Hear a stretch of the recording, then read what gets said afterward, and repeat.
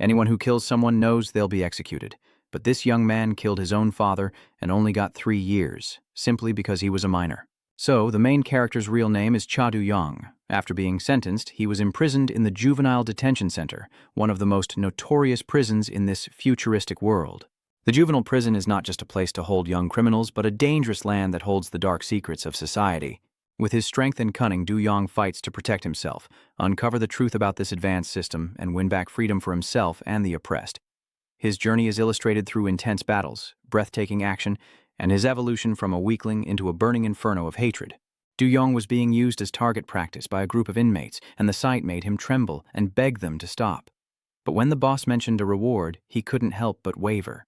It turns out, since arriving at this prison, Do-young has done everything for money, shoveling snow for 300W, warming blankets for 100W, even acting as someone's punching bag. This time, all he had to do was take one shot, and he'd get 501. Unable to resist, Do-young agreed, thinking it would just be a moment of pain, but then the rubber band snapped. The 501 coin flew straight into the toilet. Seeing this, the boss wasn't angry, but praised him for being quite lucky. Do-young was excited because this was the first time he hadn't been hurt and had received a large sum of money.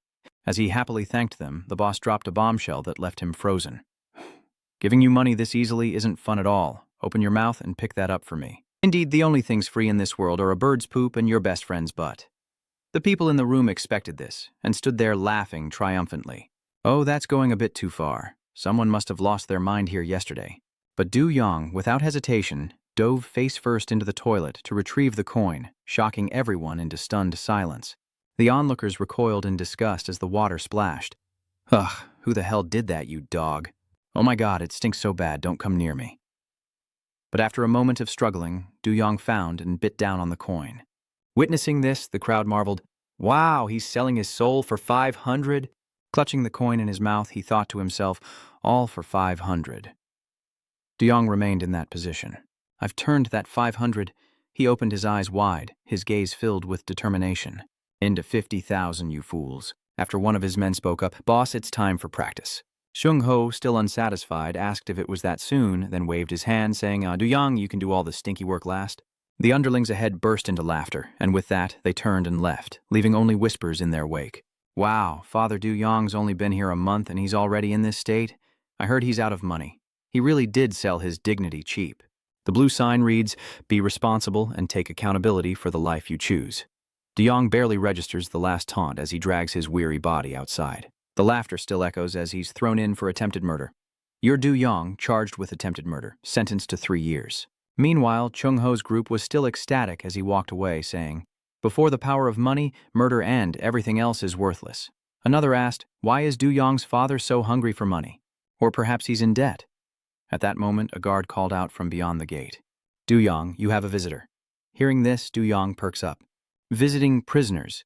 The reason I have to work so hard to earn money?" He looked out of the cell to see Jian, who frowned in dismay, saying, "What happened to you? What's with your face?" Jian continued to worry, launching into a tirade. "Don't they feed you in here? Or did you get beat up again?" Overwhelmed by the questions, Do-young stammered, "It's not that. Jian, my childhood friend, scolded me. 'Idiot, I told you to stand up for yourself. Why don't you poke his eyes out with chopsticks so you don't have to explain anything to your family? You just say ouch and you're the only one who visits me.' Suddenly Do-young asks, 'Why do you come here so often?' 'Transportation is expensive.' Hearing this, she flew into a rage, her face as fierce as a lion, and roared, 'Do you think I'm a beggar?' Song pointed to the jar of money and said softly, 'Do you think I'm so desperate for money that you have to send me this? Even though my parents are gone.' She demanded an explanation, but I'm not stupid enough to accept suspicious money like this, which leaves Do-young speechless. 'What do you mean, suspicious money?' He widened his eyes and asked, 'Because of that promise?' Jian simply replied, 'The promise we made to live in Seoul together after graduating high school.' Her eyes showed genuine concern as she reminded him, 'Leave the money to me.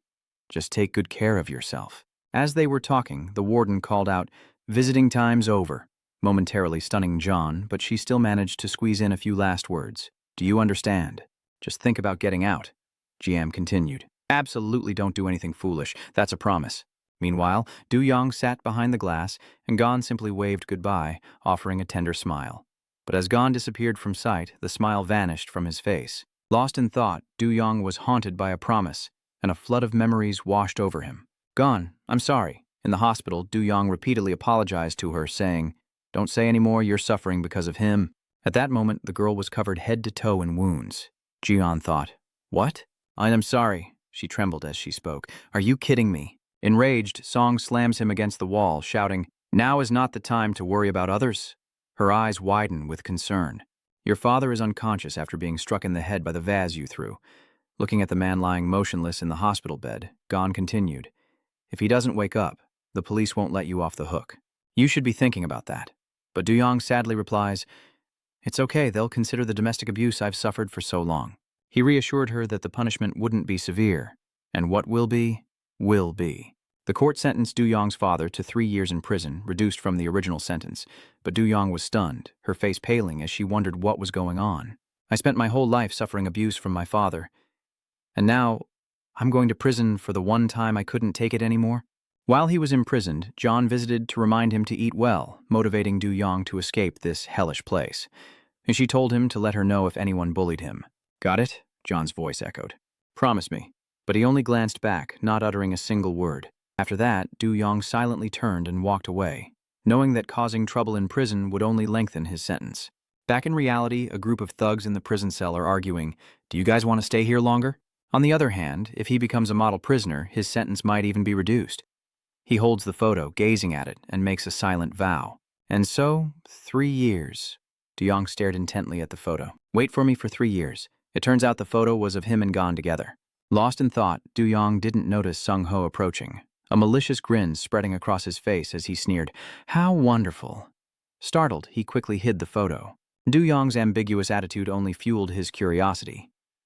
"Is that your girlfriend?" To which he awkwardly replied, "Ah, just a friend." Dong-ho grins. "Oh, so you're in love with her?"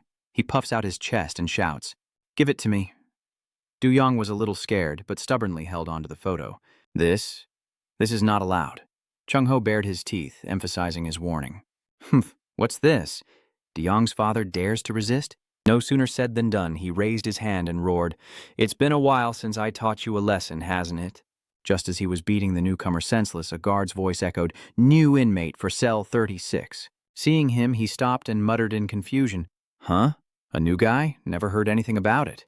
Suddenly, the new arrival's figure emerges, and he menacingly tells the new inmate, "Please, don't cause any trouble. Right now, you're the only one I care about." As the newcomer entered, Song-ho quickly recognized him and shouted, "Hey, I know that guy."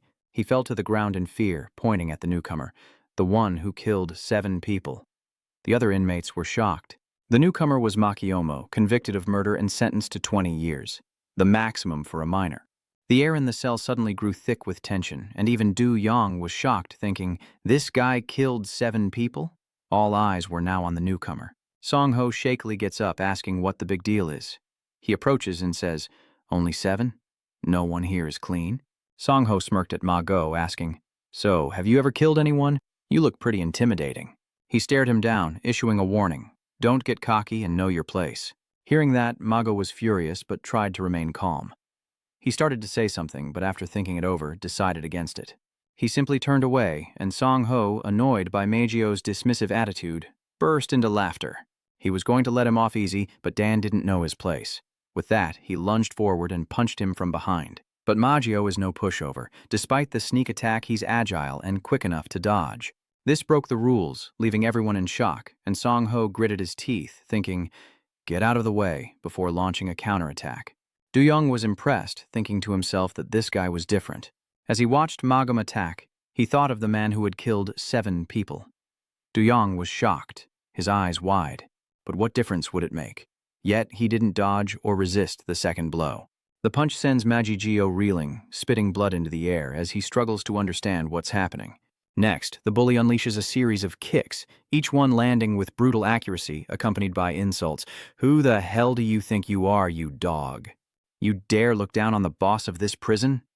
He looked down with arrogance, continuing, "In this cell, whether you're a murderer, a rapist, or an addict, you still have to obey me."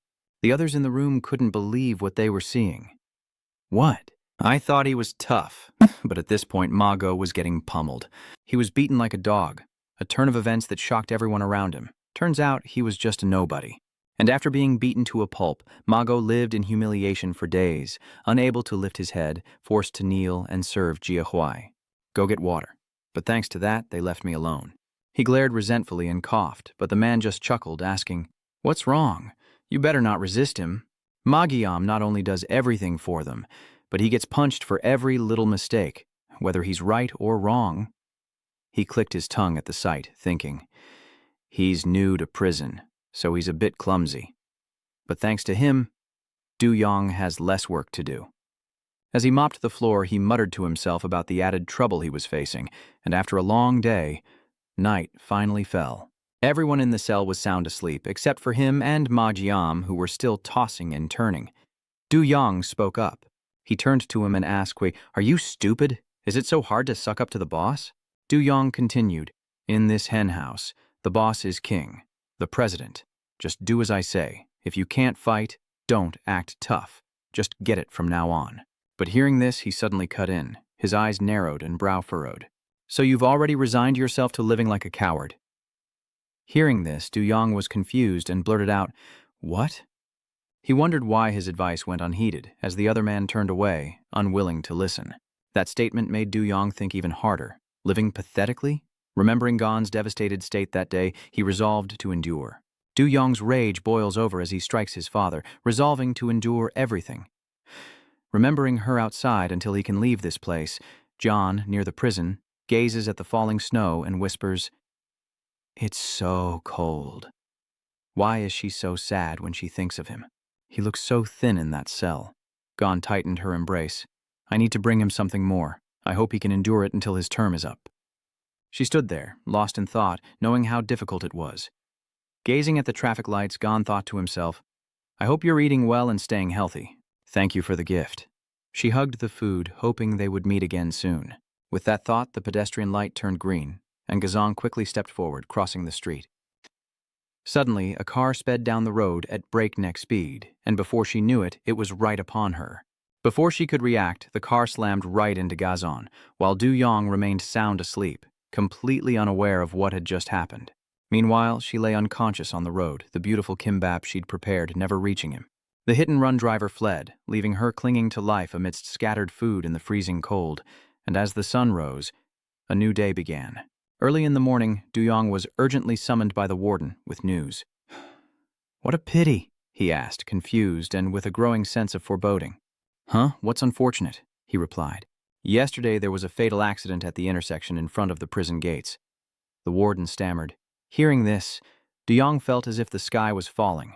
He fell into a dazed and Hun Zhuangtai, and just like that, Du Yong sadly collapsed to his knees in the room.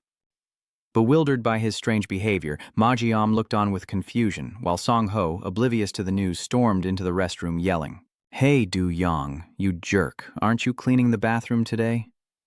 Song Ho rushed over to Du Yong, who was sitting there dazed, and glared at him, asking, "You think you're too good for this now?" Seeing that he was silent and ignoring him, he stared in disbelief. "What?"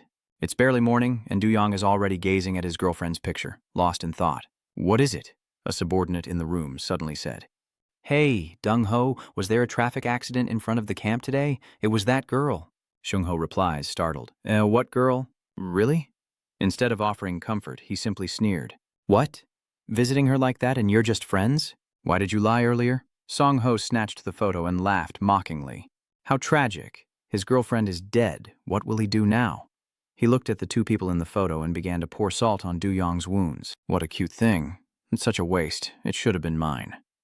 Suddenly, Song Ho held up the photo and shouted, "Who wants this picture? Starting bid is 500. What a steal." His underlings clamored. "I bid 600, 700, 1,000. Wow, it's already at 1,000, a chubby lackey spoke up. "I wonder if I could date her." The guy next to him laughed loudly. How could a dead person even go on a date? He laughed gleefully.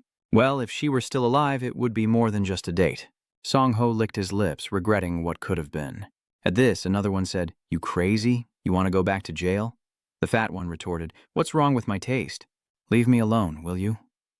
As they mocked him, they inadvertently forgot about Yu Yong's feelings.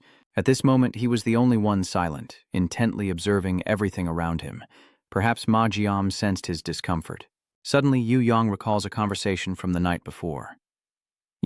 Have you always lived such a pathetic life? Then he snapped back to reality, replying, Huh? He stood there, watching the other's mocking laughter continue, the sound echoing in his ears. Now that it's a limited edition, he's upset, his expression suddenly turning menacing. Still unaware of the danger, Song Ho laughs, Why don't I take care of it? But before he could finish, he was met with a powerful punch. Du Yong had struck Song Ho, unleashing all his pent-up emotions in that single blow. He silently looked down, witnessing the resistance, leaving them speechless. Ju Yong relentlessly pummeled his face without mercy. His eyes turned frighteningly cold as Ma Jium watched Ju Yong. He recalled the reason he came here, what Du Yong had said before. Do you know what he said then? People call my dad the right-hand man of a notorious crime boss, Du Yong continued, his head lowered. From a young age, domestic violence was a daily occurrence for me, so I had no choice but to accept it. He was still my father, so I had to endure it. Du Yong spoke softly. But then, he continued, there was only one time I couldn't hold back anymore. Hearing Du Yong's story, Mayom was momentarily stunned. He radiated a fierce aura. That's what happened when they touched my friend. Meanwhile, Du Yong was beating the Song Ho thug to a pulp, but he spitefully ordered his men to kill him. As soon as they heard that, they charged forward to attack. On the other side, he watched the fight, remembering what he once said. However, after growing up in life-or-death fights, I learned one thing. Du Yong is attacking them one by one. That's his fighting style, blood splattering everywhere. Only Ma Gom stood by, observing everything without making a move as the room became engulfed in a sea of blood. One by one, they fell to the ground, defeated. Please, Du Yong. I was wrong. Finally, Song Ho gives up and begs for his life, offering money. You need money. How much will satisfy you? But Du Yong just laughed and replied, Money? Money's good, sure, but what comes next is a flurry of furious punches. I don't need it anymore. The photo of you and Gazan is stained with blood. The reason I got out of prison, Du Yong continues to beat him. From the outside, he could hear the reason Du Yong endured. But all that seemed to vanish as he continued his brutal assault. Du Yong remembers his father's words, to follow in his footsteps and become a gangster, repeating the cycle of violence day after day. Again and again, my father would say that to me. He was beaten, then forced to do it again and again. Never stopping, always repeating.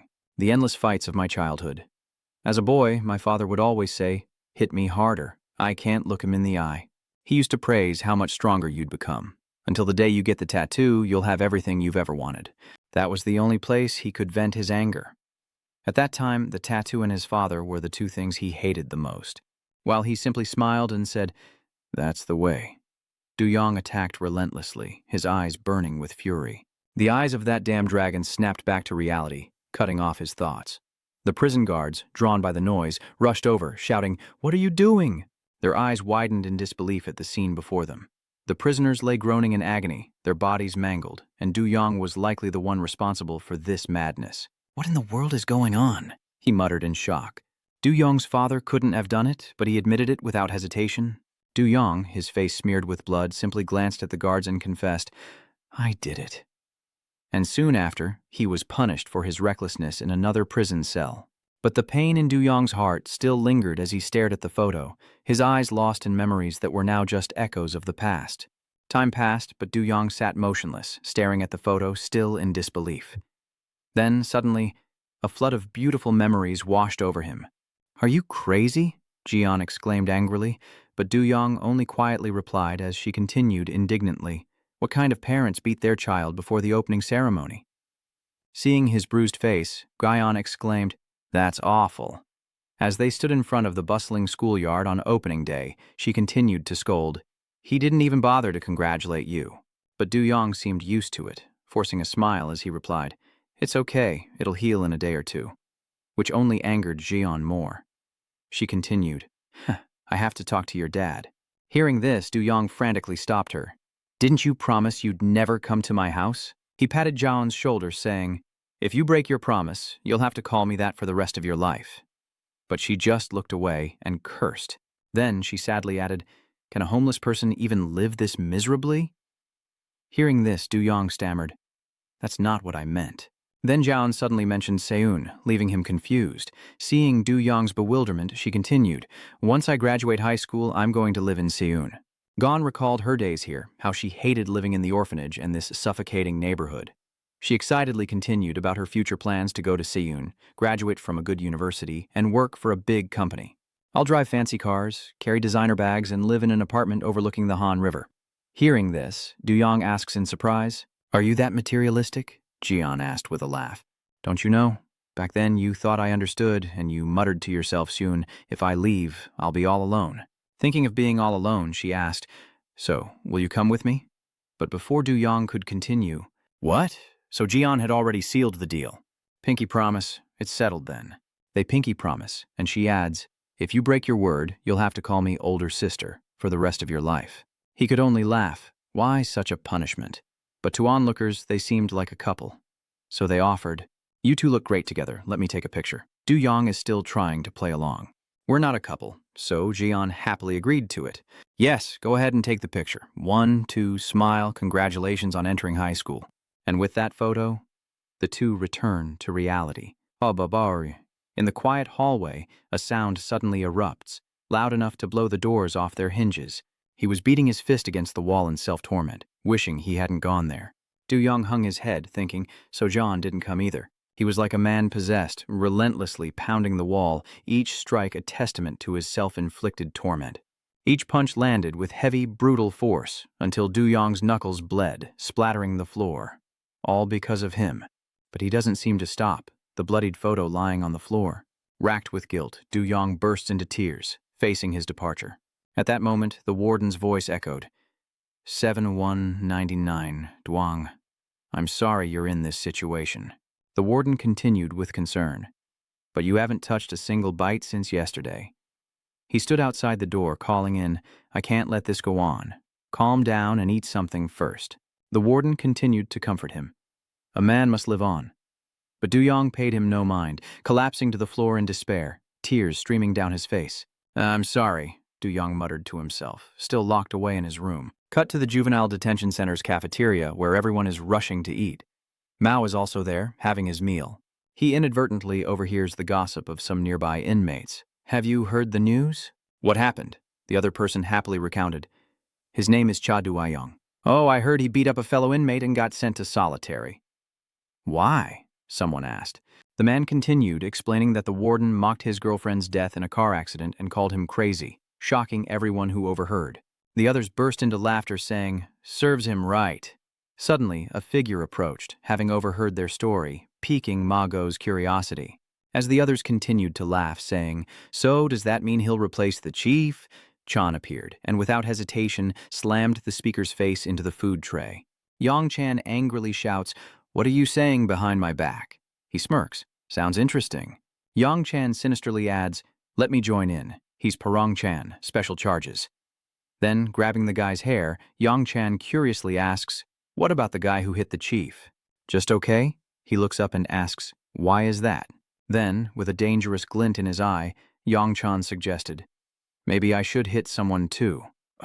The threat silenced the room. Fear etched on every face. The others nervously laughed and replied, no, that's definitely not it. Only the guy whose face he'd shoved into the rice bowl remained silent. Seeing this, Yang Chan leaned in and whispered in his ear, are you okay? The mushroom-headed guy, his face covered in food, tried to reassure himself, sorry, Dong Chan, it was my big mouth. Hearing this, he looked at him with an excited grin, and Yang Chan put his hand in his pocket, casually asking, so his name is Cha Du-yong, right? A week later, Du-yong finally returned to his cell as the guard announced, Cha Du-yong, the chief you assaulted is still in the hospital. He warned that they would release him in a week so he shouldn't cause any more trouble. Hearing this, he silently lowered his head without saying a word. Hearing the noise, he looked up to see Du-yong slowly walking back to his spot. Despite the good news, his face remained sorrowful. Ma Go silently thought to himself that he had defied the chief in this room. He stares at them, vowing not to let it go. And then, as expected, one of the underlings calls him a bastard. The mushroom-haired guy stands up and shouts, but then unexpectedly places his hand on Du-yong's shoulder and greets him. Are you doing okay? It must have been rough on you. Suddenly, their attitudes shifted completely as they began to fawn over him, catching him off guard. They crowded around Du-yong, asking, the disciplinary chamber must have been rough, huh? Now you can rest. Everyone's asking about you. Let me give you a massage. Du-yong must be thirsty. Go get him some water. Witnessing this, Ma Jem had countless interesting things to write in his diary. Recently, I learned a lesson. In school, people care about strength, parents, looks, grades, and other things, but in juvenile hall, strength is everything. Later, at the juvenile prison's sports field, he leaned against the fence, recording interesting things as always, when suddenly Du Yong spoke up. "Hey Ma Jem, why did you do that?" After hearing that, Mago asked blankly, "Do what?" Du Yong lowered his head and said, "That day, when I remembered the horrific scene and killed the chief warden, you stopped me." "You killed 7 people to get here," Du Yong said, looking at his fist in confusion. "Why did you stop me?" Hearing this, he wondered why, and suddenly Mago's memories flooded back. The image of his blood-soaked slippers, the chaos in the classroom. Why would you do that? Why? It was in that very room that Mago killed his classmates. Covered in blood, he looked up and asked, "Why?" At this point, Mago simply swallowed hard, and after calming down, he began to speak. "It's because—" But before he could finish, a loud shout interrupted him. "Are you Yu Yong's father?" Yang Chan smirked. "Interesting. You're weaker than I thought." He pressed his face close to Du Yong, asking, "Someone like you took down Kim Sung-ho? And he's just as weak." Yang Chan hummed, looking him up and down, before growing visibly annoyed. "Why are you doing this? Defying me?" Yang Chan pressed. "You must want to be a section chief, huh?" But Du Yong coldly replied, "Get lost. I'm not interested." That short answer stunned Yang Chan for a moment, his surprise turning into a slight smile before he smirked and said, "Du Trang's son." He continued, "You're a truly arrogant bastard." Then Yang Chan kicked off the ground and asked, "Do you know what I hate the most?" He punched Du Yong in the gut and continued, "It's disobedient dogs like you." Yang Chan glared at him, warning, "Let me teach you in Kim Sung-ho's place." With that, he unleashed a flurry of blows, his eyes filled with murderous intent. What happens to a dog that bites its owner? But just as things were heating up, the warden cleared his throat outside the fence. Him. Then he glanced at them both without another word, and Du Yong sadly muttered, "Damn it, we're caught." But Yang Chan immediately forces a laugh, saying, "Just kidding." The warden unexpectedly ignores him as if nothing happened. Seeing this, he grew even more confident. "Do you know?" Yang Chan elaborated, saying he could beat the chief however he wanted to maintain order. That was the law of this juvenile detention center. He taunts him, saying he deserves to be hit, but despite all the talk, Du Yong hasn't made a move, frustrating Yang Chan. "Why don't you fight back, like when you beat up your warden?" Then frowning at Mago, he wondered what was wrong with that murderous bastard. Then, in a flash, a blinding light erupted. Immediately after he was thrown back, and Yang Chan scolds him for staggering around like a beaten dog. He cracked his knuckles, warming up, and said, "You did this." At the same moment, Yang Chan rolled up his sleeves, revealing his tattoos as Du Yong's eyes began to glaze over. Perhaps he's lost his will to live, oblivious to the world around him. Suddenly, an arm covered in tattoos lunges towards Du Yong. The sight of the dragon tattoo brought back memories of his cruel and violent father, and the beatings he endured from childhood. This dragon tattoo, it's something Du Yong despises. He looks at him and continues, "Listening to you talk, it seems you don't know what fear is." Yang Chan wondered if Du Yong was reacting because he brought up the car accident, laughing about his pain. He even punched and kicked Du Yong as the girl was hit by the truck. But the mention of Gazan sent him into a rage, and he punched Yang Chan so hard he spat blood. A reaction that took Yang Chan completely by surprise. Not stopping there, he grabbed Yang Chan's head and slammed him to the ground, reversing their positions. Now pinned against the fence, Yang Chan stubbornly said, "You bastard." Du Yong fiercely interrupted, "Say it again." Confused, Yang Chan asked, "What did you say, dog?" Enraged, he kicked Yang Chan's head, demanding he repeat himself. "Say it again." By now, Yang Chan was starting to panic. He gritted his teeth and yelled, "Let me go, you son of a bitch! You're dead if you don't let go!" But Du Yong didn't care, and continued to kick Yang Chan's head, demanding he repeat himself. With both hands, he tightened his grip, causing Yang Chan to cry out in agony. The tattooed arm was being crushed, and in a moment of fear, he asked, "Wait, what are you doing?" In moments, Du Yong twisted Yang Chan's arm, blood spraying like rain. As Ma Hyom watched from outside, amidst Yang Chan's earth-shattering screams of pain, Du Yong, like a man possessed, relentlessly kicked Yang Chan, snarling, "Say it again." Finally, he was beaten beyond recognition. From childhood, the only place I could vent my anger was... Du Yong met his menacing glare. "Say it again. This is the only place." 2 women whispered, "They say that group's the mafia. Doesn't he look like a bully?" Their eyes were on him. "He'll bring trouble to the neighborhood." Du Yong's eyes darkened as he suppressed his emotions, maintaining his composure, something he excelled at. He stood before a house, about to open the door, when he suddenly heard a scream from within. He frantically opens the door, his face frozen in shock. What was that sound? Inside, Gang Ron is destroying everything. A chaotic scene. Just in time, son. On the floor lies a girl with her eyes closed. He frowns and asks if she's his son's friend, but the boy cries out in alarm. Jian. There were bottles everywhere, and he had the nerve to barge into someone's house and start ordering people around. He said if I ever laid a hand on his daughter again, it would be better if I didn't exist. He froze, remembering Zhao's words. I need to talk to your father. His eyes were so cold, so I snapped at him. His eyes filled with resentment, his hands clenched. He had to stay calm. It was what he did best. He glanced over, telling him that if he heard it again, the flower would be torn apart, and the water would spill out. But on that day, Du Yong could still hear his words ringing in his ears. I'll send him back to his parents. As the man turned to leave, Du Yong smashed a ceramic vase over his head. Near dawn, Jian lay unconscious on the floor, sunlight streaming into the room. Du Yong's shoulders slump, his eyes filled with rage, his clothes stained with blood, unable to calm down. Gang Rong is taken to the hospital, surrounded by machines, in a vegetative state. The doctor looks at the hospital bed, saying there's still a chance of recovery, however slim, unless a miracle occurs. Du Yong stares at the bed, his fists clenched, a lifetime of resentment etched on his face. He approached Gang Rong, muttering that this was the end. Meanwhile, back at the prison, the inmates gathered outside, gossiping. What's going on? Isn't that crazy, Yu Yong? He lowered his head, the whispers of the other prisoners still ringing in his ears, committing another crime so soon after leaving his cell. At Yu Yong's feet lay a young man, his face covered in blood, his tattooed arm twisted behind him. Du Yong's eyes were filled with utter coldness as all the prisoners stared at him, when suddenly a voice rang out. Exercise time is over. All inmates return to your cells. And with that, the crowd dispersed. Inside the building, someone is observing the yard, noting the commotion below. The man lifts his teacup, assuming it's just the excess energy of the inmates. He chuckled.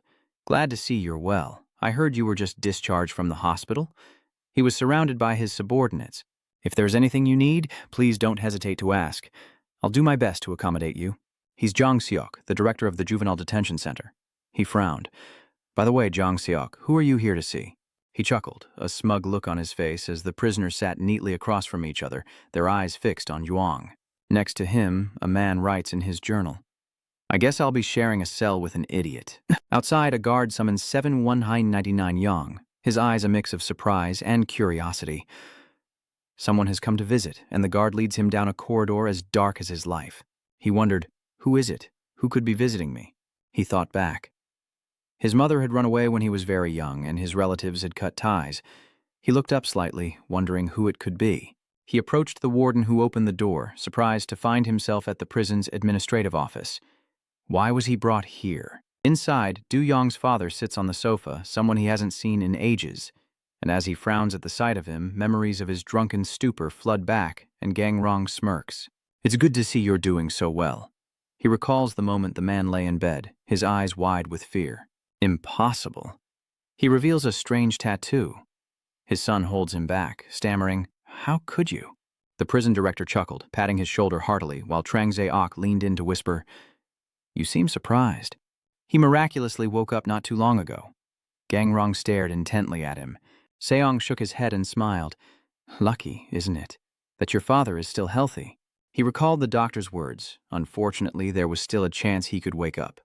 Yu Yang remained in disbelief. He said the chances of his father waking up were slim, but how could this be? He smirks. Still don't believe it? He frowned, the one who made me Kang Rong, the right-hand man of a powerful organization. He looked up at the ceiling, now like this. Not a cop. He looked directly into Du Yong's eyes. My son. When I opened my eyes, I realized I was in the hospital. Tears streamed down his face, and I felt incredibly sad. His words left Du Yong bewildered. Gang Rong, I feel so bad for you. The officer handed him a tissue to wipe away his tears. As a father, I really want to see you. I love my son. Hearing these words, Du Yong felt his mind reel. He continued to lament. This father can't do anything for you, so I have no choice but to kill her. Du Yong's eyes trembled at his callous words. He recalled the boy crossing the street that night, clutching a box of food. Suddenly, a truck sped towards her, its headlights blinding as it scattered everything, rice rolls flying everywhere. Jian lay motionless on the road, surrounded by food. She struggled to get up, her face contorted in pain, as Gang Ryun watched her from across the street. Jian's voice was weak. "Please, save me. Please." Du Yong's eyes rolled back in terror as Gang Ryan struggled to his feet and approached him, looking like he'd seen a ghost. "Didn't you say it was better not to have this, father?" He recalls John lying in the street. "Is this what parents are supposed to do for their children?" He muttered to himself as he walked away. "You wouldn't understand, since you don't have parents." He frowned. "I thought you were just a poor, enduring child." He recalls the chaos of the day he tried to kill his father, but that day was the first time he fought back. He laughs. "That daughter of yours was the spark." His face pales at the words. "Gang wrong, that's why I tried to erase it. I tried." He killed her for his son, his eyes burning with rage as light flooded the room. Zhang X gasped in surprise. "Wait, stop him!" But as quick as lightning, Du Yong turned to fight back, never expecting the electrical attack from behind. Du Yong convulsed as the officer tased him, sending him crashing to the cold floor. Trung X watched, visibly relieved. Du Yong grits his teeth, his eyes burning with resentment as Gang Rong approaches him, revealing a strange tattoo on his chest and says, "You want revenge by killing your father." He boomed, "I'll tell you the only way to kill me." Their eyes turned to Gang Rong. "Some of our members are in this juvenile detention center. The prisoners bear strange tattoos." Gang Rong. "Most of them have the mark now, but some may become pillars of the organization in the future." He laughed, telling him to prove he's the best and take control of the entire juvenile detention center as the sunset cast its rays upon the prison. "Gang Rong, if you rise high enough to gain recognition, you might just defeat me someday." De Yong's eyes are filled with hatred for Gang Rong, who surpassed him as second in command. The dragon coils beside the heavenly symbol of the Gang Rong, ready to face the heavenly dragon. His eyes sharp, a slight smile playing on his lips, he will achieve what his father could not in his lifetime. He stares at Ju Yong lying on the ground, thinking that if he succeeds, his life will be complete. He turned to look at Kang X, asking him to take care of his son, to which Kang X replied that he would. The officer pulls out his taser and continues to shock Ju Yong as Kang X shouts, "What's going on?" Behind Gang Rong, Ju Yong retaliates, telling him not to talk nonsense. He turns and Du Yong raises his fist, his eyes filled with resentment. "With a swift strike, I will kill you, Gang Rong, and destroy the heavenly dragon's control. My life will be complete because of you." Du Yong struggles to grab his leg, telling him to stop with the empty words. His eyes burned with resentment. Today would be the day he died. Behind him, Du Yong raised his fist, but before he could strike, the man slammed his head down. "Please forgive my impudence," he whispered into Du Yong's ear. "Young master," he raises his arm, grabbing Du Yong's hair tightly. He slams Du Yong's head into the ground as the two officers watch in stunned silence, their eyes filled with fear. He pinned Du Yong, a smug grin on his face. "It's my duty to be under the commander." Du Yong refuses to yield, rising to his feet, causing his opponent to frown. "What?" He uses his strength to hold him down, preventing any resistance. "You think my power is only on par with the Heavenly Dragon's commander?" Gang Rong sneers, saying his son was held back by just 2 legs. He tells him to open his eyes and look around. Du Yong's eyes burned with resentment as Gang Rong and his men closed in. "Don't you understand? You'll never reach me." He coldly gazes at his son. "Your reckless actions have only made things worse." He glanced over. The only way to kill him was to control the entire prison. Du Yong's eyes burned with hatred. Gang Ryan smirks. "I eagerly await the moment we meet again." Gang Rong's son and his men depart, sunlight streaming into the corridor. Du Yong, body bruised and trembling, struggles to his feet, his hand clenching with hatred as prisoners work diligently around him in the woodshop. As John welds a chair, the warden approaches, telling him he's met his quota of 33.97 for the day and can rest. "I see. Over there, he's frowning and muttering, 'Is that bastard Jiam done with his hammer skills? Did he fry his brain too?' The man frowned. "But no matter what you do, it won't matter. He doesn't look like a killer at all." The man next to him looked more like a loser. From afar, a prisoner carried a box. "I brought the tool box." "Good job, Guy. Put it on the shelf." "Understood." He looked on, curious as to what they were staring at. The man had strange tattoos all over his neck. Guillaume frowned as the toolbox crashed to the ground, scattering screws across the floor. Jian is furious. "Why did you knock over my perfectly organized toolbox, you jerk?" "Gunman, I'm sorry, my hands are a little clumsy. On the floor is a long, sharp screw." Jian's eyes lit up when he saw it. "Wonderful." He smirks. "Is this yours?" Gunman flashes back to a time long past. It's been a while, hasn't it? Since we graduated from the same middle school, right? He frowned. I saw you in the papers, so we have met, haven't we? Do you remember who I am? Jian's voice drops. Ah, of course. Gunman stared Gom in the eyes. Yes, and I have something I want to talk to you about. He chuckled. About the incident on the news, the one where you killed 7 people. With a piercing gaze, Jian asks, Gunman, did you do it?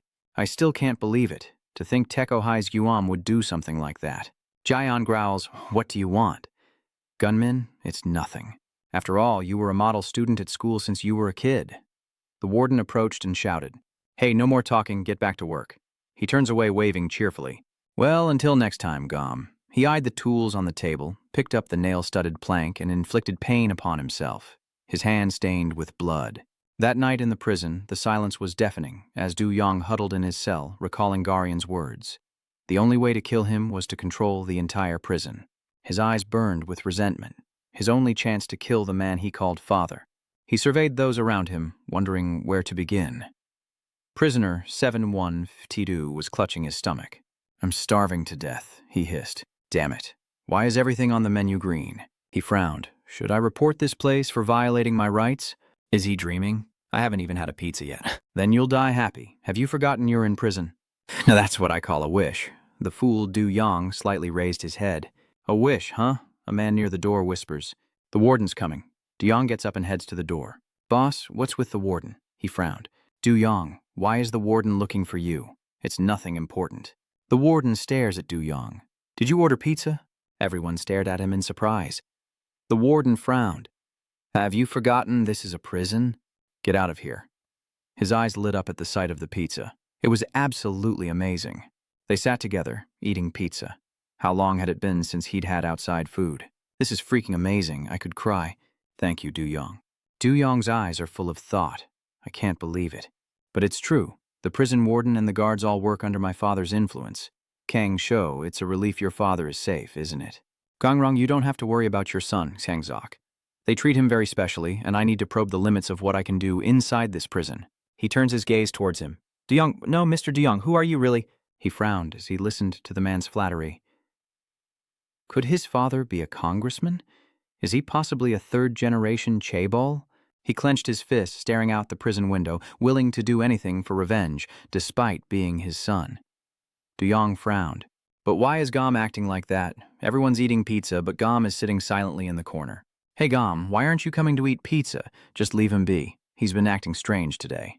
He just seems so gloomy. I wonder what's going on. Jom kept his head down, hands clenched on his knees as the next day at the woodshop went on as usual. Du Yong heard a noise, and Gunmin approached, saying his hand slipped again. The toolbox fell to the ground, scattering nails over Gom.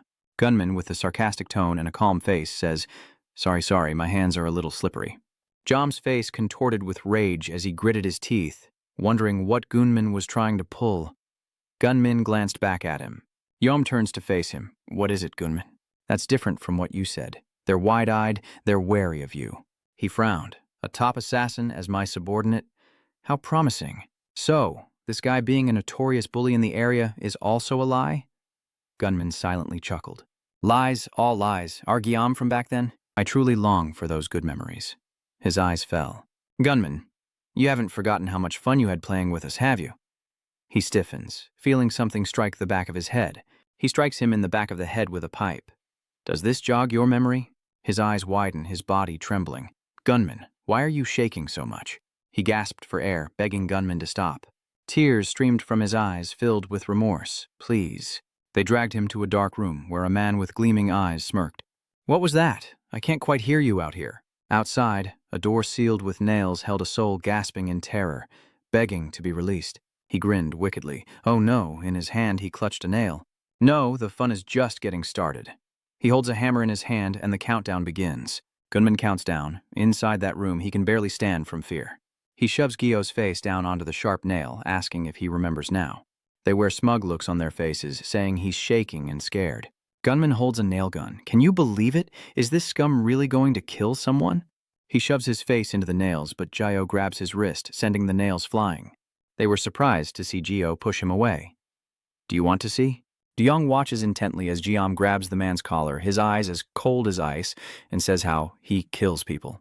The twin lights on the ceiling flickered on, and Gunbim was shocked by his sudden act of defiance. "So, do you want me to teach you?" Magam grabs his wrist. "I'll teach you how to kill." The two struggled, their arms trembling as they fought for control. The warden suddenly spoke up, telling them that break time was over and to return to their positions. "Listen up." Gunminham seizes the moment and yanks his hand away. "Don't touch me." His accomplice turned away, laughing gleefully, as if enjoying the scene. Gunmin clicked his tongue and left with the others, but kept glancing back at him. Seeing Mago continue to work as usual, he cursed inwardly. "Idiot." They returned to their room to play games, and Gunmin began, "Jesus versus Buddha." He asked, "Who do you think would win?" The guy next to him answered first. "Jesus, of course," but the blockhead argued back. "Hey, what do you know? Buddha's gonna win." He retorted, "Is Jesus going to give you a chocopi?" The buzzcut retorted, asking if Buddha was going to give him a burger. Just one issue had them arguing fiercely. This is religious warfare. Inmate 2738 waves his hand. "Let's go do some religious activities," to cell 65. The room was empty, and Du Yong and the other man retreated to their respective corners. He silently stared at Mong Lung, lost in thought. After a long while, Du Yong broke the silence. "Mago doesn't understand why he's remembering the people he hurt. If you hadn't stopped me, I could have been stuck in here for another decade." It was then that he tilted his head, finally voicing his question. "When you asked why I stopped you, why did you ask that?"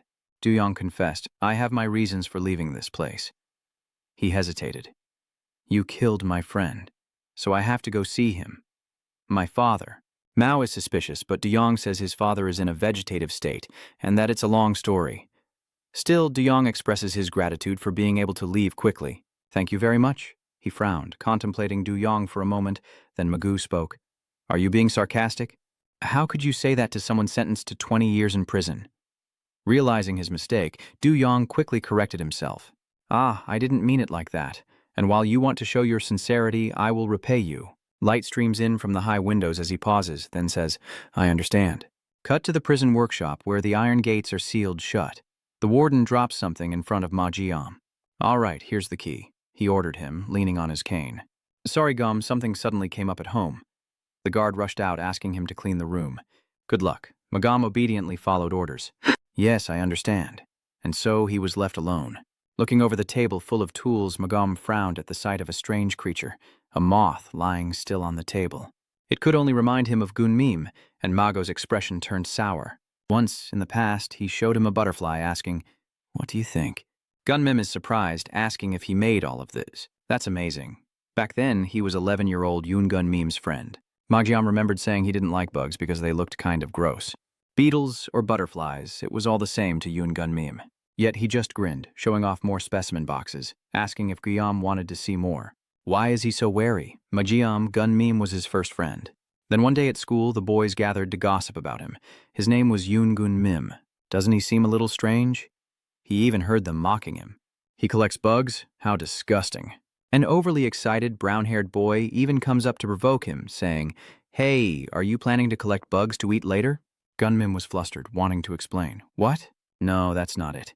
He ignored them as if he hadn't heard. "Right? You're going to use them for vitamins or something?" Then the gray-haired student chimed in. "You're going to eat that, aren't you?" Say, "Ah." That's when he appeared to defend me, telling them to stop.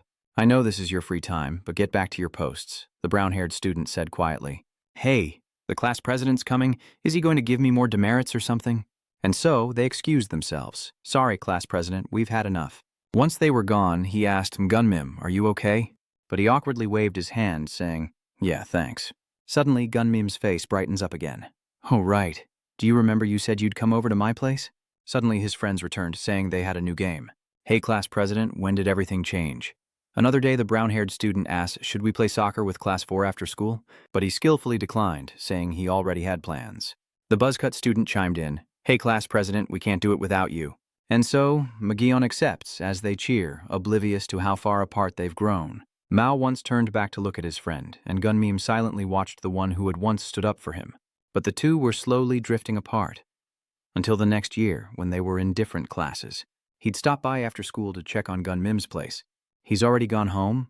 We don't hang out as much as we used to." One day, he overheard the 2-block haircut kid talking. "Hey, did you hear?" Regarding that Yoon Gun kid, he recounted, "I heard he's a target for bullies." The other person seemed surprised. Ha, that two-block haircut guy is so sure. I saw him get beat up last time. Just then, someone ran out with news. We're doomed, everyone. Yunmim was just taken to the warehouse, and he immediately ran to find his friend. Maggio's pent-up anxiety is palpable as he finally arrives, breathless from exhaustion. Maggio burst through the warehouse doors, not looking up until he called out, Gunmim! Gunmim, no longer in his vest, glanced over. Oh, if it isn't the failure. The slick-haired man tilted his head with interest.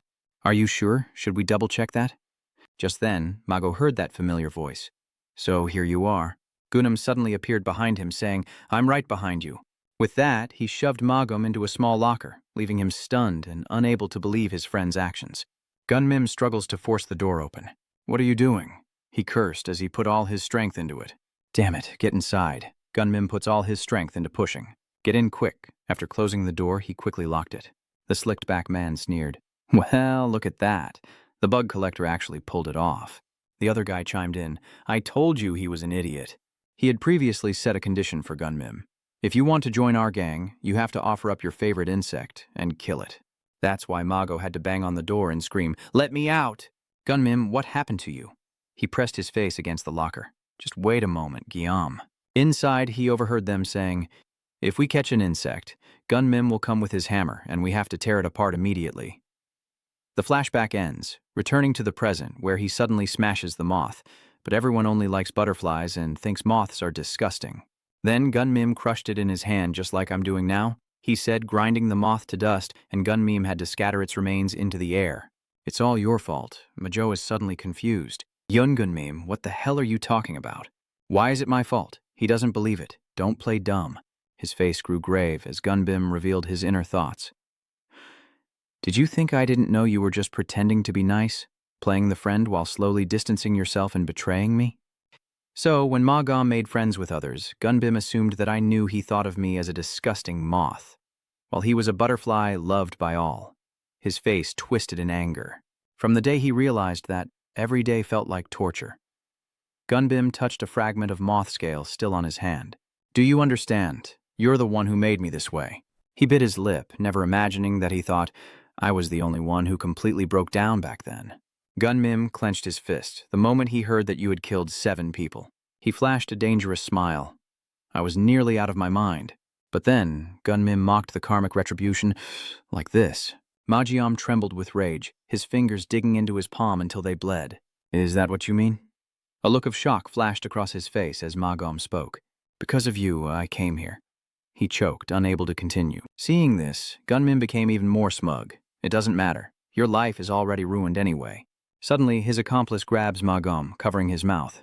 Now, you'll be crushed to dust. The thick-lipped man praises Gunmim, saying, From the moment you tried to bribe Manager Mesu, I knew you were special. You're amazing.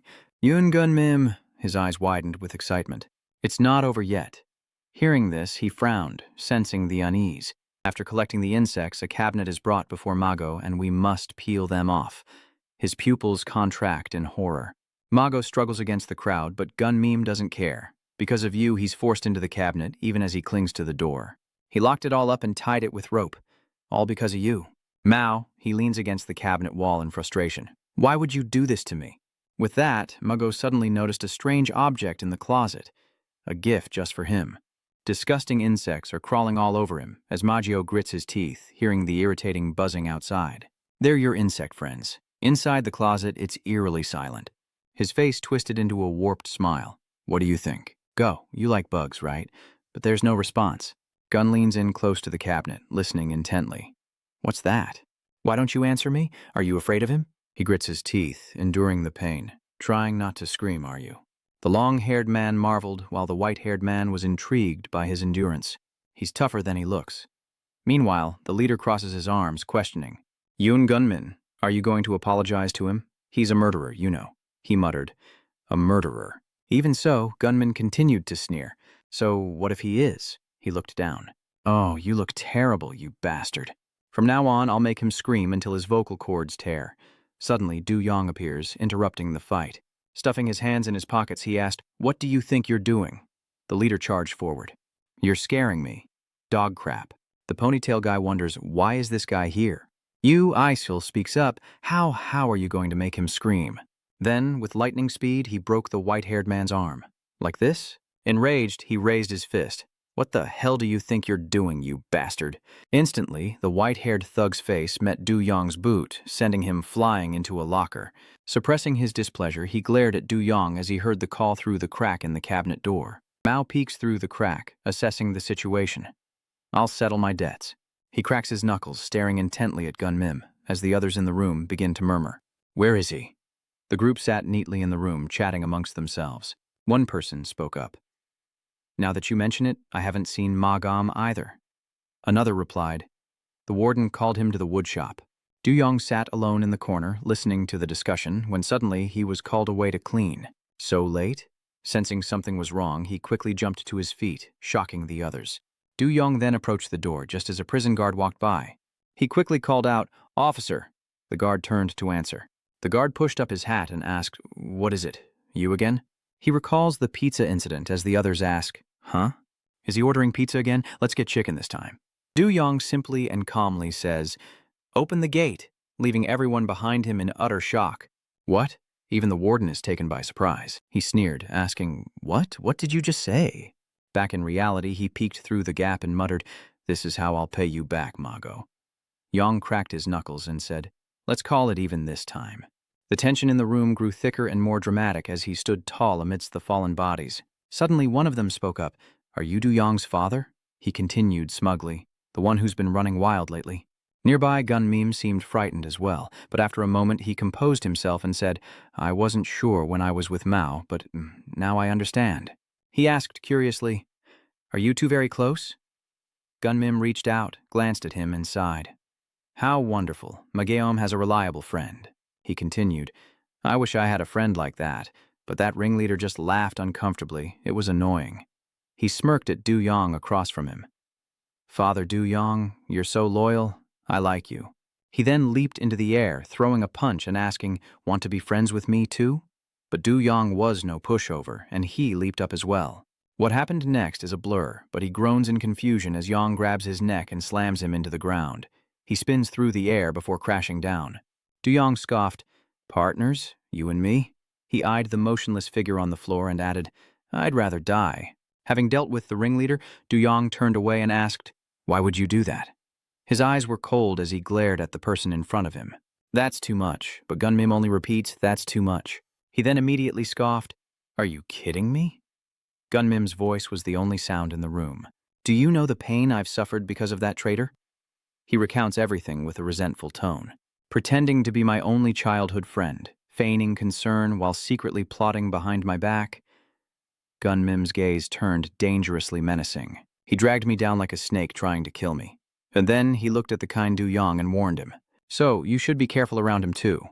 Meanwhile, as he listened intently to Gun Mim's story, the ringleader woke up and approached Du Yong from behind. He immediately grabbed the boy's head and shouted, "You think I'd let that go so easily?" His grip tightens around Du Yong's neck as he snarls. This was all to set the stage for this moment, while Du Yong struggles, gasping for air, his face turning red. Gun Mim watched this scene and cheered with excitement. "Oh, that's the way, break his neck." The ringleader tightened his grip, saying, "So, do you want to be friends now?" Du Yong gritted his teeth in pain, drenched in sweat. He thought to himself that the grip was too strong to break free this way, but Du Yong used his strength to snap the man's fingers, causing him to groan in pain, thinking, "You won't be using those fingers again." But unexpectedly, Gun Mim stabbed him in the stomach with a knife, his eyes bloodshot with murderous intent. Gun Mim laughed maniacally, saying, "I had to do something." He was pleased and complimented himself. "You bastard, Yoon Gun Min. You're a true friend." Du Yong suffered from both the pain of the stab wound and his strangulation, his face turning purple as he struggled to breathe. Suddenly, someone broke the tense silence. Magi, wrapping a chain around the leader's neck, said, "You're going to break his neck." Startled, Gun Mim wondered who Magi was.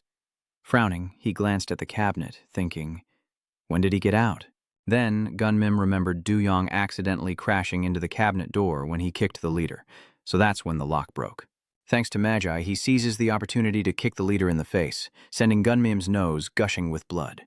Having dealt with one, he glanced around, exclaiming how close that was.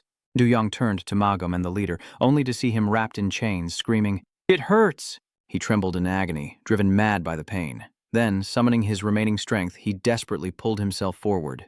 "Damn it," he staggered after him. Seeing this, Gunbim was overjoyed, full of hope and encouragement. Yes, that's it, keep pulling. But Mao just gritted his teeth and said, I told you. He growled, if you use your strength before Duyong is ready. Mao shouts, his neck will break. And with that, he kicks the man's head and pulls the chain back with all his might. After a moment of struggle, his eyes rolled back and he spat out a mouthful of blood. Magom's grip was so tight that fresh blood ran down the chain. Blood trickled onto his hands as Magigo roared, let go if you don't want to die. And finally, his body weakened until he lost consciousness. Seeing the situation, he immediately released the chain, causing the man to fall helplessly to the ground. Magagom seems utterly exhausted, panting heavily. Duyong clutches the wound on his stomach and slowly approaches the mastermind lying on the other side. Magium cast a cold glare at Gunbim, then slowly approached, causing Gunbim to panic and stammer, wait. He frantically widened his eyes and screamed in desperation. I'm the victim here. This is all your fault. Gunbim stubbornly shouted, I was just defending myself. I did nothing wrong, damn it. But Mago didn't care, fixing a steely gaze upon him, and Gunbim fell back in terror. Finally realizing the gravity of the situation, Gunbim immediately knelt down, begging for mercy. I'm sorry. I'm truly sorry. Please forgive me. Gim then grabbed Magium's leg, pleading, it was just a moment of foolishness. You know I'm a failed idiot. Consider this a mistake of a fool and forgive me this once. But his expectations were met with a single concise word. No. Magum coldly looked down at him, replying with indifference. I never thought you were like this. Hearing this, a glimmer of hope flickered within Gunman, and he exclaimed, huh. But then, Mago spoke again. Yun Gunman, your selfish delusions ruined my life. That's an unchangeable truth.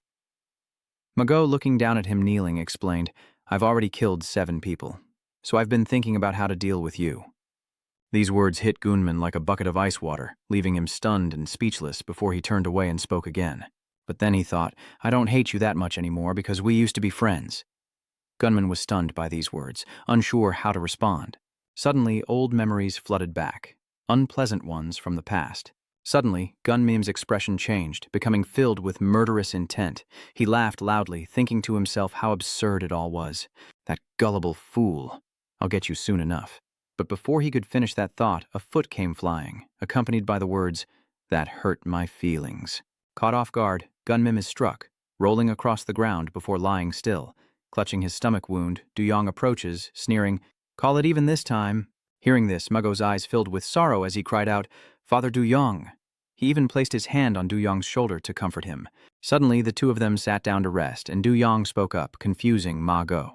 He continued, Are you an idiot? Hearing this, Duyong was even more confused.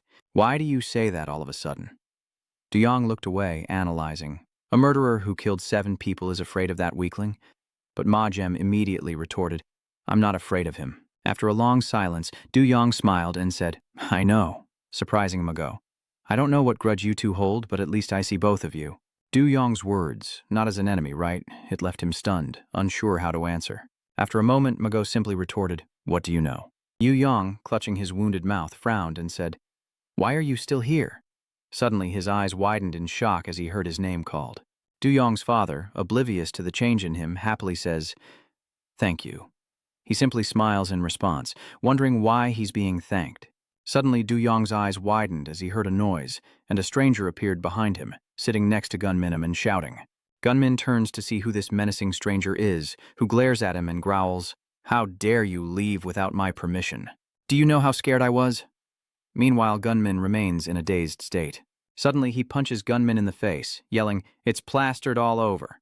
He continues, And no one caught me. I almost died of fear, then proceeds to beat him mercilessly. Witnessing the gruesome scene, Mayom and Duyong were stunned.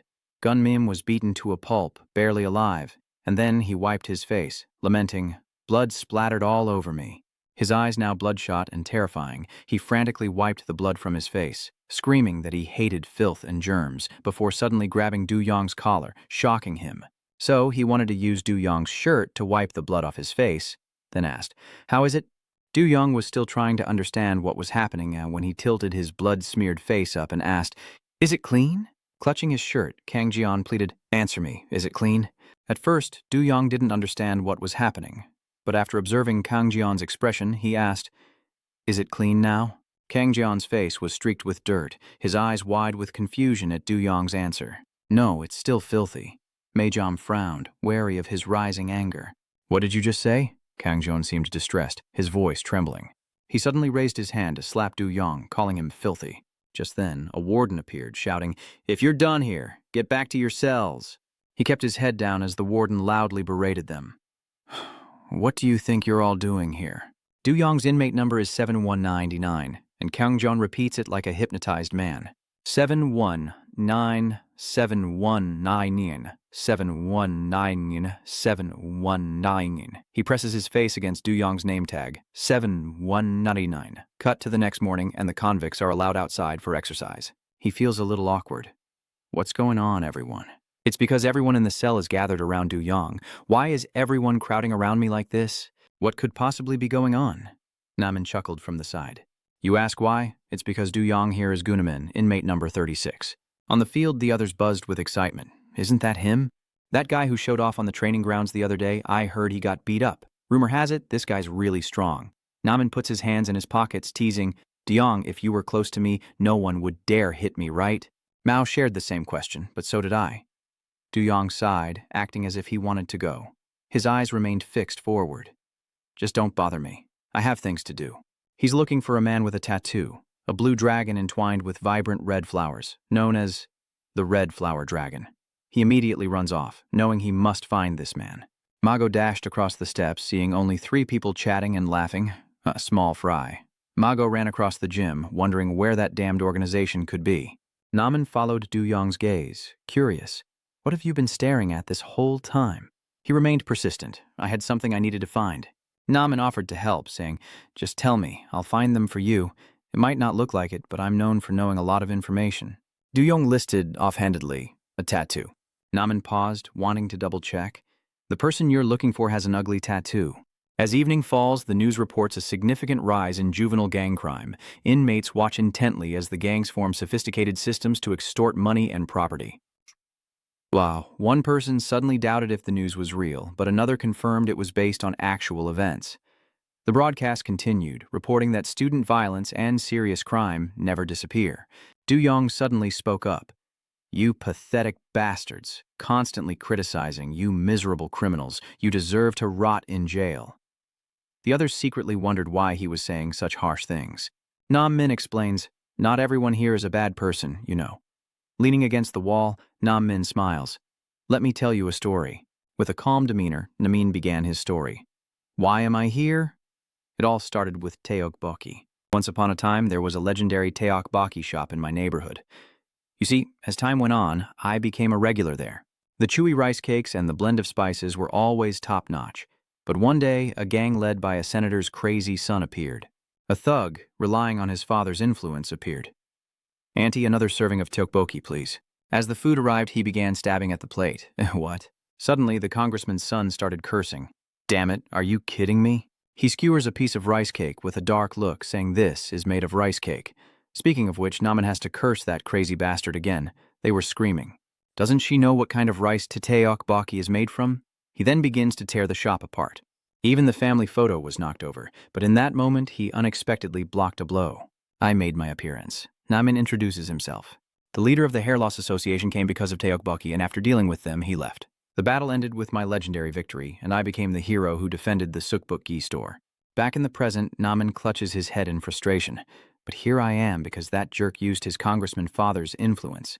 Still, he thinks, but I have no regrets. Number 7152 chimes in, are you lying again? He then reveals, Du Yong, do you know what Gunamin's nickname is? The black-haired man chimed in, because he lies so much, he's called Guraman. It's a play on words, combining his name with Guza, which means to lie.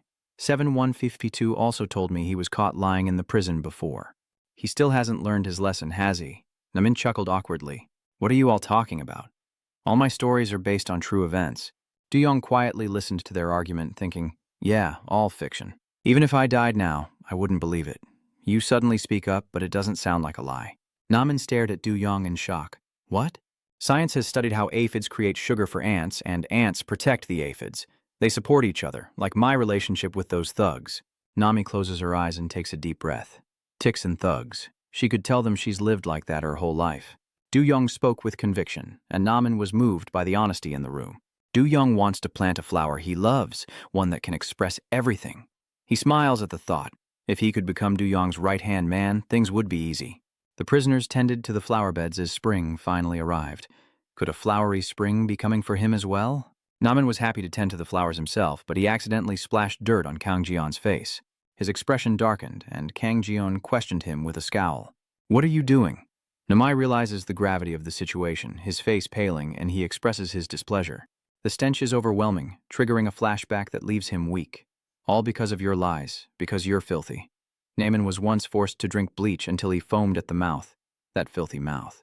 He's the one who caused it. Let me clean it for you. Now Kang Ji-yeon is here, raging. We've met before. He's my old team leader. He clawed at his face, screaming, "Germs! Bacteria are all over me. I feel like my face is rotting." Kang Ji-yeon, a mad demon with psychological issues, is confused as to why he's here. I'm sorry, I can't see very well." His eyes burned with rage. "Can you even clean properly?" Namin thought to himself. "Damn it, I have to beg." Yes, I'll clean it up for you. This bastard's a clean freak." Kang Ji-yeon brings out a large bottle of pesticide. "Really?" And he just sprayed it right in his face. "Let me wash you clean first." Namin screamed in pain, tears streaming down his face. He slammed his hand on the ground and screamed, "My eyes! My eyes!" Suddenly, Kang Ji-yeon spoke up, "Actually, I'm here to ask you a few things." The familiar number escapes his lips, 7199. Naman's head was spinning. 7199, 7199, 7199, 7199. Kang Ji-yeon was clearly plotting something. "Wasn't she in the central room with you? If it's 7199, then it's definitely not Du-young's number." Suddenly he roared, "She dares call me dirty! She dares!" Kang Ji-yeon clutched his face, struggling to stand. I tried so hard to stay clean. You know that, right?" Naman stammered in agreement. Yes. Tears still streaming down his face, he hears Kang Ji-yeon's forceful demand. "Then let's go together." He tears open his shirt, holding up the pesticide to show him how they disinfect and clean. On Kang Ji-yeon's chest is the image Du-young has been searching for. Cut to Du-young's prison cell, 95, 96, 97. He's doing one-handed push-ups, panting, counting 98, 99, 100. But Du-young couldn't shake the thought. Where had he seen that mark before? That damned tattoo of a bright-eyed azure dragon emblazoned with the character for heaven. Inwardly, he wonders what would happen if he met him again. How crazy. A moment later, Naman arrives. "How did you get such a perfect physique and spine? Do you work out?" Naman brings a drink. "Okay, now let's make some grape juice." Du-young is wary. Why the sudden change? Naman makes up a reason, saying, "Isn't it great to have a glass of grape juice after a hard workout?" He gets up and says, "All right, I'll drink it then." When Du-young saw the shimmering purple drink, he was shocked. "Hey, that's pesticide. Who gave it to you?" Du-young reveals why the juice is the color of pesticide, as muffled cries echo from a nearby room. Naman is held down by the other prisoners, a funnel forced into his mouth, his screams lost as someone questions him with fierce anger. "Why would you do that?" Kang Ji-yeon's eyes flashed with rage, grinding his teeth at your lies. Then Kang Ji-yeon put his hand to his forehead and growled, "Now I'm filthy." He couldn't contain his anger and screamed, "Your mouth is filthy. I need to clean it." Naman's face was filled with fear, but he couldn't utter a word. Fueled by rage, Kang Ji-yeon grabbed a bottle of pesticide, intent on cleansing, and terror filled Nam. Soon the pesticide bottle lay on the floor, its contents spilled everywhere, and Nam recalled all those terrible moments. The first room I entered, Kang Ji-yeon was losing it again. He clutches his head, wondering what to do. There he was. Naman lay motionless on the floor, eyes rolled back, foam bubbling from his mouth. Perhaps he was tortured with the pesticide, a memory forever etched into Naman's mind, a living hell. Kang Ji-yeon, with his phobia of dirt, muttered incessantly, "The floor is dirty," and meticulously wiped the stain clean, ignoring Naman's condition, who felt immense pain and suffering because a demon had lived there. Suddenly, a voice rang out, pulling Namin back to reality. Du-young looks towards the insecticide on the nearby shelf, the same hand that held the water Naman gave him, his face terrifying. "Who gave it to you?" Though Naman was hit where it hurt, she stubbornly shook her head in denial. "Give it to me. What do you mean?" "I bought it with my own money, of course." He was terrified inside. He was done for. Seeing this, the others in the room added fuel to the fire, saying it was suspicious. "Is there something in it? You drink it first." With a sharp look, Du-young asks why they're suddenly giving him this. Naman sweats nervously, wondering if Du-young is starting to suspect him too. Then he realized it was only natural, considering his usual behavior. Namin remembers being ridiculed for lying, called by the unflattering name Liar Namin. He remembered being reminded of his past when he was caught lying and got beaten up. Namin was incredibly saddened as he recalled that it was only natural. But to his surprise, Du-yong brought the glass to his lips, preparing to drink. He downed the entire glass as Namin watched in bewilderment. After finishing the water, Du-yong wiped his mouth, nodded slightly, and said it was quite good, thanking him. With that, he turned and said, "Tomorrow's the big cleanup, everyone be ready." Leaving Namin bewildered and the others impressed, his power is undeniable. Namin is taken aback by what he's just witnessed. Damn it, he felt a pang of regret. If he knew he would drink it, he would have put it in the juice instead of just testing the water. Nami recalled what Du-yong had said before. It was more like a fantasy movie. I wouldn't have believed it even if I died, but I don't think he's lying. His pupils constricted. Damn, it's almost bedtime. Everyone in the room is preparing their bedding, while one person is engrossed in a painting, seemingly adding a word to it. The dragon is drawn in blue ink, surrounded by red ink petals, with a circle in the center containing the character for heaven. Namin sits next to Du-yong, who is drawing the picture, and strikes up a conversation. What is this cute painting? He secretly thought he should seize this opportunity. After a moment of thought, Du-yong replied, "Crimson flower dragon, it's a blue dragon amidst red flowers." Hearing Du-yong's words, Namin vowed to find all the bastards with these tattoos, suddenly terrified at the thought of being discovered, and desperately sought a way to drug him safely. Sensing Namin's hesitation, Du-yong asked, "Is there something you want to tell me?" "Well, actually, I've been curious for a while." He continued, "Du-yong, why do you trust me?" Even Namin couldn't believe what he'd just said. He continued, "You should be wary of deceitful people like me. Trusting others so easily will get you into trouble." Namin is baffled by his own words. "What am I even saying?" Du-yong paused, then replied, "Good at deceiving others. You think you're quite clever." Du-yong didn't take his eyes off the painting. "Being as clever as you are, you calmly say, 'You wouldn't make me your enemy with such foolish lies, would you?'" Du-yong stood and turned to leave. "I'll turn off the lights, everyone. Namin, you should get some sleep too." Namin sat there, still bewildered, then turned to the drawing on the floor, a slight smirk on his face. "An intelligent one, are we? The next morning soon arrives." The warden reminded the prisoners that the Ministry of Justice would be conducting an investigation today. "Right, clean it up as much as possible." The prisoners responded, "Yes," and began cleaning. A shout echoed from the restroom. "You said you'd do it?" Naminen was being scolded, his face pale. "You promised me. You said you'd disinfect him. You said you'd do it." Kang Jian angrily questions, "Are you backing out now?" Namin regretted his words. Perhaps he shouldn't have said them. He trembled as he explained, "I asked Du-yong, and he truly regrets calling you dirty. I mean, that was a bit much." Namin mustered the courage to look up. "He's a little introverted, so he asked me to apologize for him." But Kang Jian's face turned ashen, his eyes widened, and he said, "You're lying again." He landed a powerful punch in Namin's stomach, angrily shouting, "Liar!" He was punched with terrible force, sent flying into a wall as Kang Jian repeated, "I can't forgive 7199. 7199, I can't forgive you. I will never forgive you," he shouts in a rage. Then he kicks Nam, who is in terrible pain but unable to resist. Kang Jian stomps on his head, then opens a bottle of cleaner.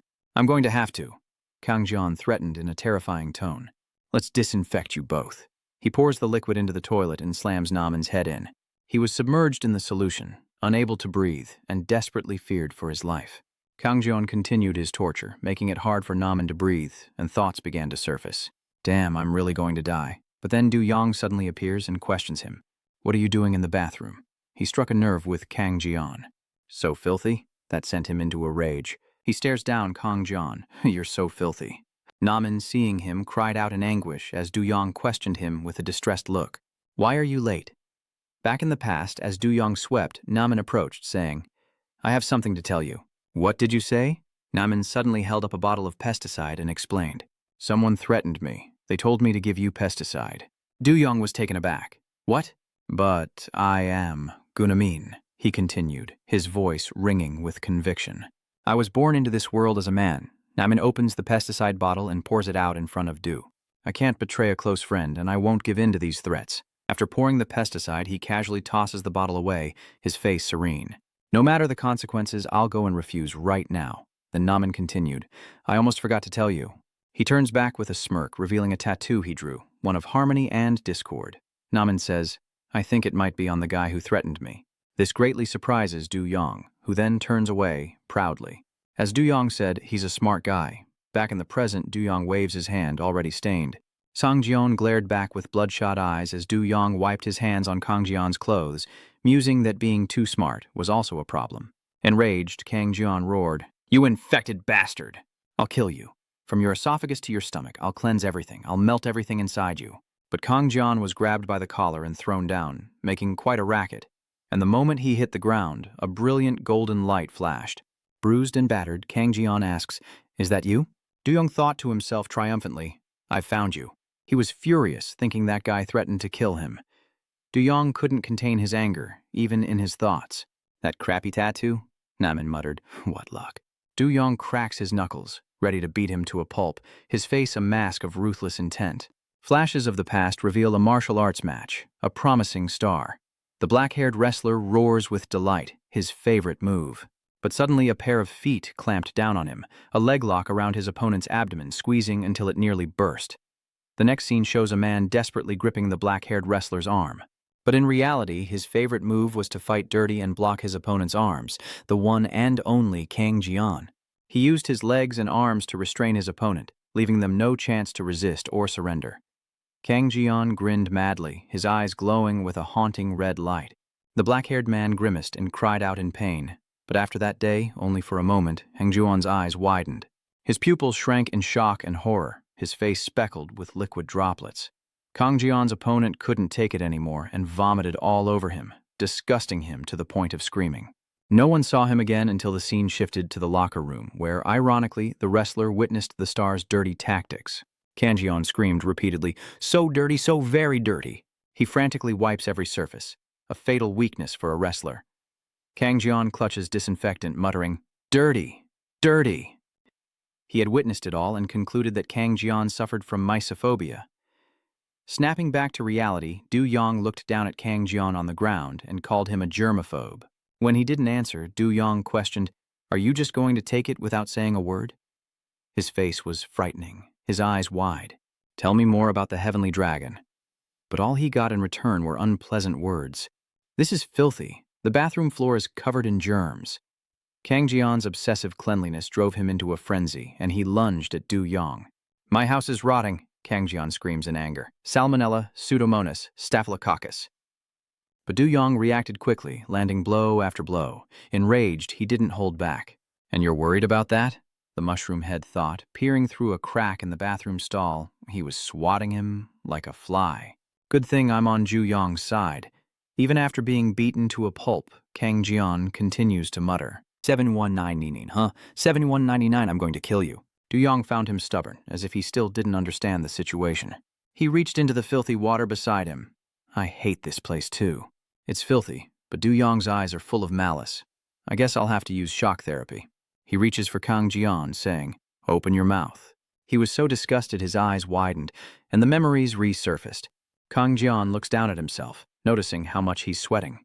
He opened the locker room door and a pile of garbage fell out, causing him to scream in disgust. Kang Jian was furious, eyes wide, screaming, oblivious to the figure approaching from behind. "Is that how you introduce yourself?" The man in black throws Kang Jian to the ground. "So, it's the guy who lost the wrestling match last time," he grumbles. "They say you're too afraid of getting dirty to wrestle anymore." The man scoffs and looks down. "So, it's true you couldn't get away earlier." He questions, "Do you know how humiliated I was after throwing up in the arena?" He angrily crumpled the paper in his hand. "You dirty, cheating bastard." The dark-haired man held Kang Jian's mouth open with one hand, the other clutching the paper. "Open up. I'm shoving this down your throat." He couldn't control himself as he stared at the crumpled, filthy paper. No, Kang Jian's mysophobia was now causing him to bleed from his gums. So filthy. His thoughts spiraled out of control, consumed by anyone who dared to defile him. It's unclear what exactly happened, but the man in black is visibly surprised, as is Yang.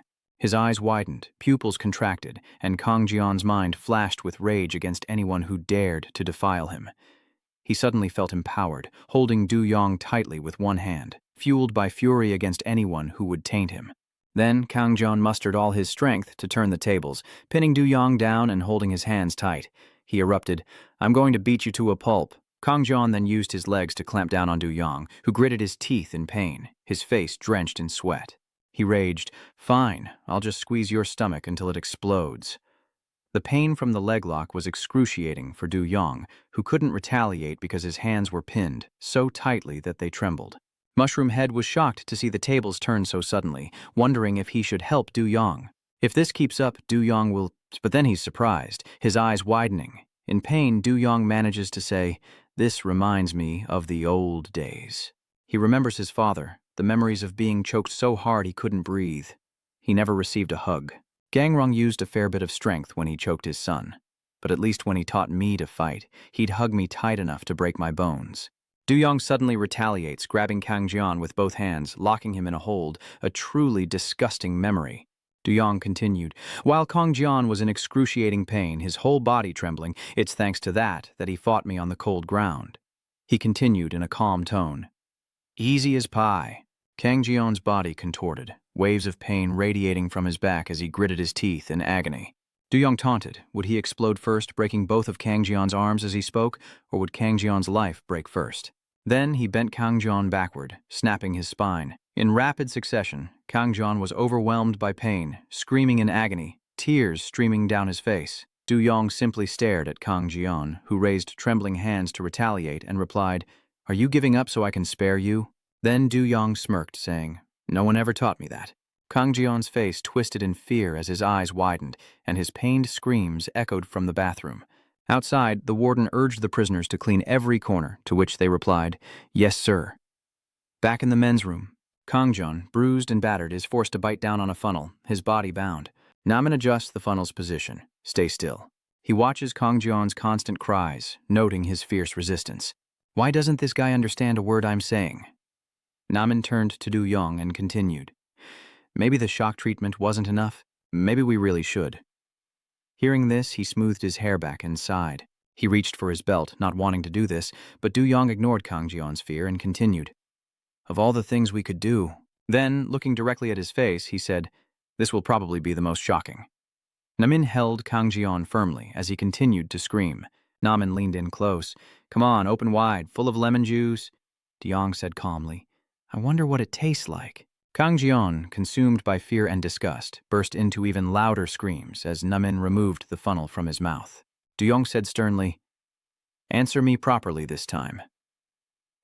With a piercing gaze and a face full of murderous intent, he looked at Kang Jian and said, "I'm listening to everything you know about the heavenly dragon."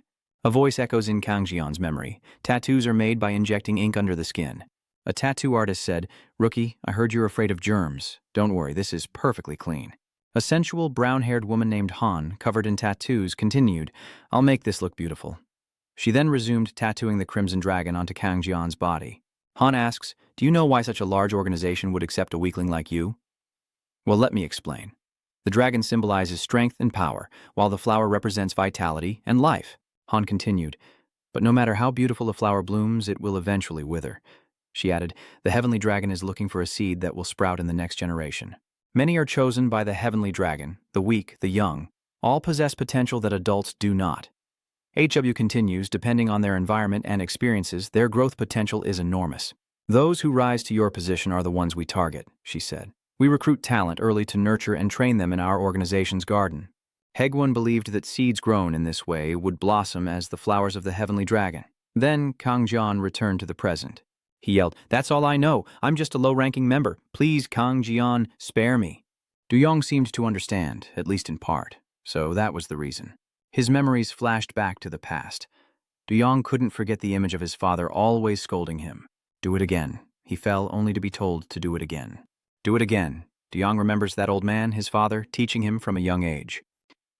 He fell painfully after each failure, only to be told to do it again. Du Yong believed that through hellish training, he fell so many times that his whole body was bruised and his face was covered in wounds. Du Yong couldn't help but feel angry as he recalled Namin's puzzling words, "To make me bloom faster than anyone else." Du Yong, Kang Jian suddenly spoke. But he wonders, "Why are you asking about the organization? Could it be?" Kang Jian asked, "You want to join the Heavenly Dragon too?" Yong's eyes widen. "What?" He's confident. 7199. Daring to challenge the Heavenly Dragon. "So that's why you stopped me. If you still want to treat me well," Kang Jian continued, "maybe I'll recommend you to the Heavenly Dragon." Hearing this, he could only scoff. Du-young strikes his neck, and a pained Kang Jian wonders why. Why? Why all of a sudden? He couldn't help but scream, "I told you everything." He didn't care. With one hand on Kang Jian's neck, he readied his fist. "Shut up." Du-young focuses his strength into his hand. "This punch is for showing no mercy, and I'm through playing nice." Cut to the hallway outside, where prisoners diligently sweep under the guards' watchful eyes. "Now clean it up," they respond. "Yes." Du-young is now wearing gloves and wiping the floor. It's never going to come off. He turns and speaks. "Bleach." Behind him, Namen knelt, holding out his bottle of bleach respectfully. "Du-young," she wondered, "what's wrong?" Namen responds, "Thank you." This surprises Du-young, as Namen happily thanks him for killing that OCD bastard, saying he can finally sleep well. But Du-young replies that he didn't kill him. Du-young looks at the bleach in his hand and asks, "In the previous cell, you said you were tortured with bleach, right? I thought people died from that. But you survived." Namen replied, "You know a lot about that, don't you? Usually people tortured like that foam at the mouth. But Namen is smart and seemed to have planned ahead, so I faked it with detergent. You're proud, but I lied because I wanted to move rooms, so I planned it all in advance." Namen couldn't help but feel terrified. "Thinking about how insane that bastard is, I'm terrified," Du-young replied. "You don't need to thank me anyway, since you helped me find the tattoo."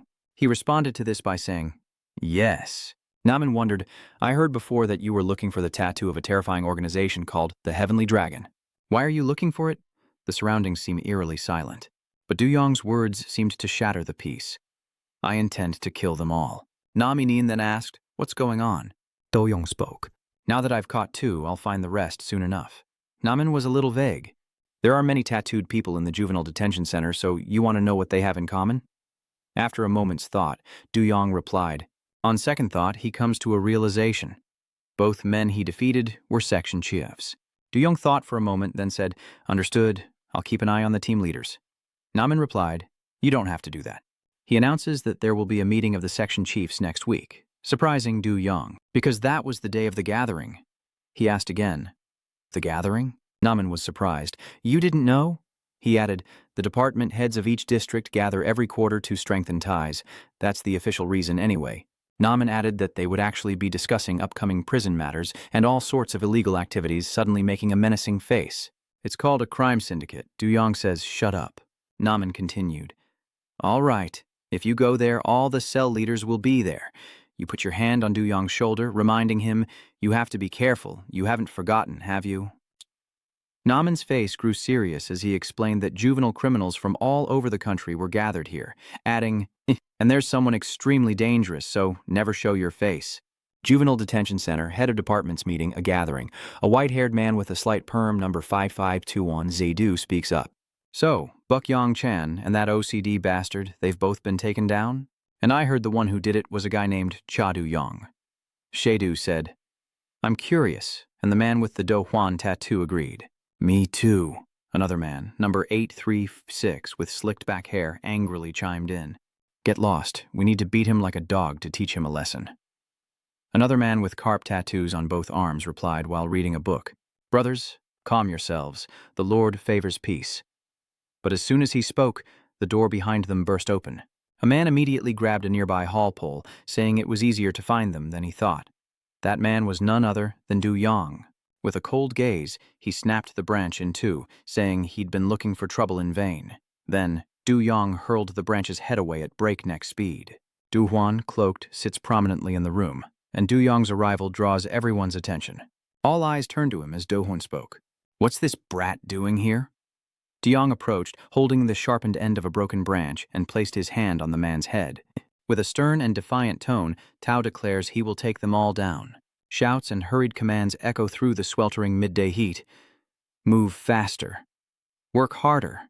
In another hidden corner, three figures huddle together, seemingly plotting something important. Magi, listen closely. Today's the day we infiltrate the demon cave, attend the section chief's meeting, and give them a pep talk.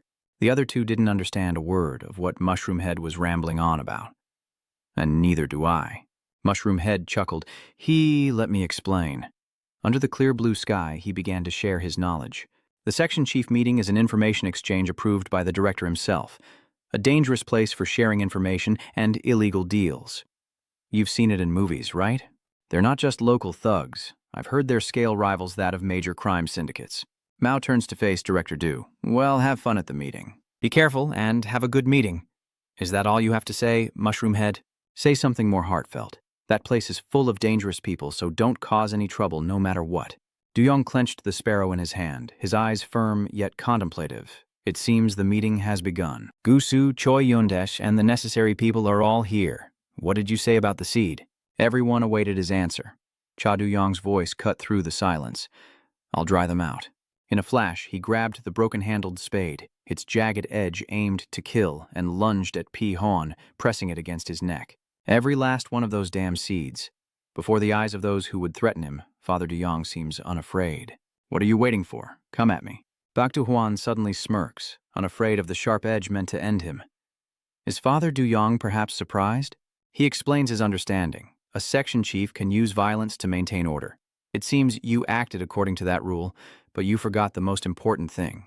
Du Huan reminds Du Yong of his past brawls, implying he needed a valid reason for his fights against the 3 section chiefs he defeated. Pi Huan's smile widens as if he's grasped the crux of the matter, what's commonly known as a just cause. Understand?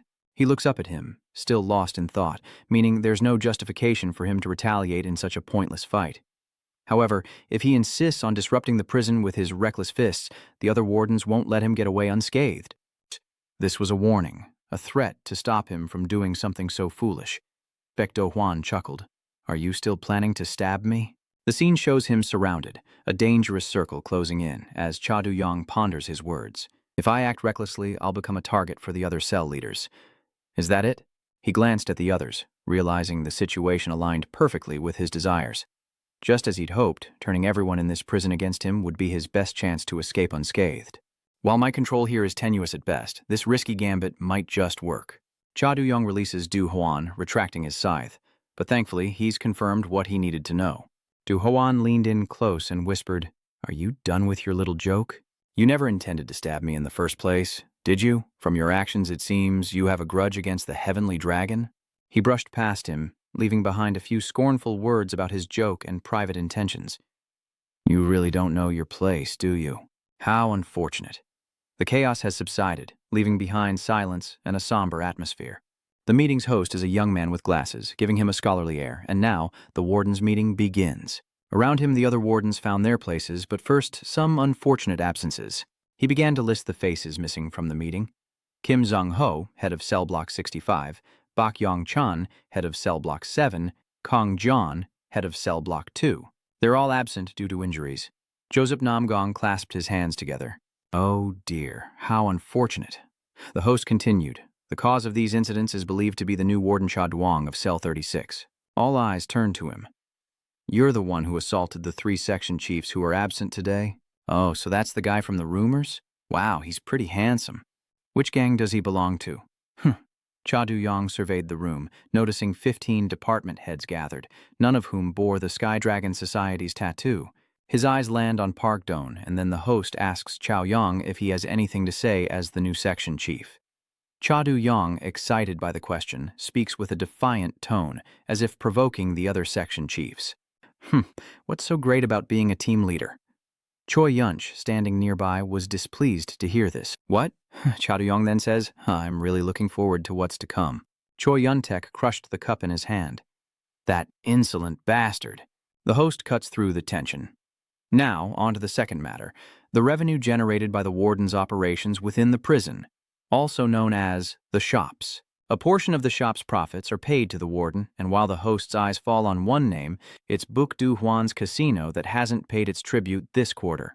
He chuckled, replying flippantly, Honey, there was a slight misunderstanding on my end. We guarantee to pay in full by the end of today. The host adjusted his glasses. Thank you for the confirmation. Suddenly, someone spoke up. By the way, there's been a strange rumor lately that all the high-stakes games in the casino, based on trust and fairness, are rigged. As soon as the question was posed, Gustu stood before Park Do Hwan. He calmly replies, Everyone knows what happens if you get caught doing that here. There's no way I'd cheat in my own casino. The father, who had been silently listening to the meeting, had no comment on Park Do Hwan's attitude. He simply watched as Park Do Hwan nonchalantly offered his head, and the meeting continued, the host eager to move on. Next, the distribution of cigarettes in the slum. The night was still and windless, but inside the house, Please begged for it to stop. Stop, isn't that enough? The iron barrel blazes with fire. No, no more, a man cries out, tearing at his hair. I've been had. Before him were 2 cards that had just been played, as another man spoke. Wow, with a hand this bad, I still win. Ha, the other guy angrily shouts. Damn it, I'll get you next round. Another guy chuckled. Keep going, you'll be broke soon enough. Ha ha. He continues to shout, Hey, bring out more chips. This place is called the Casino, located in the auto repair shop of the Vocational Training Center, and this is Jae-ho, the dealer. Is this your first time at a casino? The games here are simpler than at other gambling houses. The casino grounds aren't large, and each gambling table offers a different form of betting. Jay says each table has a different game, but since it's your first time, I'll introduce you to the simplest one, dice. John-ho seemed excited, as if this was a lucrative and fun game. The man sitting across from Jay, who had been silent until now, chuckled softly. It was none other than Chairman Duong. Really? Should I give it a try? Dice, huh?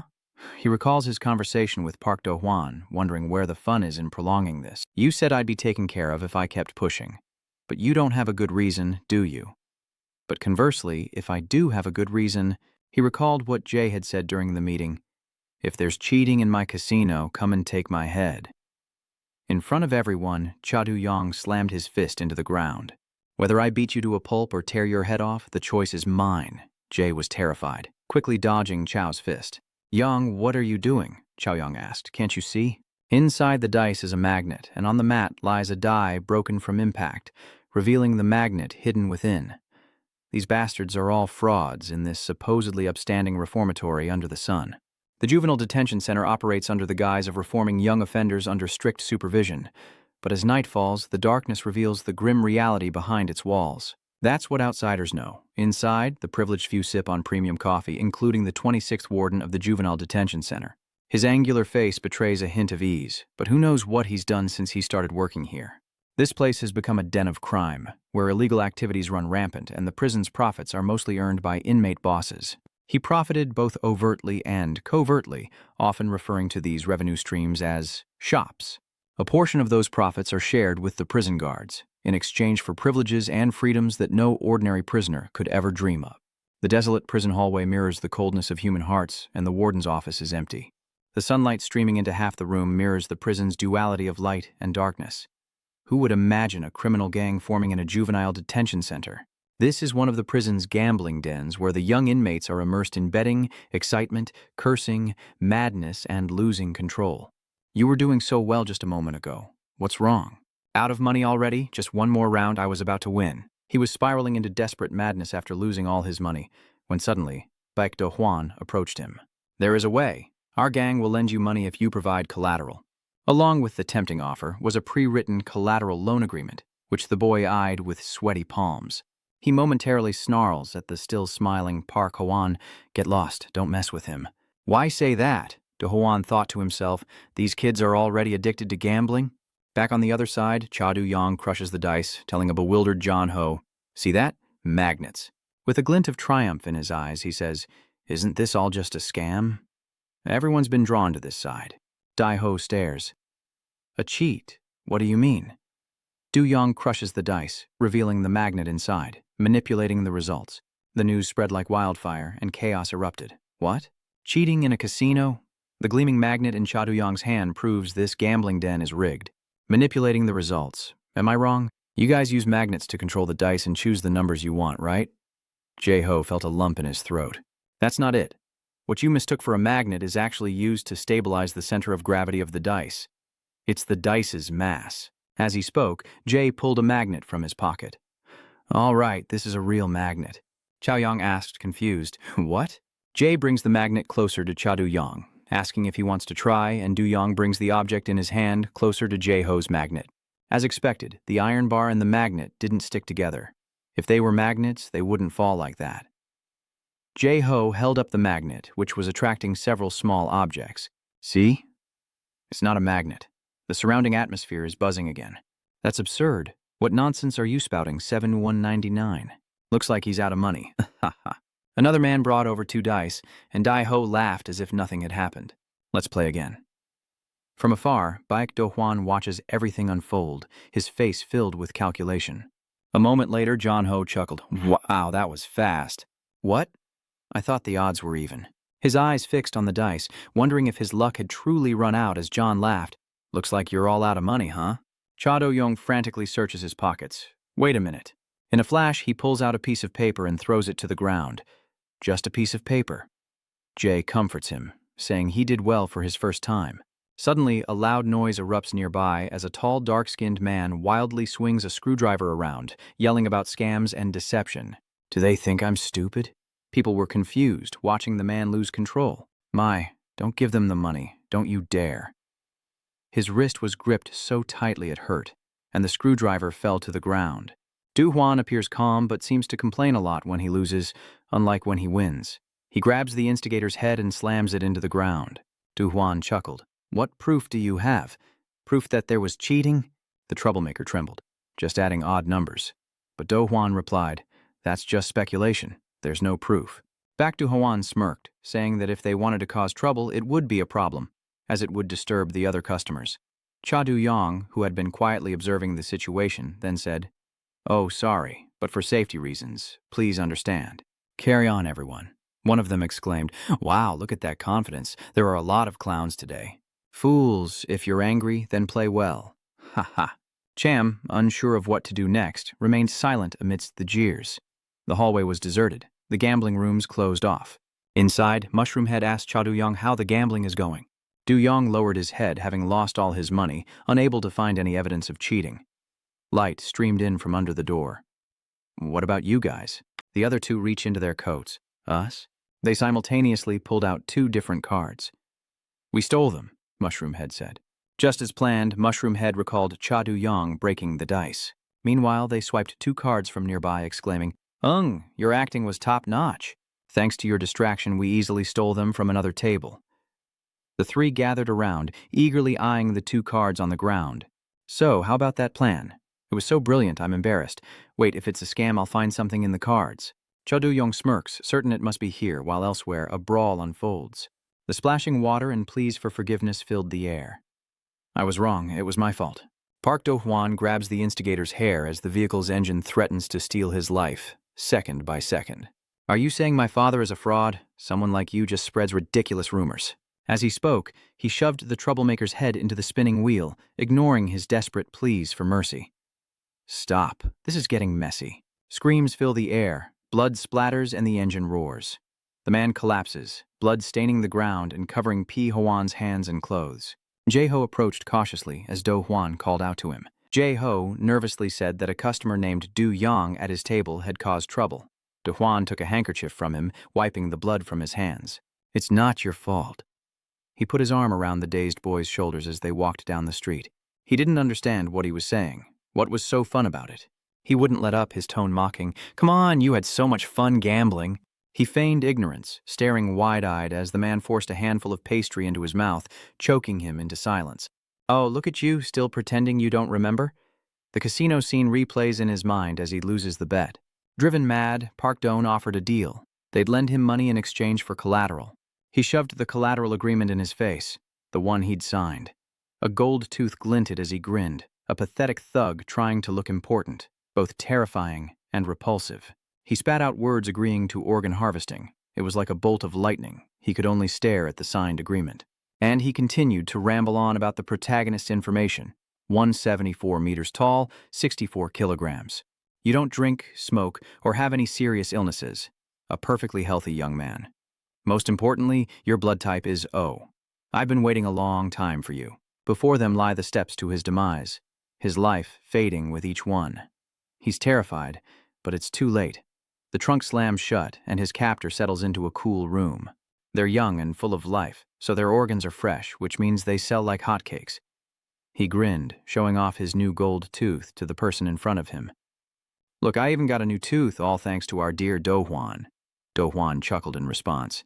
Ha ha, it's nothing much. This Baek Do-hwan is an organ trafficker, sentenced to 2.5 years, and currently running a gambling den in prison. Behind those sunglasses, his eyes held a danger that belied his playful demeanor. But how long do you intend to continue? The two sat facing each other, separated by bars, as he placed his hands on the table. If you leave traces for too long, someone will find out. The warden may be sly enough to evade responsibility, but you could end up taking the fall alone. He feigns concern, but a smile creeps across his face as Park Ho-won continues.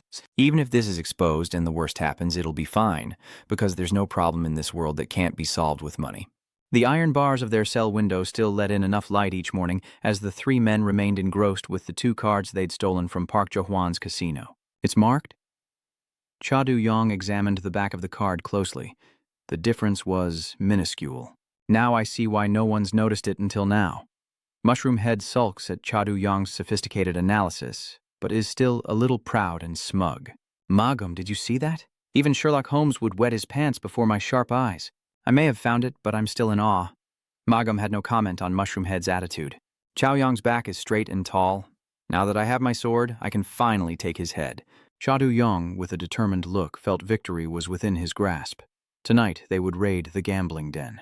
The doors open to the same old chaos as Cha Do-young steps inside. He meets John Ho again, who is preparing a gambling den. Cha-young, you're back. Cha Do-young approaches the table where John Ho stands, his task simple, to start a game. Cha Do-wai eyes the cards on the table, thinking, this must be their trump card. Jae-ho smiles. That's right, have a seat. Cha Do-wai sits, lost in thought, determined to expose the tricks of this place before everyone. But his thoughts are interrupted by a voice both familiar and strange. Before he knows it, Baek Do-hwan is sitting across from him, saying, You've arrived. I've been waiting. Maintaining his composure, Do-hwan sat across from Cha Do-young, a faint smile playing on his lips as he continued. Regardless of Cha Do-young's inner turmoil, care to play a game with me? What? Was he involved from the very beginning? Cha Do-young couldn't have predicted this. What's going on? Baek Do-hwan continued. I'm curious as to why you two are face to face, seemingly trying to see who will lose their composure first. With a sly tone, Do-hwan asks, Why are you targeting the Kyeonryong assembly? He replies, I won't reveal my private affairs to you. Do-hwan adds, How about this then? If I win, you'll tell me your reasons, Do-young's father said, pursing his lips.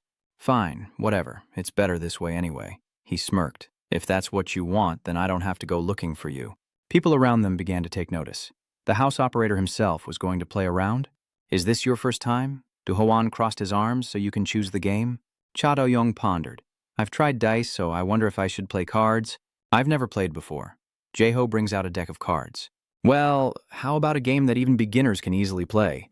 How about matching cards? It's very simple. Jae-ho explains the rules. Simply flip the cards and try to match the numbers. Here's a demonstration of how to score. If you match two numbers, you get to go again. If you mismatch, it's your opponent's turn. The key is to remember the location of the cards you've seen. Chaoyong seems intrigued by the game, saying it sounds good. As long as one person knows about the marked cards, they'll never lose. If I don't know about the marked cards, I'm sure to lose. Jay is arranging the cards neatly on the table. Everyone stopped to watch the game. Gambling den operator Park Do-hwan versus Section 36 Chief Chow Yong. Everyone is in an uproar, hearing the name of the person who made the operator step up. Cha Do-young, who is that? Isn't he the one who's been targeting the other section chiefs in the camp? Someone says, Hey, Majio, am I seeing things? Majo remained silent as always, and Cha Do-young was slightly taken aback. Cards are on the table. He's searching for the difference, but there's nothing. The marks on the back are gone. Mushroom Head is getting nervous. What is going on? Are the seals so small we can't see them? Mago quietly observes. No, it can't be. There are no markings on the cards. The patterns on these cards are beautiful, aren't they? Do-hwan said, smiling at Cha Yu-young. As you can see, our gambling den only uses the highest quality decks. Chang felt trapped. He knew all along. Do-hwan continued. Besides this game, we have many others for newcomers. So if you find the usual bets too difficult, you can start with something light, like catching a thief. Cha Do-young realizes that Baek Do-han knew all along that they were stealing cards. Jay turns to Cha Do-young, asking if he's ready. Then, let both sides place their bets. Do-hwan puts a stack of cash on the table. Well, I'll start with this much then. Everyone around witnessed this scene.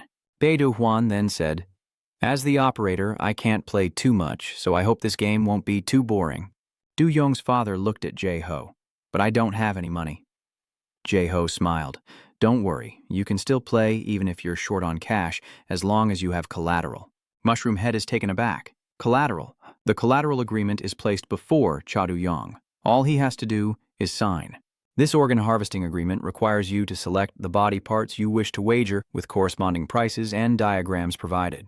Kidney, $262,000 USD, approximately $295.6 million won. A pint of blood, approximately 380,000 sin won. That's how it is. Hurry up. Cha Du-yong was still in shock as he looked at the agreement amidst the commotion. He'd only heard rumors, but it was all true. Harvesting what? This is happening inside a prison? This is insane. It has to be a lie. The two on the gambling floor sized each other up like tigers, and Do Hwan chuckled. Oh, are you scared? Ma Jiam wondered. They must have cheated during the game. Chao Yang doesn't stand a chance. Luckily, we realized it before the bet. He can still quit now. Suddenly, everyone couldn't believe their eyes as Cha Du-yong signed the agreement. What the hell? Cha Du-yong said. Don't go back on your word. I don't need the money, but I can still play as long as I have collateral, right? Even Mushroom Vife Magiam is speechless. What is he doing? That madman. Chao Yang puts his pen down. How could I refuse? From the top of my head to the tips of my toes, I'll bet it all. Chao Yang and Park Don sat opposite each other with neatly arranged cards on the table. Cha Du-yong slams the agreement down, wagering his entire body from head to toe with fiery determination. From head to toe, I bet it all. They were surrounded by onlookers, eager to witness the spectacle, while Mushroom Head and Ma Giam could only watch silently from the sidelines as Buk Do Hwan smirked. They're clearly cheating, and he's betting his organs? What is he thinking? Jae-ho breaks the tense atmosphere, explaining that they'll match pairs by flipping cards. Du-yong goes first. Cha Du-yong raised an eyebrow at the cards on the table, his hand hovering over them before selecting one. I like simplicity, Di-ho chuckled. Different numbers? As Do Hwan reached out, he chose a card and flipped it over. A 9. Du-yong was a bit surprised. Du Hwan flipped over another 9 that he had chosen earlier. The card you just flipped was here, right? The room buzzed, but Cha Du-yong remained calm, saying, You've just been lucky from the start. As Baek Do Hwan continued to flip matching pairs, a hint of disdain flickered within him for the word luck, as if it were always the most important thing in any gamble. He clearly sees the card's position somehow. Luck? Now it's my turn, and this can't be luck. I know exactly where they are. Du Hwan flips a 2, but he reveals 2 different cards this time. Jae-hwa made the wrong move. As expected, it's Du-yong's turn, and he still chooses wrong. Again, not a pair. With the upper hand, Do Hwan's thoughts swirled in his eyes. I know the exact location of every card. Because I predetermined the order with the dealer and memorized everything beforehand, there's no evidence. A simple but perfect cheat. He laughs, riding his streak of luck. Ha ha. I'm on quite a roll today. Just sit tight and watch helplessly as I take everything from you. Pathetic fool. Jae-ho announces the next winning hand is already 4 of a kind. Next up is the boss's turn, and Do Hwa recalls a memory of the dignified man before him, his beloved father. He asked Do Hwan, Why do you want to be like your father, Do Hwan? In his youth, he lived a comfortable life under his father's wing, admiring him greatly. Why would you ask such an obvious question? Because your dad makes a lot of money. He ruffled Do Hwan's hair and smiled brightly. And so did he. You rascal, is that how you talk to your father when he's going to work? I guess that's that. Today your dad will work hard for his son, Don. Du Hwan remembers his father as a great figure, with broad shoulders that could shield him from any storm. My father had the most reliable back in the world. I thought so, but no illusion lasts forever. The image of a great father, disheveled in a casino, shatters the beauty in a child's eyes. Every day, instead of going to work, my father went to the casino. Later, I heard he foolishly took out a 50 million loan, unaware that the house was cheating him. Sitting before the casino game on his computer, he unconsciously muttered those words, Do Hwan, you wanted to be like your dad. I'll make a lot of money for you, son. Now, it's Buk Do Hwan sitting in front of the cards. Good heavens, Lady Luck is on my side today. I can't believe I got them all right. With the mindset of a victim's family member, he sees it as foolishness. I'm not a fool like my father. I'd rather be the one doing the conning. Outsiders began to laugh at Du-yong's father's misfortune. Du-yong hasn't flipped a single pair yet. This guy's on a roll. Ha ha ha. The laughter grew louder, with no one suspecting or worrying about the survival of those involved. They were simply watching a spectacle. At this rate, the game's practically over. He'll be crying when they harvest his organs. But then, what will he cry with? Amidst the malicious taunts, Cha Du-yong remained calm, saying softly, "Should I show them now? Let them know this game has been rigged." With a dubious gaze, Buk Do-hwan watched as Cha Du-yong flipped a card, revealing a demon that matched the previous one, sending shivers down the spines of those around him. Mushroom Head and Magoo are skeptical, but is he just getting lucky? No way, it must be a coincidence. Cha Du-yong flips over 2 5s, and the crowd marvels as he gets another match. More luck, it seems, as it usually takes a while to match 16 cards. Oh, another match, and another. Bukdo's face darkens as an onlooker begins to marvel. Wait, how many pairs has he matched? Cha Du-yong's hands moved swiftly, matching pairs one after another, turning onlookers' surprise into disbelief. How could he possibly match them all? 14 cards in a row. Oh, the deck's almost out. Buk Do-hwan grits his teeth in silence, an indescribable frustration rising within him. This can't be happening. Only the dealer and I know the card positions. Only he and the dealer knew. No wonder he was panicking, since he'd conspired with Jay beforehand. On the day Cha Du-yong came to the casino to play dice, he left a note. While cleaning up, John Ho picked up the note and read it. A message was left mentioning something about meeting behind the restroom. Jay Ho asks why he was called there. Cha Du-yong leaned against the wall, cutting straight to the point. "I know about you guys cheating with the cards." Joe remains calm. "What do you mean?" "So he was the card cheat, but they were all kicked out." Cha Du-yong continued. "You've probably switched out all the cards, right? Switched them with unmarked ones. That's why I called you here. Let me get straight to the point." The two stand face to face as Cha Du-yong says, "I'm going to save you." Jay Ho couldn't believe his ears. "What?" Du-yong continued, explaining that Jay Ho and the other card dealers were working to pay off Park Do-hwan's debts. Lending money to people and taking their organs as collateral. "Yeah, I'll pay off your debt, just help me this once." Dai-ho retorts, "You're full of it. If I side with you and things go south, Du-hwan will kill me. This isn't a favor, it's a transaction. I heard you owe him a lot of money. Do you think you can pay it all back when you're released? You're only a week away from parole, I'm saying. I don't know if you want to be dragged to the operating table the moment you're released." Cha Du-yong said softly that his role was simply to roll the dice. With all eyes watching, he would expose the truth about this scam. The cards on the table are slowly being revealed, and Cha Du-yong smiles. "Oh, it seems my luck is pretty good today." Bak Do-han is a little flustered. "Wait," Cha Du-yong then said, "or should I say I have a good memory, because I remember all the card positions you and the dealer predetermined." So, Jay Ho was right. All the games in this casino have been rigged from the start. Amidst the crowd, John Ho officially sides with Du-yong's father, wanting to expose the casino's tricks. "Can I show everyone what kind of tricks were used in the games?" A wave of unease spread as the gamblers who had poured fortunes into this place began to feel a burning anger. Were they really being cheated? "Hey boss, say something, damn it. Please, tell me he's lying. Do you know how much money we've lost? Was it all a setup? If they cheated us, they have to give our money back." "Park." Du-hwan laughed, shaking, never expecting to be exposed like this. "Are you saying my casino is cheating? Absurd, that's impossible. While he's running his mouth, you accuse me of cheating? What nonsense." Cha Du-yong slams Park Do-n's head into the ground. "Is this enough proof for you?" The cards fluttered and fell. He reminded him of his words. "If my casino is caught cheating, then take my head."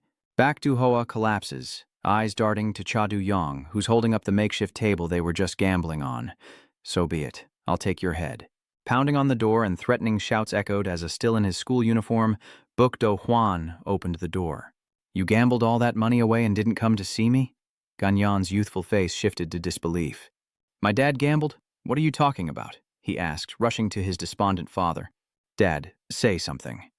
Do-hwan's father was nearly insane, gnawing at his fingers and repeating, "I didn't do anything wrong. You said you'd make money, that you wanted a father who made a lot of money."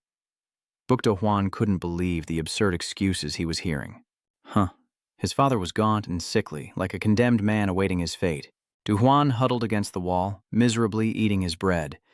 Because of that gambling debt, his father was bedridden, and without money he couldn't protect his family.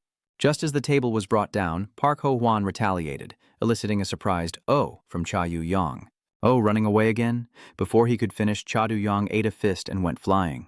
"Of course not." Par Ho-hwan was already behind Jay Ho without him even noticing. "Not only did you betray me, but you also accused me of being a fraud." Jay Ho trembled as Par Ho-hwan seized him by the throat, lifting him into the air. May would pay dearly. Saliva dripped from his mouth as Jae-ho's voice warped from the choking grip. He felt like he could die at any moment. Don't make me laugh. The evidence I have already proves you're a fraud. Park Do-han asks again, where's the evidence? Jae-ho, his face red from lack of oxygen, saw another gambler running away with the evidence, and he was speechless.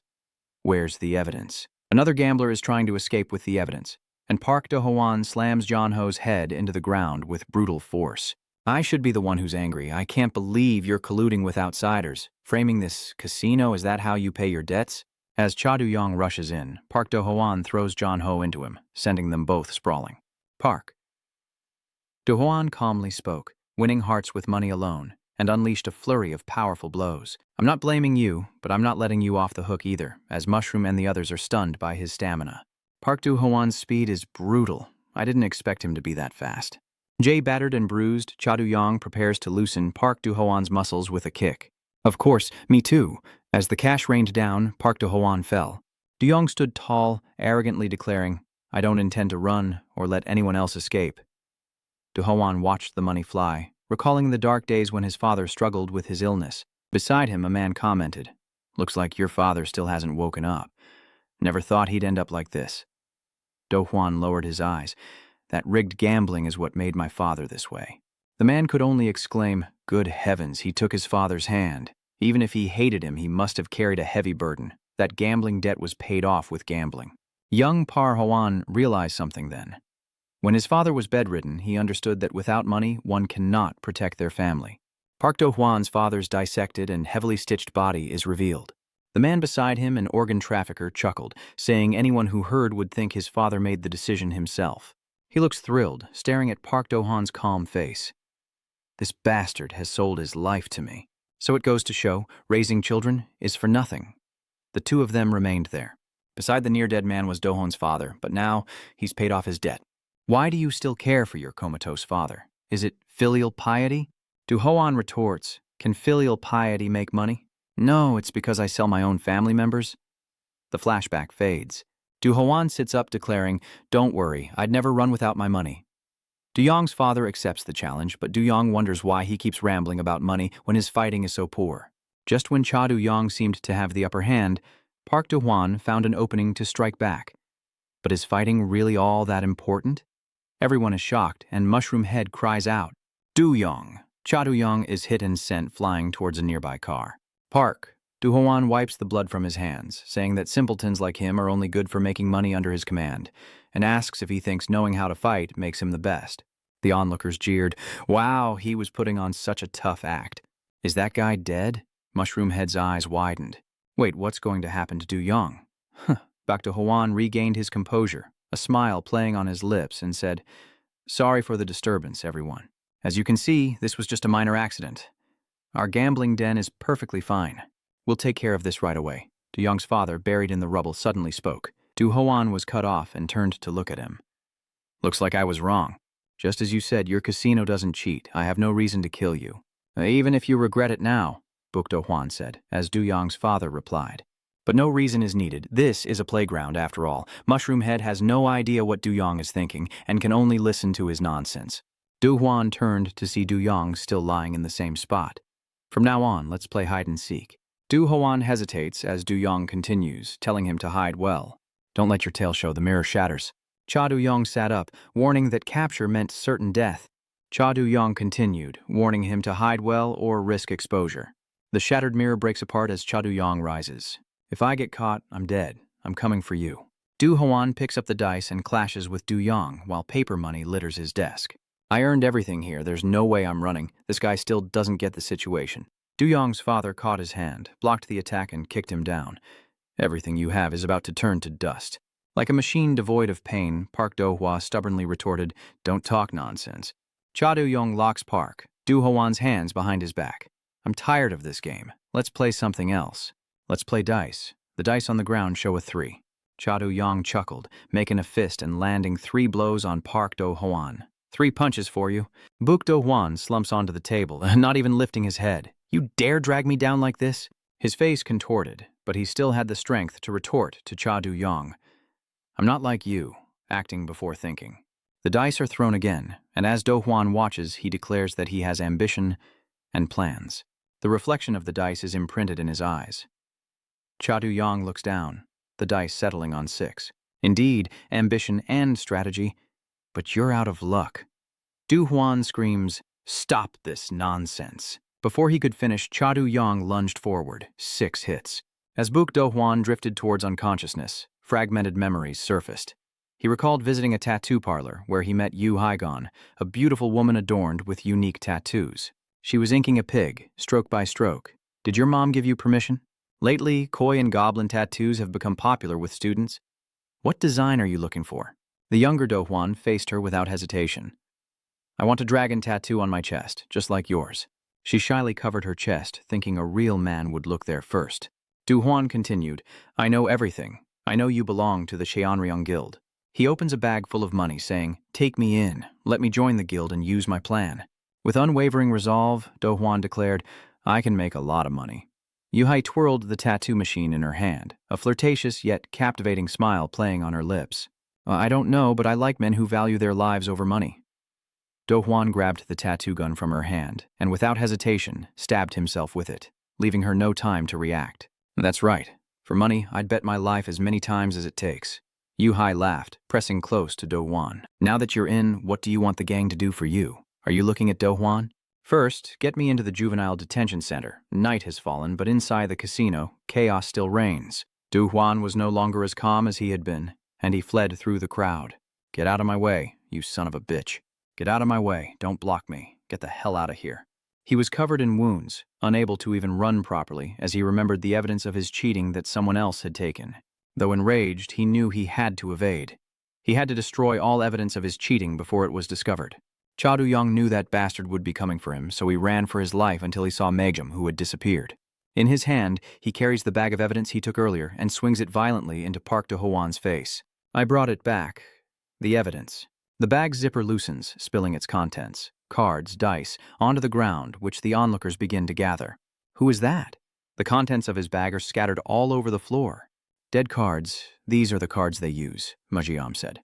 "Look closely. The dealer said there was something wrong with these cards." The man with the evidence, who had been knocked unconscious, slowly sat up as Magi clearly stated that there had been cheating. "You're done for, Do-hwan," Mushroom Head chimes in. Magi is beside himself and the area erupts with accusations of cheating. "So all the money I've gambled away here, of course, you'll pay it all back to me." Baek Do-hwan lay on the ground, looking utterly pathetic. Clutching the money on the ground, he vowed never to give it back. "I'll never let you take it from me." Blood streamed down his head, face, and eye sockets. "This is my money. I earned it myself." Cha Du-yong approached, dousing him and his precious money in gasoline. "It's not over yet. The final game is called, well, let's just call it electroshock." De-yong grabs the stun gun, but Park Don is still more worried about his money than his life. "You lost, so you go first. Wait, my money's covered in gasoline." The electricity surged through him, a bone-deep, convulsing pain. "I said forest, you son of a bitch." Unable to move from the electric shock, Buk Do-hwan hears Cha Du-yong say, "I told you. Everything you gained will soon turn to dust." A second surge of electricity knocks Do-hwan unconscious, stunning the onlookers. After a moment of silence, someone says, "Do-hwan's finished. But that's not our problem. Let's grab the money first." People rushed to pick up the scattered bills, while Vu Se-du, who had been watching, laughed, knowing all along it was a cheat. Du-hwan lies unconscious on the ground. "Poor Do-hwan, you no longer have the power to run this place."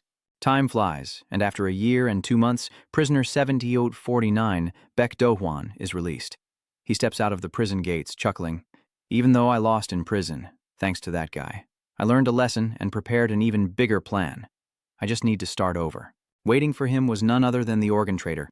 "Du-hwan, you've suffered a lot. Well done." He offered him tofu, saying warmly, "Here, I bought you tofu, only I care about you." Du-hwan took the tofu, smiling as he said, "Sorry, I'm out. Guess I'm no longer a supplier for you." He replied, "I'll arrange everything quickly. Just wait a bit.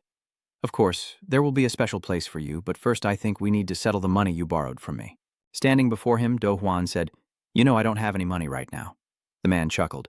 "Money comes and goes. As long as you're alive, don't worry about it." The scene unfolds before him. The car, Yang, and the doctor. He knows better than anyone what they're capable of. It was then that Do-hwan realized the gravity of the situation. "What the hell?" Seemingly excited, he continued, "Let's see. For your total debt this time, I'll only apply the maximum interest rate allowed by law. That's a total of 1,238,760,440. Du Huan, drenched in sweat, stammered, "Wait!" Not waiting for him to finish, he shoved him into the death car. "All right, get in the car. Our dear customer is waiting." The engine roared as the car screeched around the corner and disappeared. Mushroom Head makes a throat-slitting gesture towards Baek Du Huan. "It's all thanks to my keen eye for spotting the mark on the Hippo G card. You can also take credit for finding evidence about it." Cha Du-yong offered words of encouragement. "You two have worked hard," as they stood before their room. Cha Du-yong opens the door, recounting the faces he's dealt with. "Another one down, that makes 3 seeds of the Heavenly Dragon Society I've crushed. Their next target." But all 3 suddenly stopped as they saw someone appear in their room. Who was doing something in their room? The figure was Goose, holding a photo and laughing. "Aha, it's this girl, the one who got hit by a car." Poor Cha Du-yong, losing his cool, slams Goose to the floor, then demands, "Get me a pillow." Mushroom Head is confused. Why a pillow? Du-yong's hand muffles his mouth, his eyes fierce. A pillow ensures silence. In the hallway, Du-yong suddenly cries out, "Mom 1," unsure of what he's planning. "Mother 2, Mother 3. A thug spoke up, noticing the writing all over the warehouse walls. "How many mothers do you have?" Zedu sat in the chair, tilting his head back. "How boring. Is he mentally unstable? Is that all he's got? Is something finally spiking my dopamine?" After all that talking, Jae-yu suddenly goes silent. The warehouse door slowly creaks open, revealing Du-yong, who snaps a wooden stick in an instant. "I went through all that trouble and Du didn't say a word when he saw me here. What were you saying about seeds?" "So, Du-yong just broke the doorknob. I'll dry them all out." He looked at his enemy like a pencil dropped as war broke out. "That's right, you damn seed." He's serious, but Du's car roars to life. He seems more excited than ever. That's the stuff. Dopamine. The photo of the couple fell to the ground, and Du-yong lost his composure. "Give me the pillow." Naminen didn't understand what was happening. Why the sudden request for a pillow? He clamped his hand over Zedu's mouth, trying to contain the screams that threatened to echo down the hall. Who knows what Du-yong was thinking? He struggled in vain as Du-yong continued to yell, "Don't you understand me?" He was about to punch him when he asked in surprise, "You're doing great." Before Du-yong, a colorful drawing appeared, and Sue proudly showed it off as if it were his own accomplishment. Turns out he's been investigating Du-yong's tastes. "This dragon tattoo, you've been looking for it, haven't you?" He must be furious that Sue is still running his mouth. "Should I? He's not someone to be trifled with. Should I lend you a hand?" Du-yong couldn't help but doubt his actions at this moment. "So you can eliminate those dragons one by one." Sadu is still stuck on that. "Before I do anything, let me clear up a misunderstanding." He still thinks he has a right to speak. "This drawing fell out of my notebook. I didn't mean anything by it, so please forgive me. Sue is trying to threaten you, but I'm just a savior trying to help you." Du-yong remains silent. He quickly snatches the picture and yells at her to leave as Zhu smugly celebrates her successful negotiation. Humph. He fears neither God nor man. He whispers into Du-yong's ear, "I thought you were smart, but you're dumber than you look." Even though Director Yu was powerless, he still cursed Jia Huo, saying that as a section chief, he could beat anyone he wanted in this place. Judging by his eyes, it's clear that Du-yong has no chance of making this happen, but if you keep pushing people around, you'll be killed by the other managers. His words heightened the tension. "A minor cultivator. There are more dangerous people than you think." Sue is deliberately provoking him. "Are you still going to refuse my help?" He tries to restrain himself, unable to trust him. Du-yong finds it all too convenient. His sudden appearance, bending the window bars. Every action makes him suspicious, and now, this sudden offer. It's only natural you'd be suspicious, but help me. Sadu doesn't seem right. How did he bend that like that? Yuno doesn't know what to say, and with the added vandalism, he decides to stay silent. But what does he get out of it? Finally, Ju-yong asks what his ulterior motive is. He can't understand what Seidu is trying to do. What is his real goal? Seidu is like a man with 2 personalities. "What do I want, you ask?" I wonder if he even understands what he's saying. Probably just a dopamine rush. The next morning, the Juvenile Detention Center's auditorium buzzed with unbelievable chatter, drawn in by Grace. In the sweltering Juvenile Detention Center, girls arrive to preach and sing to the inmates. Girls again, they may look attentive and pray, but their true nature remains unchanged. This hymn is so exciting, amen. The prisoner was engrossed in watching the girls on stage, remarking that the blessings of the Grand Cathedral were on another level. Du-yong was annoyed by the whispers around him. God is the future. Mary is the future. Fools. The sign was in all caps, and it caught his eye. Everything had changed, and all he could hear was someone calling out. "Hide, hide, don't show your hair," the voice echoed, accompanied by the image of a girl entering the church. "Hide, hide, don't show your hair." The stained glass window kept the sunlight from entering the room. Guyon found him in a dark room, and she was overjoyed. "Found you. Lion Duyong's little bunny, age 17. Duyong's reaction is almost heartbreaking. Oh, she understands Duyong better than he understands himself. I knew it. You fell asleep again? You didn't think you'd doze off? Yes, by the time you woke me up, Jayon was worried about your health. Didn't I tell you it gets cold here at night? Duyong's definition of comfort is the opposite of everyone else's. Anywhere is better than home. And she doesn't know what to say to Juyong. You questioned the noise, hearing a door open. Are you with someone? Jian doesn't know what to say. Why me? It seems she knows who it is. Could it be? She was right all along. She called out, but no one answered. Ion, are you here? You said you'd be back to the orphanage soon. You'll get scolded for being late. He looked up at her, but Lai De Yonduyong didn't understand what she meant. What are you doing? Ion doesn't want anyone to know about this. Quiet down. If we get caught, we'll be cleaning the church for a week. He had no choice but to sit still. Duyong seems to recall the scene that just unfolded in the chapel. What was that? Did I just witness a miracle? Two prisoners compete in praise, speaking of radiant light and a sweet voice. They're here to feast their eyes and souls on this heavenly beauty. Where is she? Where? There! Look, the prisoner's eyes are all on Saint Yunha. She's captured everyone's attention. Yunha wouldn't stop until she found her. Yun, are you here? He suddenly calls out Sung Eunha's name. Images of her singing hymns flash through Ju Yang's mind. She immediately recognizes Ju Yang. The dining hall uses sunlight to conserve energy. Hansua seems worried. Our sister has come here to spread the faith.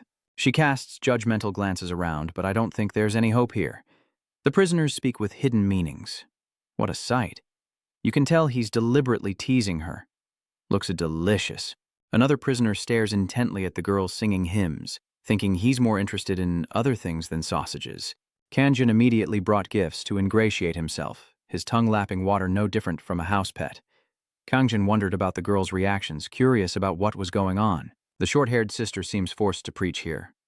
Why should we do charity for these bastards? Just send them to hell. Hans thinks they should at least be treated with respect. Your voice is too loud. She's clearly unhappy with the prisoner's attitude. What a waste to feed them. Namgong suddenly appears. Thank God. Namgong suddenly clasped his hands together, thanking them for giving bread to these sinful sheep every day. He pretends to be a devout Christian, thanking the sisters and wishing them God's blessing. She turned and whispered to Hansua that he must be religious. Killing so many must be tiring in the name of the Father, the Son, and the Holy Spirit. One moment he's Christian, the next Namgong turns to Buddha chanting Namo Amitabha. His erratic behavior leaves the two girls frozen in place. Thank goodness for Buddha. She wonders why Eunha hasn't arrived yet. What's taking her so long? The short-haired girl next to her is also unsure, saying she only went to rest for a moment.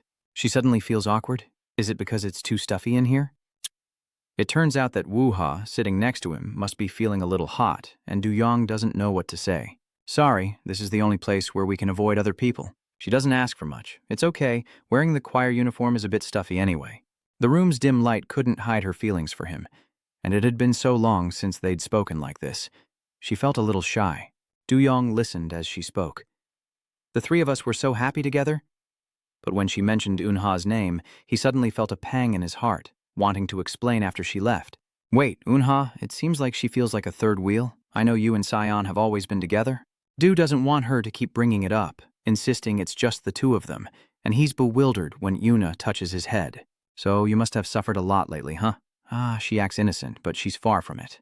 Lonely, aren't you? And who is that girl walking over there? They marveled at her beauty, wondering if Jungmin had someone so outstanding. Eunha, radiant, sings as she walks through the whispers and stares. It's Sung Eunha, the freshman, even more beautiful in person. Why would a goddess like her be in this dreary place? They wondered who she was here to see. Yu Yang, packing his bag, looks up, drawn in. He sees Eunha standing before him, asking why he isn't answering her. He looks blankly at her. Sorry. She asks, annoyed. What's going on? You haven't looked at it yet, have you? Yuna asks shyly. She twirls her hair, saying she still has a lot of gift coins from her birthday last year that she can't use alone, and asks him to help her out. Yu Yang stands up, smiles, and declines, saying he has a date with Dayon. He left, promising to help her tomorrow. I'm sorry, Eunha. After watching him leave, Eunha immediately drops her smile, her eyes turning sharp. Yu Yong, a bit embarrassed, scratched his head and said, "So, things must have been really hard for you all this time, right?" Eunha replied, "Ah, you must have been very lonely, weren't you?" She intimately sits on Yu Yong's lap and embraces him, prompting Yu Yong to ask in surprise, "Huh?" Yu Hai Than, unable to look him in the eye, says, "You know what it's like to be abandoned in this world, right?" She takes his hand, offering comfort. "Your father isn't alone." She stood up resolutely and said, "I'll be here for you." Yu Yong was touched and called out her name. Eunha poots, saying, "By the way, you haven't replied to any of my letters," he stammers, "because I had things to take care of." Suddenly he asked, "Did something happen?" She curled her hair, feeling he was still the same as ever. Una continued to twirl her hair before suddenly speaking, but their moment was interrupted by a voice from outside. "President Kim, you haven't had lunch yet, have you? It seems the two guards are talking. I heard they're handing out lunch. Let's go get it quickly. Oh man, I'm starving." Eunha adjusts her clothes in a panic, saying, "That's right, the food rations. I've been resting for too long." She smiles and waves goodbye, happy to see him after so long, and Yu Yong waves back. "Yes, me too. You promised that in 3 years you'd meet me outside." Eunha suddenly turned and said, "Appa, she leaked information. I'll be back next week." She added, "Our Wind Candy will also be visiting regularly every Sunday from now on." With a radiant smile, Eunha asked him, "Isn't it wonderful that we'll see each other often?" In the dining hall, everyone was chattering, asking if everyone liked it. Eunha, wearing an apron, approached with a smile. "Let me clean up." The two prisoners hissed, "Let the trash handle the trash." "Holy maiden, please rest. I'm even more worthless than trash. Please, allow me to have that cloth." "No, please, bless me." Yunho and she glance at Kibi. He spoke up, saying she was flirting as usual while Yu sat eating, not understanding why he said that. Yunho is impressed that she dares to act that way even with criminals. "I could throw up," she says without batting an eye. The two continue to glance at Yuna, discussing, "That rumor must be true. You know the one." Regarding Yu Ha's frequent visits to the motel, Yu Yong is shaken. He scoffs, "What a saint indeed." Yu Yong turns to see Yu Ha smiling warmly as the nun clasps her hands and says, "Oh Lord, I am so lacking." The prisoner stretched and yawned, saying, "Me too. Oh Lord, when will this boring charade end?" "Hey kid, God doesn't exist." A woman removes the nun's dress as she repeats her lines. Romans 8:32, "And you shall know the truth, and the truth shall set you free." The girl listened, hands on her hips, as the nun continued. "Anyone can be freed from sin through the truth and love of Jesus. That means you can be free." She's about to say something important. "Even you can be free today." The girls excitedly cheered, and the nun raised her hand, signaling everyone to shake it out. The prisoners roared with excitement as Yunha danced with abandon. The girl beside her, and the other two as well, were no exception, as the prisoners cheered them on. Eon Ha shouts, "Zen test!" The prisoners immediately roared, "The sane test is dancing!" A disgusting prisoner licked his lips in admiration. "She's so hot." He told his fellow prisoner, "Why don't you go to the bathroom and then sneak into their break room?" The other inmate leered, asking, "And then what?" He scolded, "You'll know when you get there." The idiot Yu On Yang silently watched without reacting as praise echoed in the break room. "Everyone did a great job," a girl said. "I can't hear anything over the screaming. What is it?" The nun took her hand and said, "Let us pray." One person remarked in surprise that it looked like some kind of military parade. "Kim Min-hee is wearing pink," the girl replied. "Damn it, don't touch it." As the figure approached the door, the two inmates chuckled. "Pink, just as we predicted." They snickered. "Let's see what color it is somewhere else." Suddenly, someone twisted the doorknob and said, "I can see." With a cold tone, Yu Onong said, "The bet no longer looks the same." And the two men were terrified. They turned their heads in unison and screamed in horror. Hell. Suddenly, a loud noise erupted, and a voice declared, "The 10 Commandments, the 7th commandment." Nam Gong Trem straddles the two prisoners, declaring, "Thou shalt not commit appearance crimes." And raising his arm, he adds, "This is blasphemy." Ha ha, he clasps his hands together, praying, "The Lord will not forgive this." The girls in the room asked blankly, "What is he saying?" Yunha asked Yu Young, slightly frightened. "Yu Young, what's going on? You seriously called her?" "Unha." She flinched, eyes wide, and screamed in terror at the sight of the two prisoners lying defeated. She grabbed Yu Young's sleeve, hiding behind him as he asked, "Did I scare you?" Yunha stammered, "Sorry. A week later, the pastor is on the pulpit, so God forgives the sins of the guilty." Meanwhile, in the donation warehouse, Yu Yong sighed. Transferring donations is hard enough. And now this? 3 prisoners are pointing knives at him. One of them asks, "Just figuring that out? Just now figuring it out?" The inmate with the knife lunged forward, yelling, "Too late, you idiot." Then, all 3 inmates stabbed him at once, but Yu Yong felt no pain and called for egg. He had managed to raise the bucket of water in time to shield himself, saying, "Heaven will punish you for this." One of the prisoners questioned him. "How dare you ruin the donations?" Yu Yong didn't answer, and instead splashed the entire bucket of water on them. "Go take a bath." One of them wiped his mouth in disbelief. Clearly, it wasn't you. As he spoke, Yu Yong, the one behind this, snuck around to the back. He pinned the prisoners to the floor, his cold eyes demanding, "Who told you to do this?" He suddenly stopped short. "What was that noise?" the warden asked, bursting through the door. "What are you doing in the warehouse?" He suddenly froze, and Yu Yong's eyes widened as someone shouted, "What's going on? Why are you here?" The man continued to shout, "Don't tell me he did something to you." The girl pointed at him, trembling as she spoke. "He coldly told me he did this to me."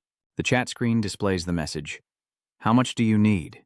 "Around 30 to 50. I'll send you the location." "Okay, make it 7 p.m., Yunha reminded him, leaning against the wall. "Don't go back on your word," Yuna purrs. "You're giving me 500,000 in cash, right?" With a confident smile, he says, "Of course, I have plenty of money." Then he compliments her. "You're even more beautiful without makeup. We should thank the heavens for that." She feigns surprise, playing along. "Heaven?" The priest pats the bed, beckoning with a smile. "Should I explain things to gang?" "Come, sit here." Suddenly he sees something unexpected. The towering Namgong enters. The priest panics, pointing and asking, "Who is that?" The man spoke up. "An illegal gathering, is it?" And it was none other than the pastor of the church, the very one the priest feared, who recoiled backward. He sees Unha and Namgong trembling as he shouts, "Are you threatening me, you insolent children?" Unexpectedly, the pastor takes a punch. Among our church elders, there's even a police commissioner. The man grabbed the elder by the hair and innocently asked, "Are you sure you'll be okay?" Yunha coldly looks at him, holding up the bag with the hidden camera. "You're a pastor of a religious order." Namgong continued, "Surely you can handle it if this video gets out. The camera is blinking red." He gripped the priest's head, listening to his pleas. "No, it's not like that." "Don't worry, Father," he chuckled. "We'll be ready to settle things with enough money." Ha just stood there silently, gazing at the high heavens as the guard called out a name in the prison cell. Cha Duang-an slammed the door, announcing a 10-day confinement as the contemptuous warden asked if he had done something during the visit. An, still facing away from Yu, said, "I know you're being managed to treat me specially." The warden coldly replied, "But because someone outside is involved, you can't leave solitary confinement in this case." He also pointed out the cameras, adding that even the Justice Department was monitoring the security footage. "If that's why I can't let you out, remember that." The warden adjusts his cap, marveling that such a disgusting thing could happen in a juvenile prison. Yu Onong stood silently, remembering the arm that pointed at him. Unha curls up, saying he did it, his heart filled with confusion. Why would Unha do this? Yu Yong recalls the sermon on that midday of preaching. Meanwhile, in the prison parking lot, a man in a car says, "Our reunion like this must be God's will." Namgong sits with his hands clasped, greeting Unha, who is sitting next to him. "Long time no see, Unha." She turned and asked, "I know this place is corrupt, but is it really okay for a prisoner to move around so freely?" He nonchalantly replies, "The heads of these prison cells pay the warden monthly and are guaranteed a certain degree of freedom, so don't worry." He was certain that even if it weren't true, as long as he could be by her side, he could endure anything. Reminiscing about meeting the priest, being together like this reminded him of those times. "We have." Namgong recalls beating the old man half to death, judging those who stray from the path. He smirks coldly, saying that even if his methods are a bit heavy-handed, Namgong Joseph has committed 12 serious assaults and threatened 18 other undetected cases. Namgong adds, "You've always been a great help to me." He entrusted her, "So I'm leaving this to you." Judge Duang Ha listened silently. Royong sits and contemplates, lost in thought. No matter how much he thinks he can't understand. Based on the current situation, someone is trying to frame him. He recalls the attack, suspecting that those who sought to harm him, the moment they all struck, it was just a staged distraction. Yu was knocked to the floor. It was then that he noticed Un-ha sitting in the corner. The real goal was to use her and frame him for sexual assault. The warden approaches and asks, "What? You're blaming them? He did this?" Unha timidly replied, "He saved me." She changed her mind at the last minute, pointing to the prisoners and declaring, "All those lying unconscious forced me here and tried to hurt me, but he saved me."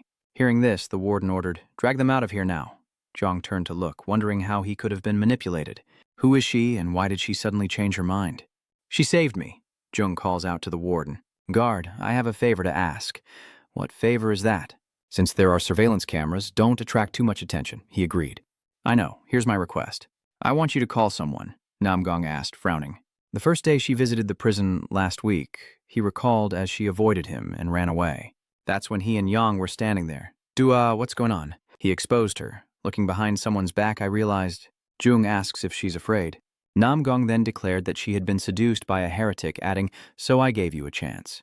The chance for you to judge that heretic with your own hands." He leaned in close and asked, "But why can't you do it?" Unha trembles.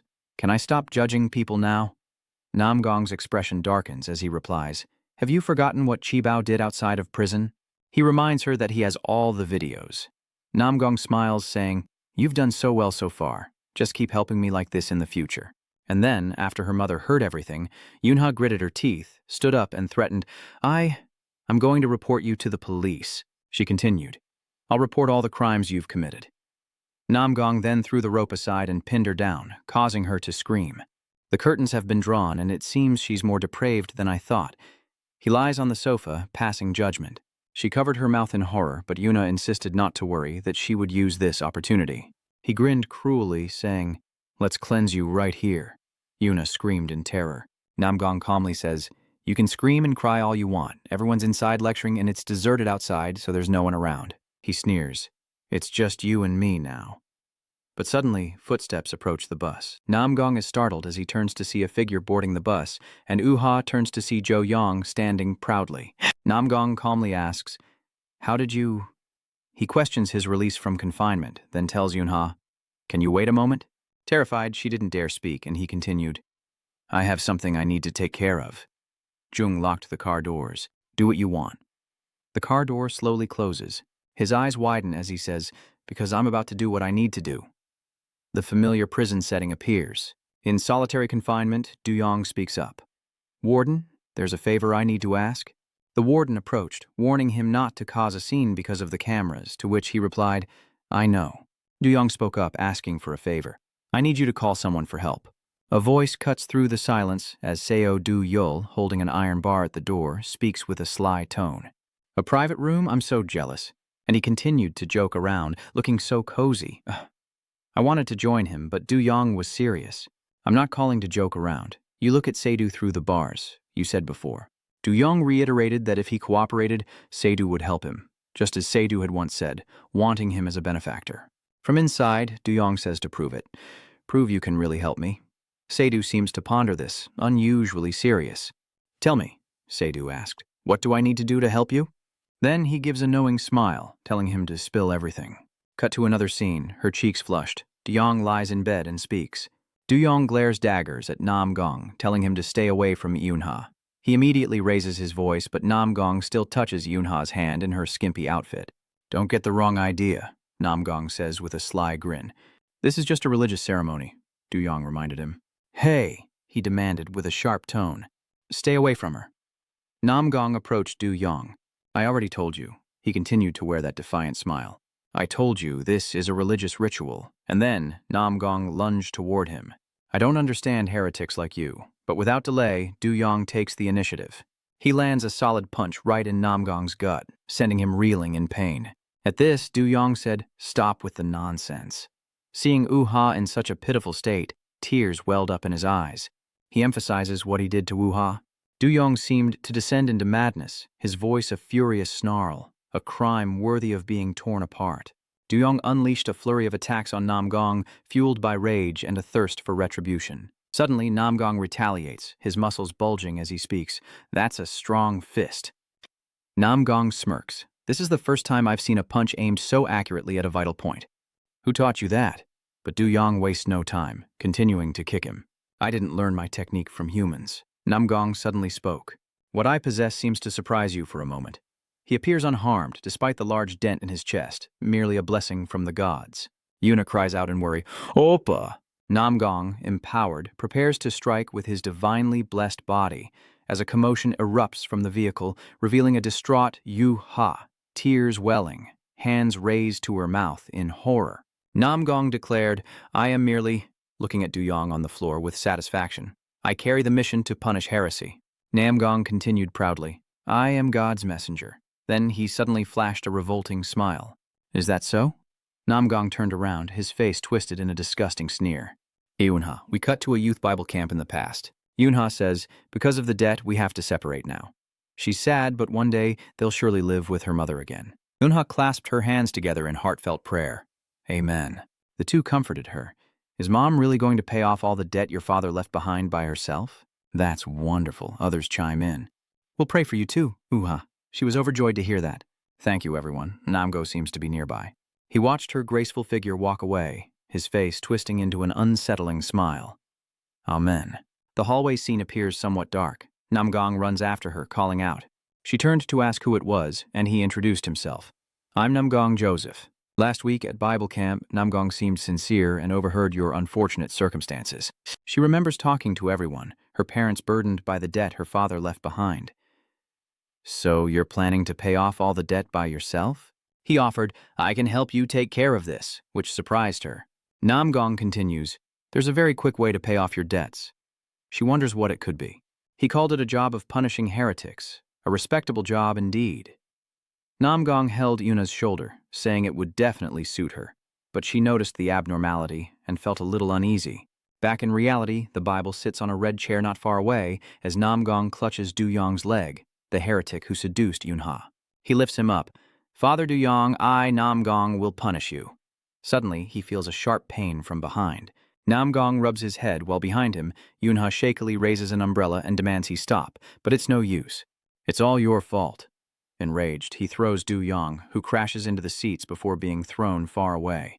Duyong's head slams into the bus window, cracking it as Namgong growls, Duyong's father! Yunha is extremely worried and panicked. Oh, he says he's completely... Namgong, out of patience, slapped her to the ground, a sinister smile creeping across his face, but not to worry. Namgong slowly approaches. Oh, I'll purify you right now. But suddenly, a sharp pain shoots through his body. Namgong clutches his chest in pain. What's happening to his body? He can't move. Then he suddenly coughed up blood, splattering the carriage floor. Namgong is shocked. What is happening?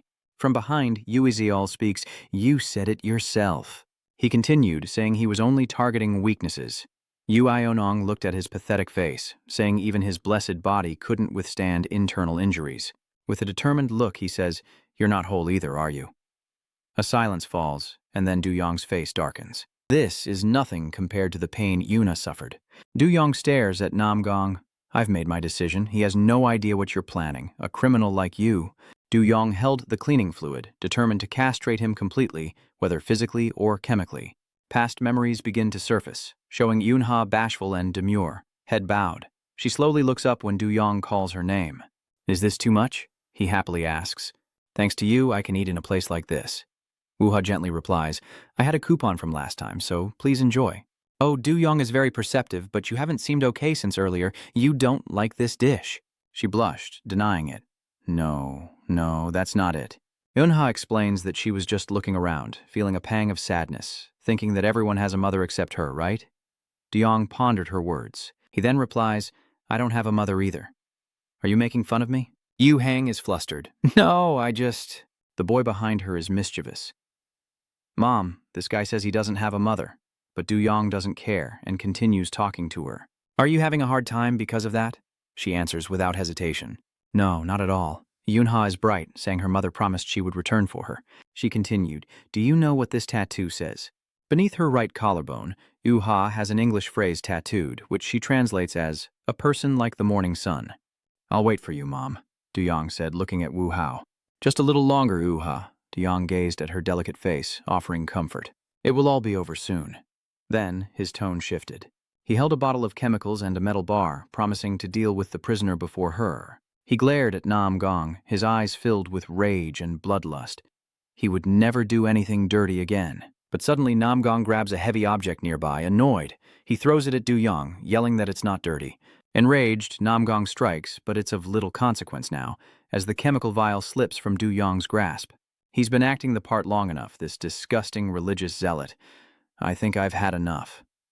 Suddenly, an excruciating pain shot through Namgong's body, and he collapsed to one knee, screaming. Damn, that one hurt. Seeing Namgong grit his teeth in pain, Du Yong says, "Don't you get it?"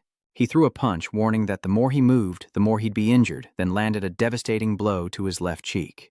Namgong, his mouth already full of blood, forced out, "But my attack should have critically wounded you, even more so." He looked at him provocatively. "Try me and find out." They traded blow after brutal blow, one attacking, the other defending, in a seemingly endless exchange. Namgong's face twisted with rage, then paled. This wasn't good. His body couldn't take it. Eon Ha, watching from a distance, sees a lifeline. He'll use the girl as bait. Du Yong scoffs, "Blessed body, you say? All you do is..." Enraged, he unleashes a powerful blow. This hostage situation? Really? Du Yong kicks him again while he's down, saying he's been out of practice fighting someone at Namgong's level. Du Yong scoffs, comparing Namgong to his father, then asks what a shrimp like him could possibly do. Namgong trembles in pain, but suddenly bursts into laughter. Namgong continued, "I still have videos of all the crimes I committed with that girl." He threatened, "Should I send them to her mother?" This horrifies and terrifies Eunha. Namgong rambles on about when she finds out her daughter was extorting people by threatening them. He laughed maniacally. I really want to see the look on her face. Du Yong opened his mouth to speak, glaring at him. "Go ahead," Du Yong recounts the details. 5 counts of violent rape, 9 counts of attempted violent rape, and 4 counts of sexual assault. He stated calmly, "The crimes you've committed have never been revealed," Du Yong threatens back. "I'm going to expose everything." Namgong trembled with fear upon hearing that. "How do you know? And an electroshock weapon. Who are you trying to threaten?" Du Yong then pointed it directly at Namgong, saying he better prepare himself. Sweat beads on his face, an electric gun. "What are you doing?" "Wait, what are you going to do?" Du Yong says nothing, pressing the stun gun against him, causing Namgong excruciating pain. "I told you so," he says, his eyes growing cold and hard. "I'll make sure you can never do anything dirty again," he mused. "It was a good idea to bring it along just in case," Du Yong added. "I speak from experience. Because it hit that spot, you'll never be able to use it for the rest of your life." Namgong was in too much pain to speak. What kind of castration would Mei call this? Yunha then spoke up, "Oppa Yang." She rushes to his side, worried. "Are you okay?" With tears welling in her eyes, Yunha apologizes, saying it's her fault he's been hurt. Du Yong gently places his hand on her shoulder, telling her now is not the time to worry about him. He questions why she didn't tell him about the threat sooner. Unable to answer, she nervously plays with her hair and sighs in helplessness. She wondered, "Appa, how did you know?" Yuna asked him about her habits. Du Yong recalls the past, saying, "You always touch your hair when you're hiding something. I should have noticed sooner." "Sorry." Du Yong suddenly noticed and reached for her face. "Wait, come here, you're hurt." Eunha blushed. "It's just a scratch." She smiles softly. "It's nothing." Du Yong looks at her with tenderness. Du Yong gently chides her, unable to believe she defeated such a large man with just an oar. "From now on, don't ever do anything so dangerous again. Do you understand?" He looked at her with warmth. With complex emotions, Eunha looks at him feeling incredibly happy, as if time itself has frozen. She happily smiles and replies, "Yes." But suddenly, the two are taken by surprise as a male voice rings out. "Hey, lovebirds, Du's been in the driver's seat this whole time. You two look good together. Why are you tilting your head back? You're making me feel so single." Du Yong speaks up. "What? What is this?" The uncle suddenly questions why he started the car. Du is very calm. "What's the gas? What's the brake?" Suddenly he yells and floors it. "Let's go." Du drives the car fast, causing Du Yong and Ha to lean forward from the momentum. "This is for all the single people in the world like me." He laughs maniacally. "All you couples." The car speeds up, along with Du's loud screams. "Go to hell, all of you." From the corner of the hallway, an unfamiliar voice echoed. "There are countless ways gangsters dispose of bodies. Buried in concrete, sunk at sea, incinerated." A tattooed man sits tied to a chair. Chang smirks. All these methods focus on erasing traces. He stood at the door, eyes sharp. "But we don't need to do that. The Cheonryong way is to keep the bodies fresh for reuse when needed." In the mirror, the man writhes, not understanding what he's about to do. "Kang Chan, any last words?" He looked up, teeth grinding. "Did Gang Rong tell you to do this?" His face contorted with rage, eyes wide. "Are you celestial dragons willing to destroy allied organizations just to keep all the power for yourselves?" Do you think you can last long? His subordinate said, grabbing him. If he doesn't stop now, you'll all meet a tragic end soon enough. Kang Tran roared, "Witness my end for yourselves in hell."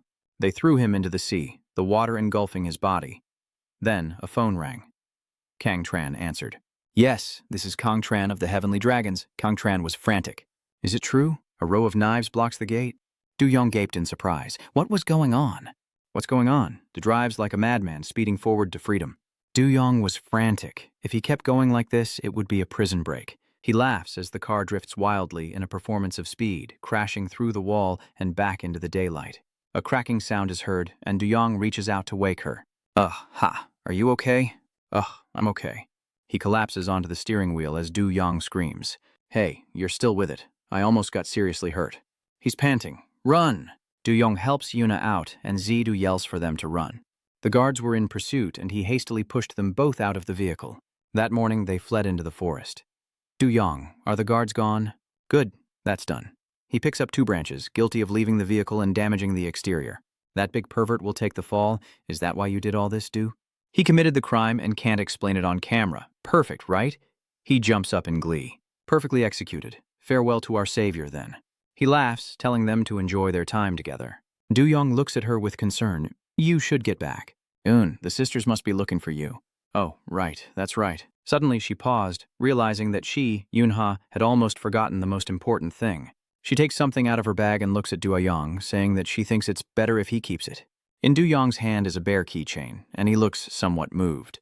This is a memory of them happily going to the claw machine store. Right, no, left. To the left. Yuna looks on with admiration. Gon got 3 of them, and Du Yonggon said he couldn't do it. Jaeon shows off her skills, and Yunha cheers her on enthusiastically. You should try too. Damn it, Du Yong, this is harder than it looks.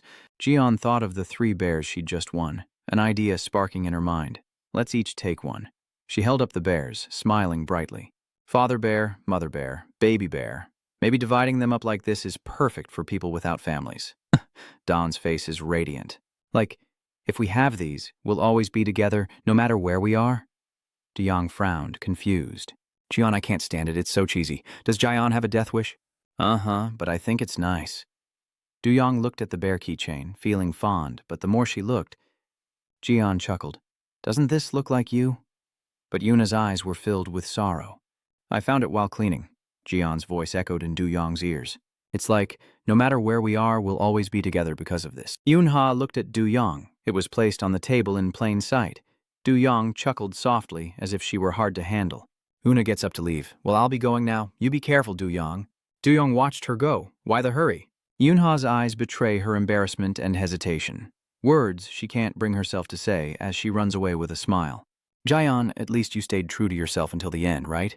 Next time, it's okay to say you like him. Seo is waiting for Yoon. Where have you been? Sorry. Screams echo from the prison. Did you hear that? Did you hear that? He clung to the prison bars and screamed. The pervert with the pig tattoo got his bits cut off. He wonders how the man around him got electrocuted. Electrocution with 1 million volts? De Jong pondered. Wait a minute, why are you here? Are you jealous that I have my own cell? Just causing a little trouble. De Jong, next question. He's getting interrogated like this.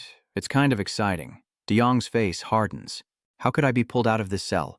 There's a camera in the corner of the room. He clearly remembers the warden saying this place was under surveillance, recalling Du Yong's conversation with the fat man.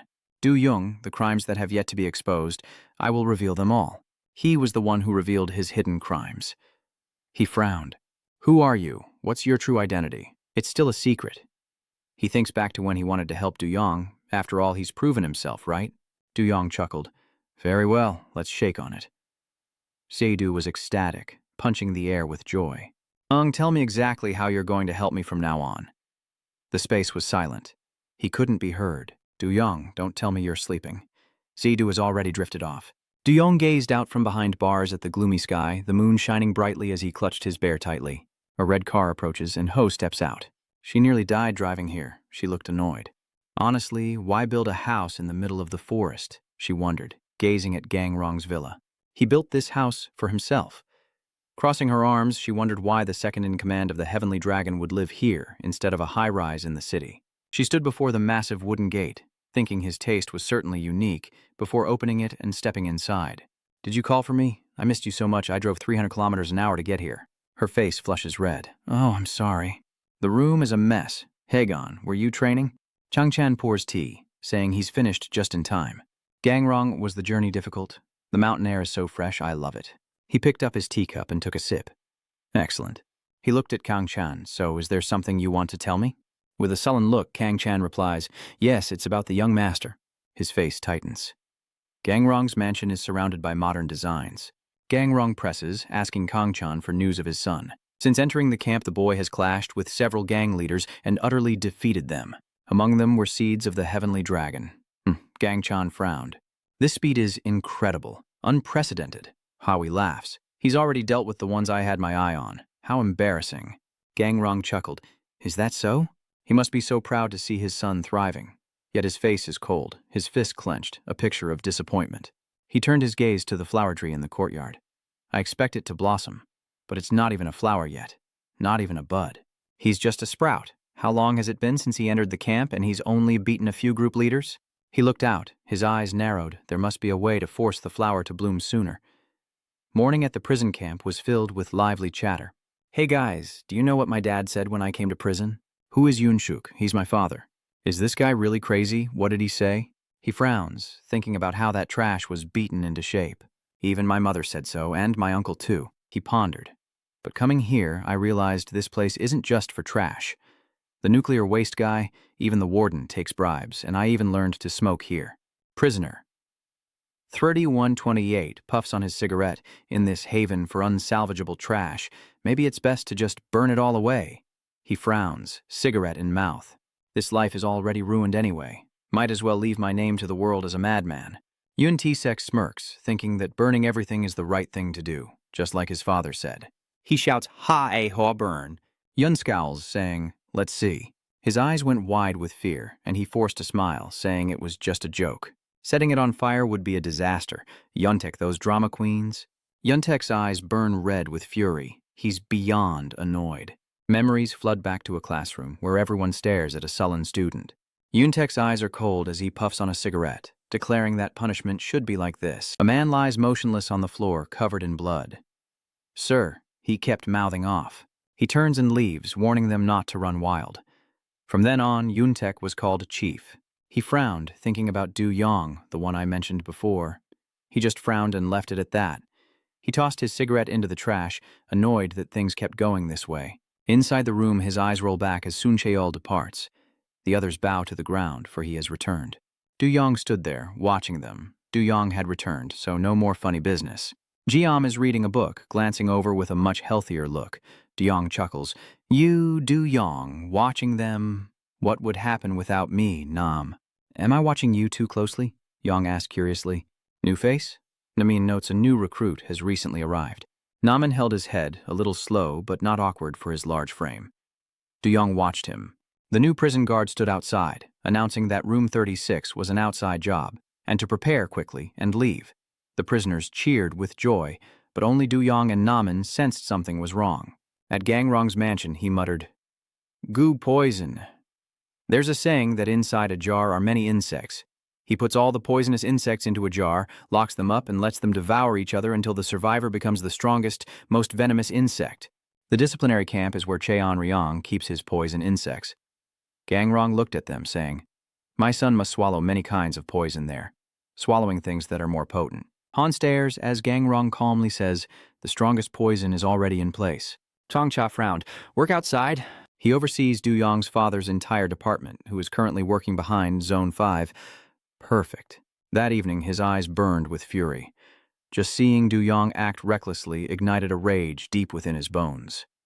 He clenched his intertwined hands, now at his breaking point. He frowned. So what if he's a section chief?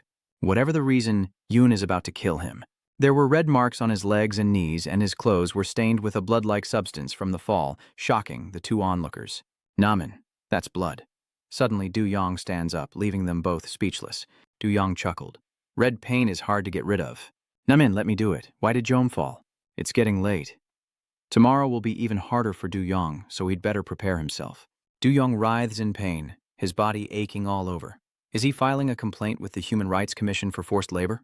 Could they have succeeded? There are red traces ahead. They must have resurrected someone. Namin, what is this? Why is San here? Du-yong, wait, that's not Sun. Nam suddenly panics upon seeing the number 8356. Is this the chief of Section 37? His body lay sprawled on the ground, riddled with wounds, his face a bloody mess. Gang Rong said coldly, "You son of a bitch." He stood by the tree, gazing at the night sky, counting down the days until his child fully bloomed. He frowned as he looked up at the flowering branch. "But be careful. Don't let it be cut off before the flower blooms." He muttered, "Poison is poison." He smirked. "A new face has been planted by your father. In cell 36, there's a taciturn man with long hair." Namin glanced at him. "A new recruit came in recently," Gang Rian growled. "Struggle all you want, my dear son." He moved to stand behind Yang. Inside cell 36, the prisoners exchanged whispers. "This room sure sees a lot of turnover, huh?" The door opens and a young man enters, the number 7583 emblazoned on his chest. "Warden, you've got a new member." They looked at him with surprise. "Namin? A new guy?" This huge guy shows up just as Du-yong enters solitary confinement. He looks pretty intimidating. The other prisoners eyed him suspiciously. Was he some kind of errand boy? Namin approaches, asking what crime brought him here, aggravated assault or murder. Everyone in the cell stared intently at him. He didn't speak but only chuckled, making a strange sound. "Chirp!" Everyone was stunned. He didn't respond, only the chirping of birds could be heard. "Namin, what the heck is up with him? You said he was scary." From behind him, a bird flew out, and they exclaimed in confusion that it was a sparrow. Everyone around was stunned in surprise. "Namin girl, what is it? Why is there a bird here?" He says he found it on the way here, but Jum questions why he brought it inside. He scratched his head, his eyes downcast as the sparrow perched on his hand, looking as if it had been abandoned by its mother. "I felt sorry for it. This isn't a nest." The sparrow suddenly takes flight, and he points at it in alarm. "It's flying away." He rushes to catch it. At that moment, they were happy again. What is Namin? He's even more foolish than I thought. Thank goodness he's an idiot. He stands silently in the corner, making everything around him heavy. Jiam doesn't understand what's happening to him, as a photo of John and Du sits in the bottom drawer. The photo showed them laughing together happily as he glanced at his icy expression. Gangrong smiles, eagerly awaiting the day the flower blooms brilliantly. He stares intently at the flower, his eyes truly terrifying. "Be careful." Namin's eyes widened in fear. "Isn't that the head of Section 37? His body is covered in oozing bruises." Du-yong frowned, recalling his father's warning. "Don't let anything hurt you before you bloom." With a cold face, he stood behind him, observing. In the prison bathroom, inmates were changing clothes and gossiping. What's wrong with him? Didn't Du-yong just get back from solitary? The chief of Section 37 found him unconscious and took him to the hospital, but apparently he had 23 broken bones. Nam frowned, wondering how long he'd be hospitalized. He doesn't have security cameras, so he doesn't know who did it. Jom frowned, wondering who would dare do such a thing. As always, he remained silent. Guillaume stared at him, muttering, "Oh, what a fool." Gio recalls that while everyone was painting the wall, he didn't see him anywhere. But as he turned, Joe noticed something stuck to his shoe and was shocked to realize it wasn't paint. Gio notices the man's back is covered in wounds, likely from the battle. DeYong pats his shoulder, asking, "What are you still doing here?" "Jum, I was just thinking." Jum frowns. "There's something I need to tell you." Suddenly, Naaman screamed, "What?" The new recruit, Naaman, stares at him, noticing the bruises covering his body. "Which gang were you in? What did you do before coming here?" He scratched his head sheepishly, explaining that his father was responsible for the bruises. Du-yong stared at him, frowning as he recalled a PE class from the past. In his class, he had to borrow a gym uniform. "I've grown so fast, none of my clothes fit anymore, and all eyes are on me." "What's with him? What's wrong with him?" Downstairs in the classroom, Du-yong is changing into his uniform. It's him, Du-yong. He's been famous around here for a while now. Du-yong's covered in bruises. He's being beaten by his gang member father. Is that true? Why doesn't he report it to the police? Du-yong sadly lowered his head as he heard the chatter. "Too scary. How could I dare?" Du-yong thought about his words as he rinsed himself off. How pitiful. The others in the bathhouse chuckled and jeered. "Wow, this guy's getting big. I think I've grown about a centimeter since coming here. Hurry, we have less than a minute." Jum turned to look at him when he heard his voice. "Anyone got a towel I can borrow?" Gum grumbled. "Perhaps I was mistaken." His back is covered in overlapping wounds. Du-yong looked at him, perhaps feeling a sense of empathy, seeing a reflection of his former self as he washed his hair. "Do you have shampoo?" He was surprised by the question. De-Yong hands him the shampoo and he chuckles. Is this pity? De-Yong glances at him. Do I look like someone who pities others? He paused for a moment, clearly flustered. De-Yong continued, especially since you and I both live such pathetic lives. De-Yong turned to leave as he finished speaking. In the locker room, De-Yong dries his hair with a towel as he approaches. I have a question. He looks around, asking where everyone else is. De-Yong replies that he told them to go on ahead. He lowered his head. Why? De-Yong's face darkens. Can't you see? The scars on his body and the scars on mine. De-Yong realized the scars on their bodies were identical. He was speechless with surprise as De-Yong lunged forward, grabbing his throat. He was grabbed by the neck, his teeth grinding together. De-Yong's eyes sharpened. This couldn't be a coincidence. It doesn't matter what I look like with these scars. De-Yong thought of his cruel father, all thanks to him. I didn't recognize you without your tattoos, De-Yong shouted, his eyes filled with resentment. Gang Rong sent you, didn't he? His face turned sullen. De-Yong tightens his grip around the man's neck. You're not going to talk? Fine. Be stubborn. De-Yong glared at him. You'll talk soon enough. That evening at the Gang Rong villa, in a certain room, Han approaches with a cheerful face. I've brought them, sir. The young men lined up were far more attractive than she expected. So these promising talents are free for him to use as he pleases, without anyone in the Heavenly Dragon Society knowing? They lowered their heads, faces sullen, as he sat there with a dignified air. So they've arrived? He scanned them with disdain. Nothing but trash, unable to kill a soul. He needed hunting dogs capable of tearing prey apart, leaving only the big one. He turned to look at him. The rest were disposable. He turned and left. Huo was stunned. Is this really happening? I went through so much trouble to find them. Suddenly, he heard a piercing scream. He scoffs as the boy pounces, sinking his teeth into his neck. He collapsed to the floor in pain. Get away from me, you lunatic. His eyes were cold and his face was filled with excitement.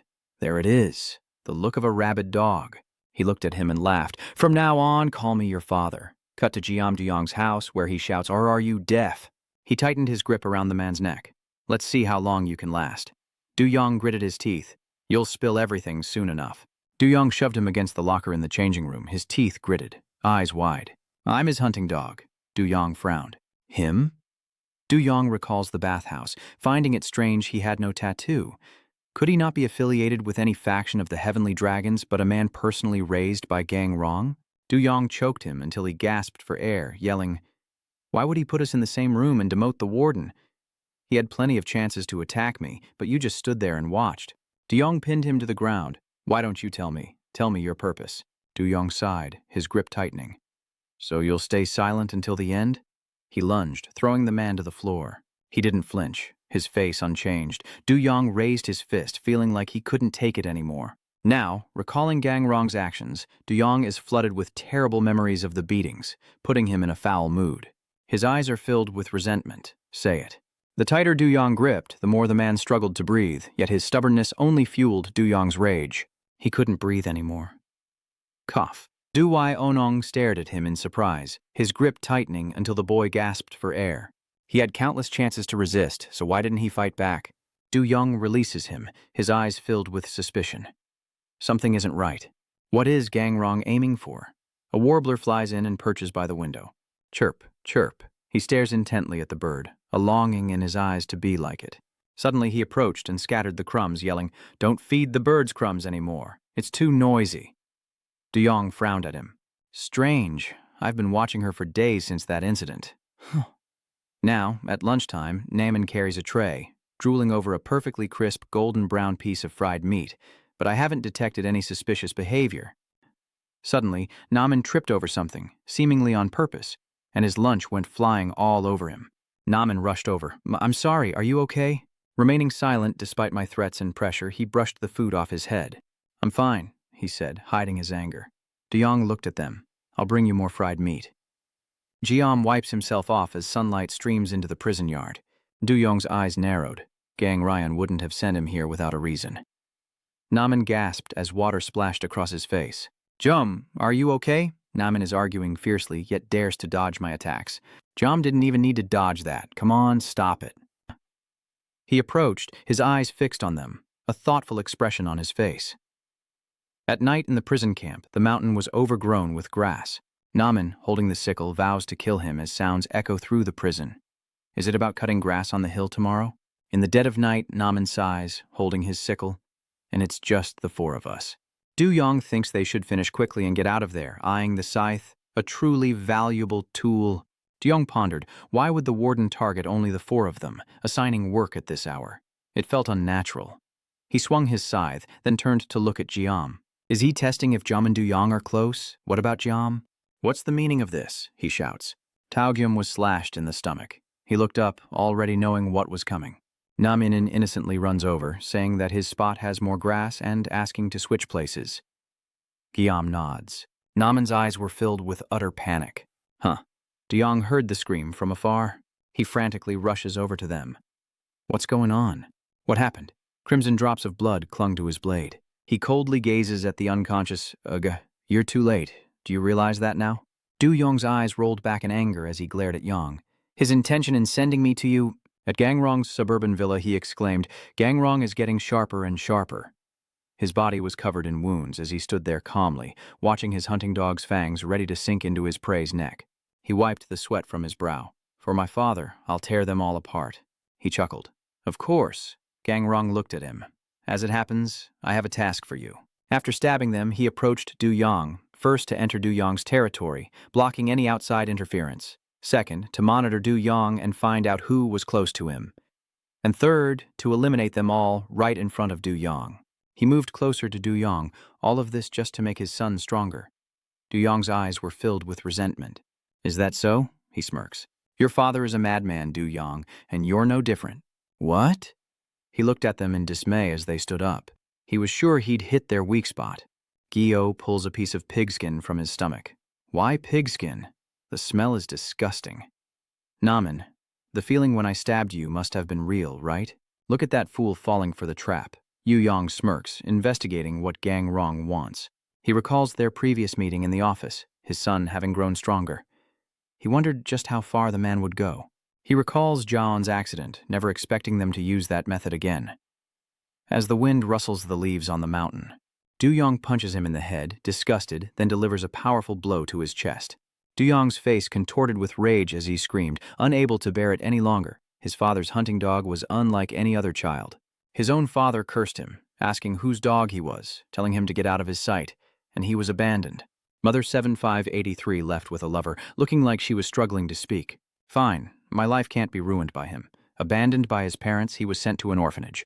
But a child who's always sullen like you will eventually affect the other children. Causing trouble for the orphanage would be problematic. And I was abandoned, to the point that 7583 was mocked by the traffickers, calling him a pathetic orphan.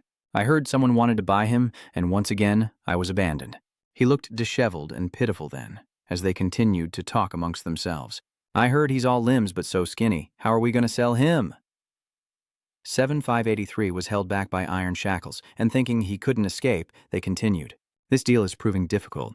Maybe we should sell him to someone else. Suddenly, a loud noise catches their attention, and they turn around. What was that? And then, in a final act of desperation, 7583 miraculously broke free, sending the others into a frenzy. I've made my decision. With his wounded feet, he walks slowly with hope, wishing only to find someone who won't abandon him. Gazing at the vast city at night, 7583 was certain that I would do anything for them. Back in reality, Yu Huang's voice rose. The story of that kid, homeless and without family, wandering like a stray dog. A gentle breeze rustles her hair. Yu Ho proudly continued, I chose him as a gift for the boss. Dukang Changchan beside him commented that such blind loyalty stemmed from a desire not to be discarded. Hearing that, she chuckled with amusement, and before the car sped off, Yu Ho revealed that they shared the same mother. On the other side, 7583 and Chao Yang stood facing each other, sharing only one thing in common. They were both sons of Gangrong. Under the dark night, Chao Yang lamented that he couldn't believe he would use that method again. He rushed towards 7583, his face turning cold as he exclaimed how disgusting it all was.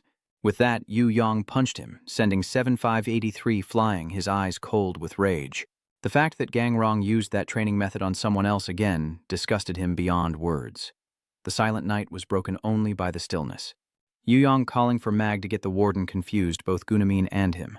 Why call the warden? Shouldn't we just take care of him? It seems Yu Yang realizes that everything is a play orchestrated by Father Gangrong and the camp director, and under the cover of night, he asserts that they will surely try to cover it all up. One person questioned, "Everything?" Losing patience, Cha Yu-yong repeated his earlier statement. "Go get the warden." He turned to 7853, who was getting up, and said, "Bring men and someone to carry the body down the mountain," shifting the scene to a highway in the mountains. In the striking red car, Hegon's voice rings out, "Which bird does a manager like him think will win?" Hearing that, Du Sangtran honestly commented that the only thing the young master and that kid had in common was that they were both personally taught by the boss. Back with Yu Yong's father, the two engage in a brutal exchange, but each blow is perfectly mirrored. That punch sent both Yu Yong's father and 7853 staggering back, but they quickly regained their footing and charged again. Even his kick was blocked by an identical move. The next punch to the jaw was the same, both sides bleeding equally. Not stopping there, they continued to kick each other in the side, the force so strong you could hear the wind. Perhaps that's why Yu Yong's father was losing steam and falling back, as he casually wiped the blood from his mouth. Interestingly, both Yu Yong's father and 7853 mirrored each other, showing fatigue and wiping blood from their mouths. Then they charged with fists raised, their power undeterred by the wind. Du Kong-chan lights his cigarette, as if expecting their fighting styles to be similar since they had the same teacher. On that road, Yu Huan's red car wasn't alone. Another red car was right beside him, following the same route. As if implying Yu Yong and 7853 are the same, perhaps these two opponents are in for a surprise. A cigarette is slowly brought to the bright flame. As Du Kong-chan reached for another cigarette, Yu Huan interrupted, asking who would win, causing him to pause and consider. Meanwhile, the two continued their fierce battle, 7853 finally realizing their every move is identical.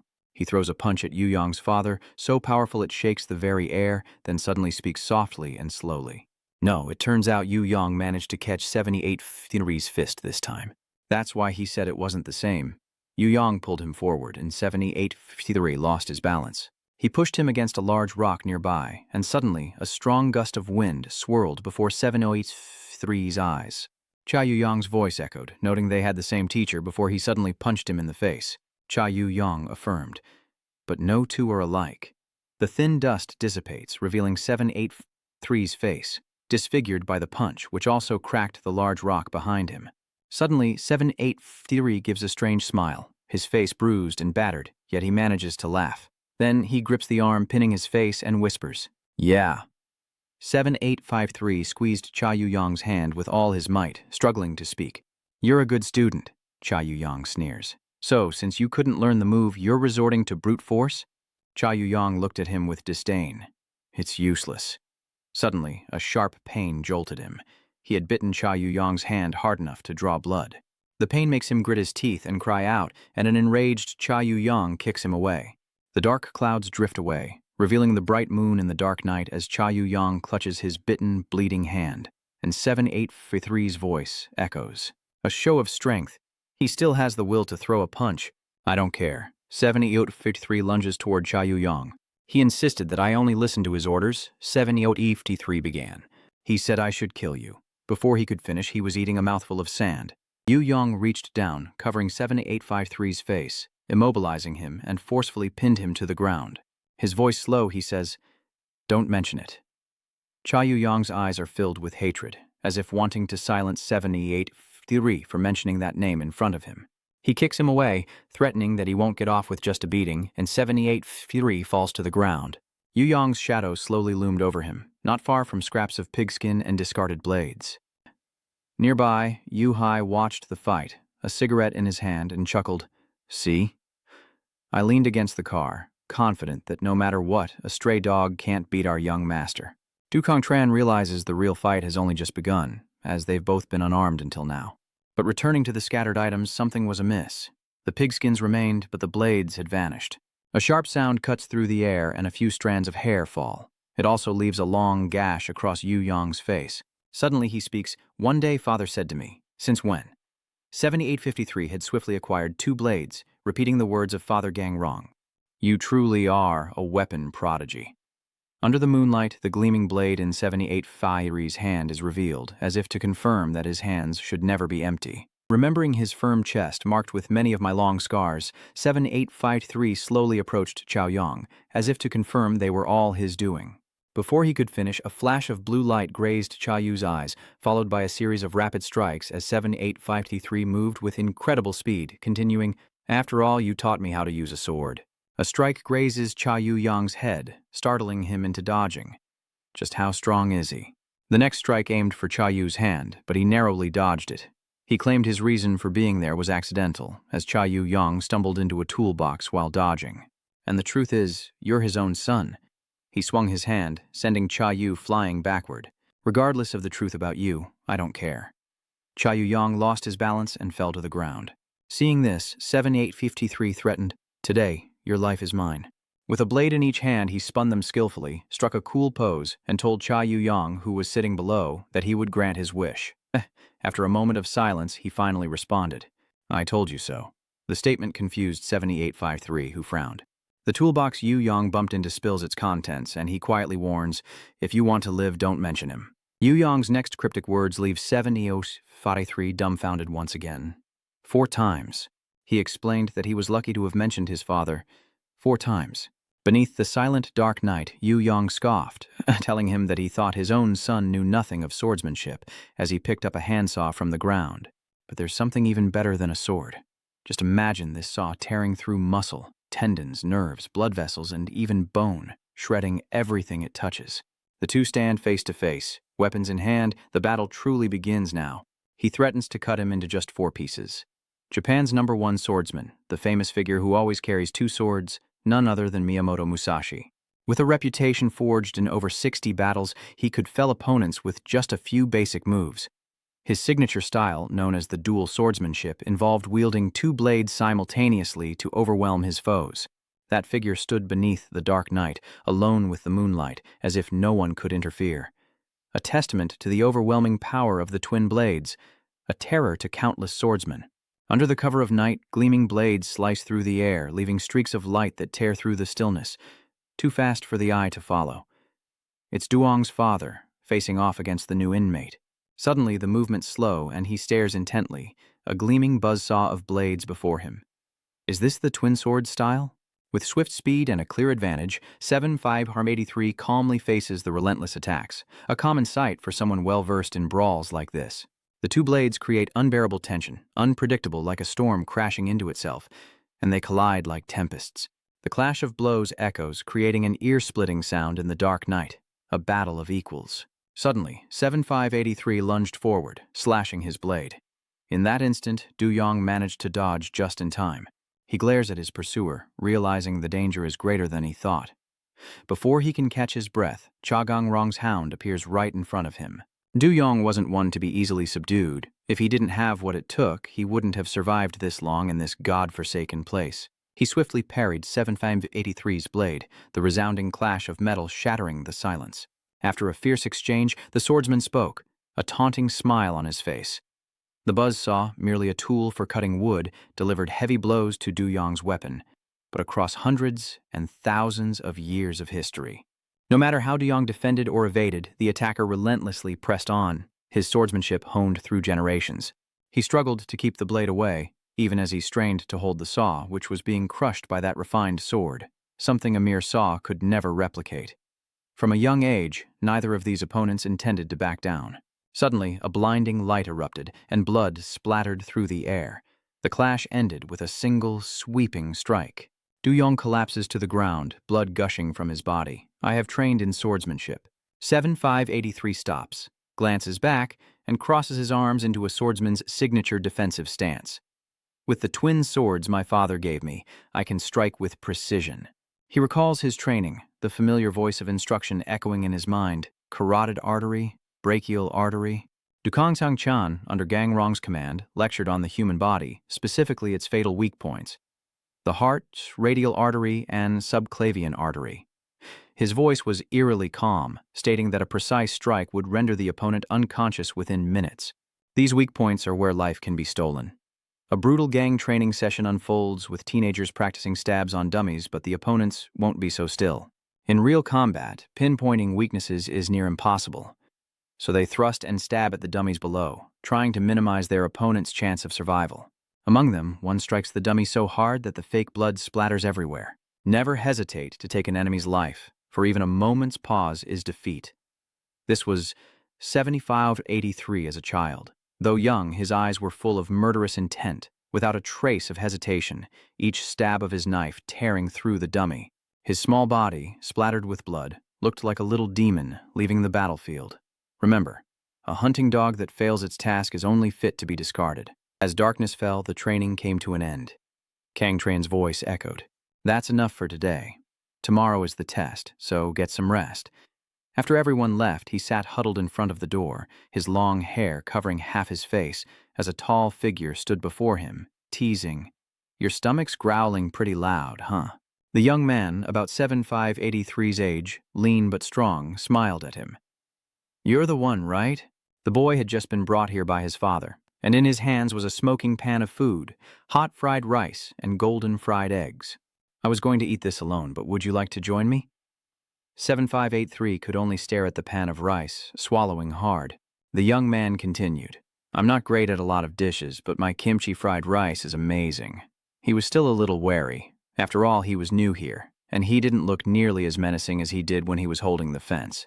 Even so, he took the pan and devoured the rice as the man smiled and offered 2 more spoons. "What's this? Were you really hungry?" 7583 looked genuinely happy as he devoured the fried rice. This friendly senior was the first to speak to him in this place, surrounded by death, since he had no family and came here, right? "Call me bro from now on. I'll work as much as you need." But that tender moment wouldn't last, as the one he treated so well would betray him. Blood splatters his body, eyes wide, lips parted as if to speak, but no words come. It was him, the new guy. His eyes, now devoid of innocence, reflect a killer's gaze as the knife repeatedly plunges into his superior's body. Amidst the stunned silence, he strikes without hesitation, as a cold, deep voice echoes from afar. He scoffs, looking at Gang Rong.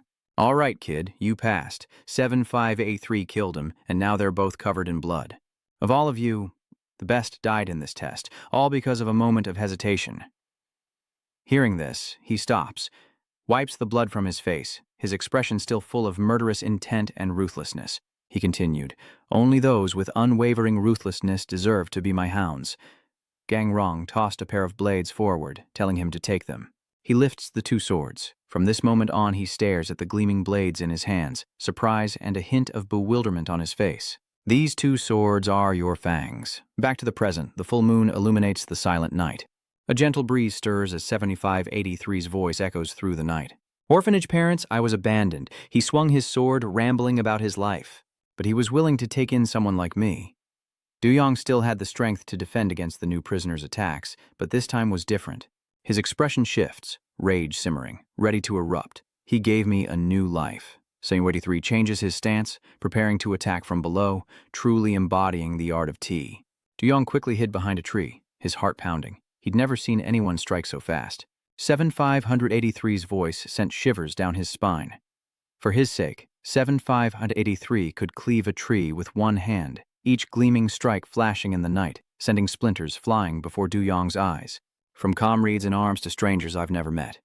7583's movements are terrifyingly agile, and now he stands before the warden of cell block 65.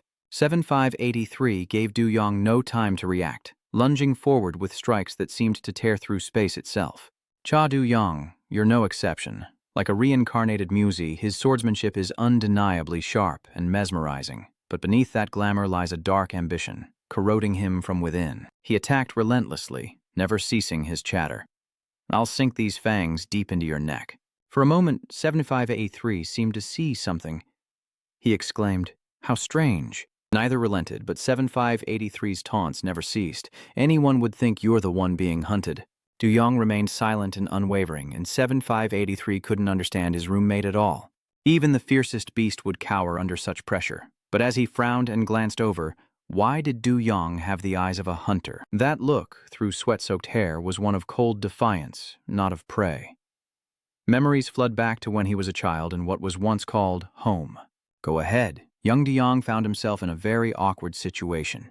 He tremblingly points the small knife at his father's chest, daring to kill him. Gang Rong only needs to order once. He looked so small before his father's imposing figure. His father was training him like a blade, teaching him survival, not love. Even if you swing your sword dozens, hundreds of times, if you can't hit the weak point, all efforts are meaningless. These childhood memories are etched in Duong's mind of his cruel father and his twisted teachings. Son, if you ever face a swordsman, don't obsess over the number of attacks. You were just a child then, only able to fear the pressure he put on you.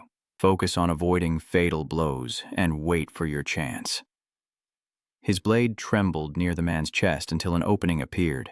The boy, frozen in place, now has a different look in his eyes, but his mind is fighting an intense battle. Drive the blade in. The pressure from the infamous boss's servant is terrifying, even to his own son.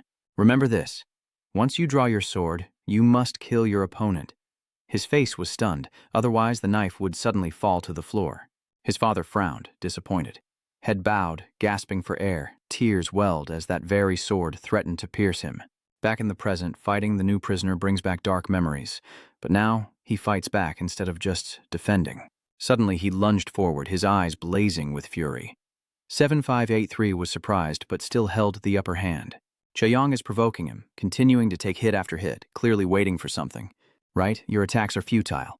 Like a lightning bolt in the dark, he faces Chagang Ryong's son for what will end it all here. Suddenly, Du Yong's voice dropped, a pronouncement, "Found it." 7583 is caught off guard, his weakness exposed. A single strike cleaves through him, blood painting the reeds crimson. Du Yong smirked, glancing at the figure. "I've been waiting for this moment." The moment you made your decisive move, the space fell silent. Only the sound of dripping blood remains. The saw is embedded in the tree as you said, though it's a bit unwieldy. 7583 is fading fast. His current state is utterly miserable, covered in wounds, the most severe being the severed left arm near his heart. 70199 stood tall before his defeated foe. 7583's words replaying the trauma of his childhood home, the echoes of his tormentor still ringing in his ears. Remember this: if you pick up a blade, you must kill your opponent. 7583 remained motionless. However, the saw wasn't without its advantages. He dragged the saw across the tree trunk, intimidating the boy. The rough saw blade, the pain of it digging into flesh. He braced his foot against the tree, the pain of forcing it through bone, the pain of bone grinding away. Du Yong's voice echoed as blood vessels and nerves intertwined, creating unbearable pain, his eyes shining brighter than any blade. A roar echoes, as if to end this, to end the torment of the past that still haunts the present.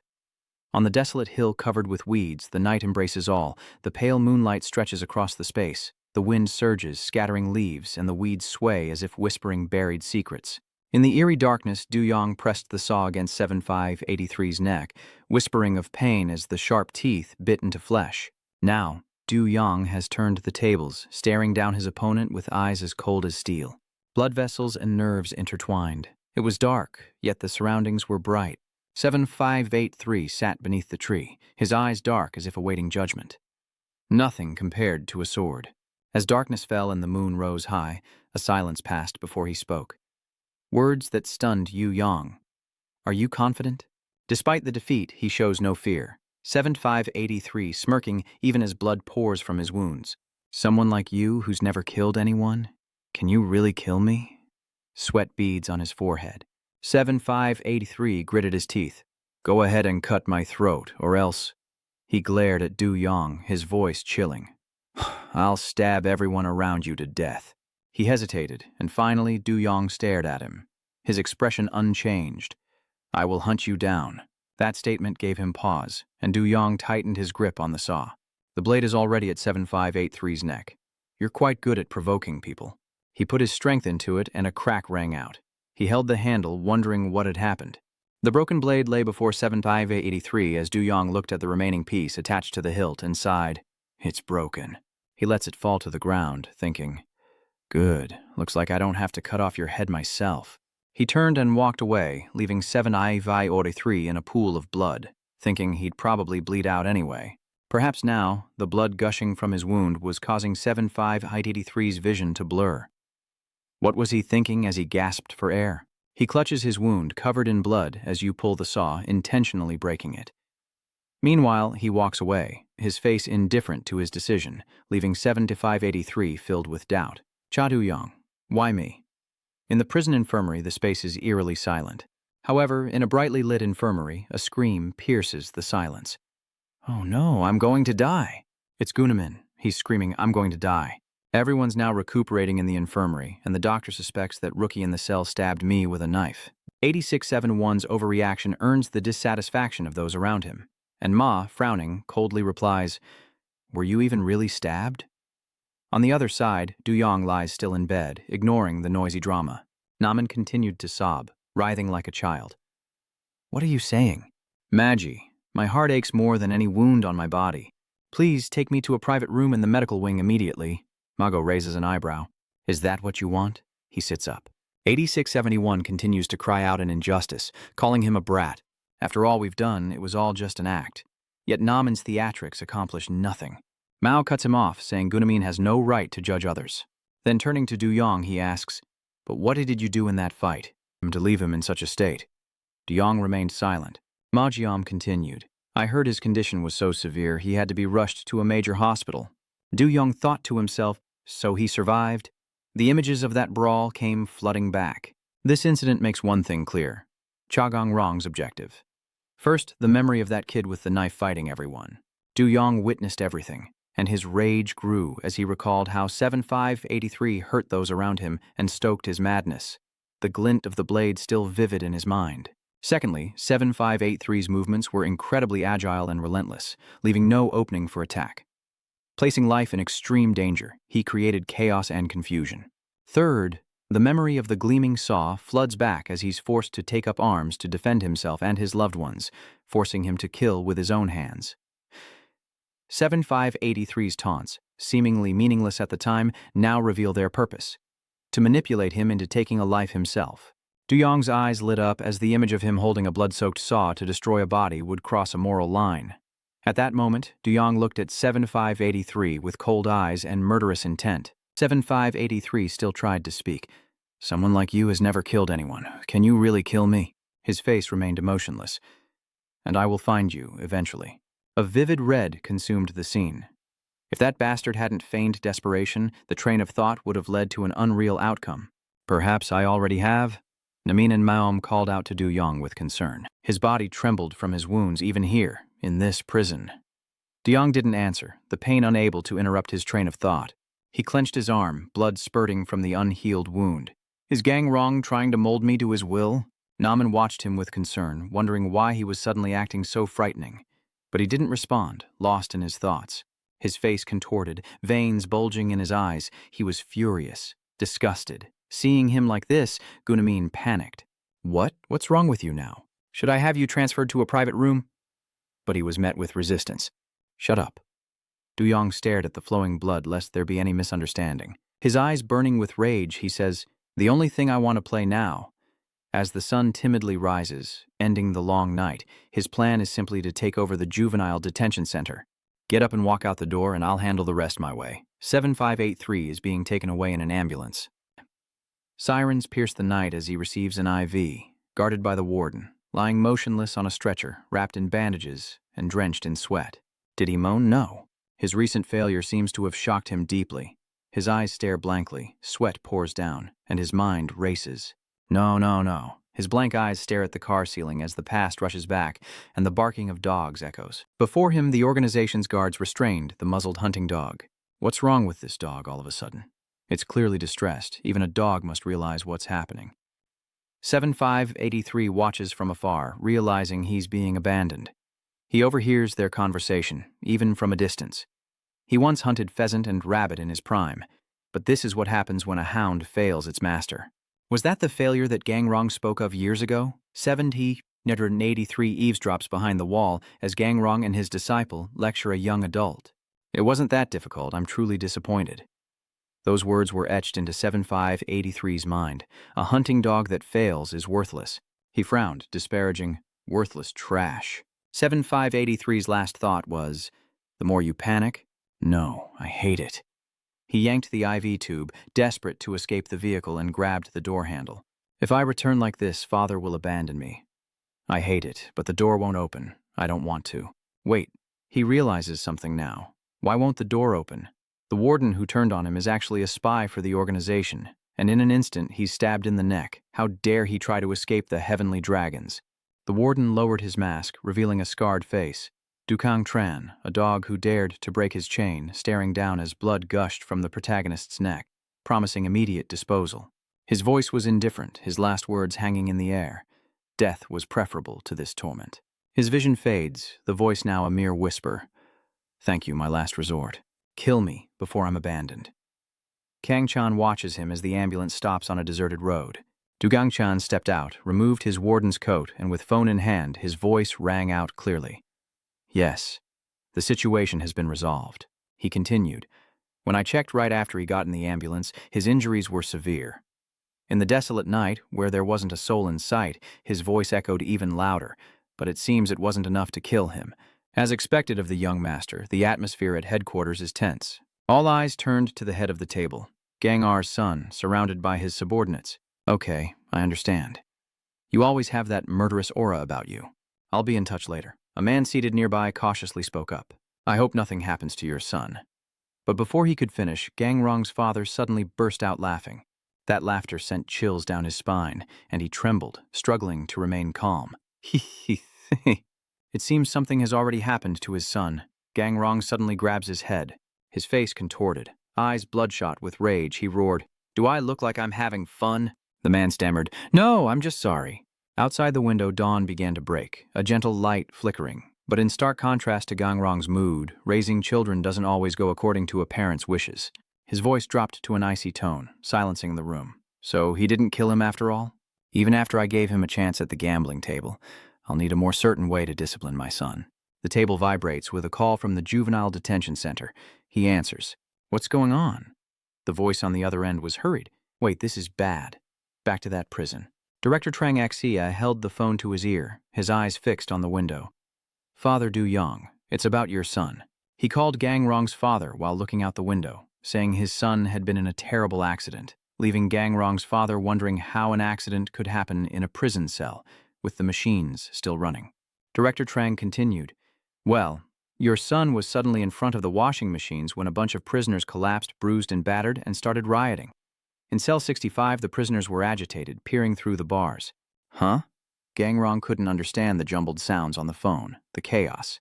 Speak plainly, he said, flustered. This time, Cha Duong is outside, and he's standing among the prison's most dangerous inmates. The worst offenders, the troublemakers, your son is in real danger. No, you're surrounded, your body tense, knuckles cracking, ready for a life-or-death battle. He could die. A car is driving on a snowy road more than a decade ago in winter. For an arms deal with the Russian mafia, I went to the Siberian forest, beyond the reach of the authorities. Gang-Rong frowned, but upon arriving at the meeting point, he found many dead bodies scattered around. Mafia men lay scattered everywhere. He frowned, and it was there that I met him. A giant bear with long claws stood before him, and Gang-Rong faced his greatest fear. Gang-Rong stood frozen in fear before the pelt of a massive bear. If that's the case, then this Gang-Rong is from the beast I buried that day. Gang-Rong thinks back to his bare hands. Ju-Yong looked at him thoughtfully as he explained that the beast had killed countless mafia with its claws. But how could a human hunt it barehanded? Gang-Rong could, if you knew how. Du-Yong looked at him in surprise, while Gang-Rong stared back at Ju-Yong. You'll be a high schooler soon, right? He smirked. It's time I drilled that into your head. The only way to transcend human limits, transcendent intelligence. Du-Yong gazed out beyond the iron gate. My father was that man, even when I was safe. He wants his son to be strong in the way he desires. If his only son dies or is crippled, he'll be in big trouble. Du-Yong's eyes are resolute. He says he'd rather die than live, according to his father's will. His eyes widened. What the hell are you talking about? All eyes turned to Du-Yong. Where is the money you stole from the market? Du-Yong sits on the washing machine, head bowed. So I've created the situation he hates most. The son is in grave danger and something is spinning inside that washing machine.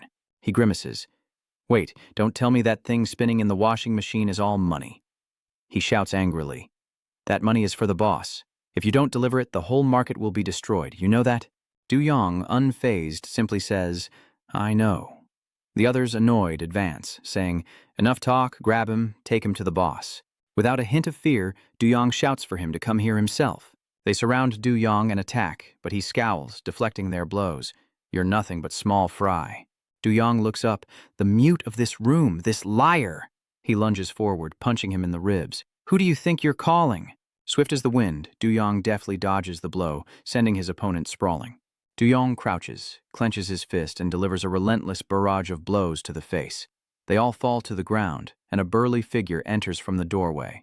The boss, radiating a different aura. He glanced at Du-Yong. Everyone, his lackeys are outside. Let's take him down. Blood splattered on the floor, but Du Yong's eyes remained cold and fearless. No matter how many of them there are, Du Yong beats them to a pulp, crawling and scrambling on the floor.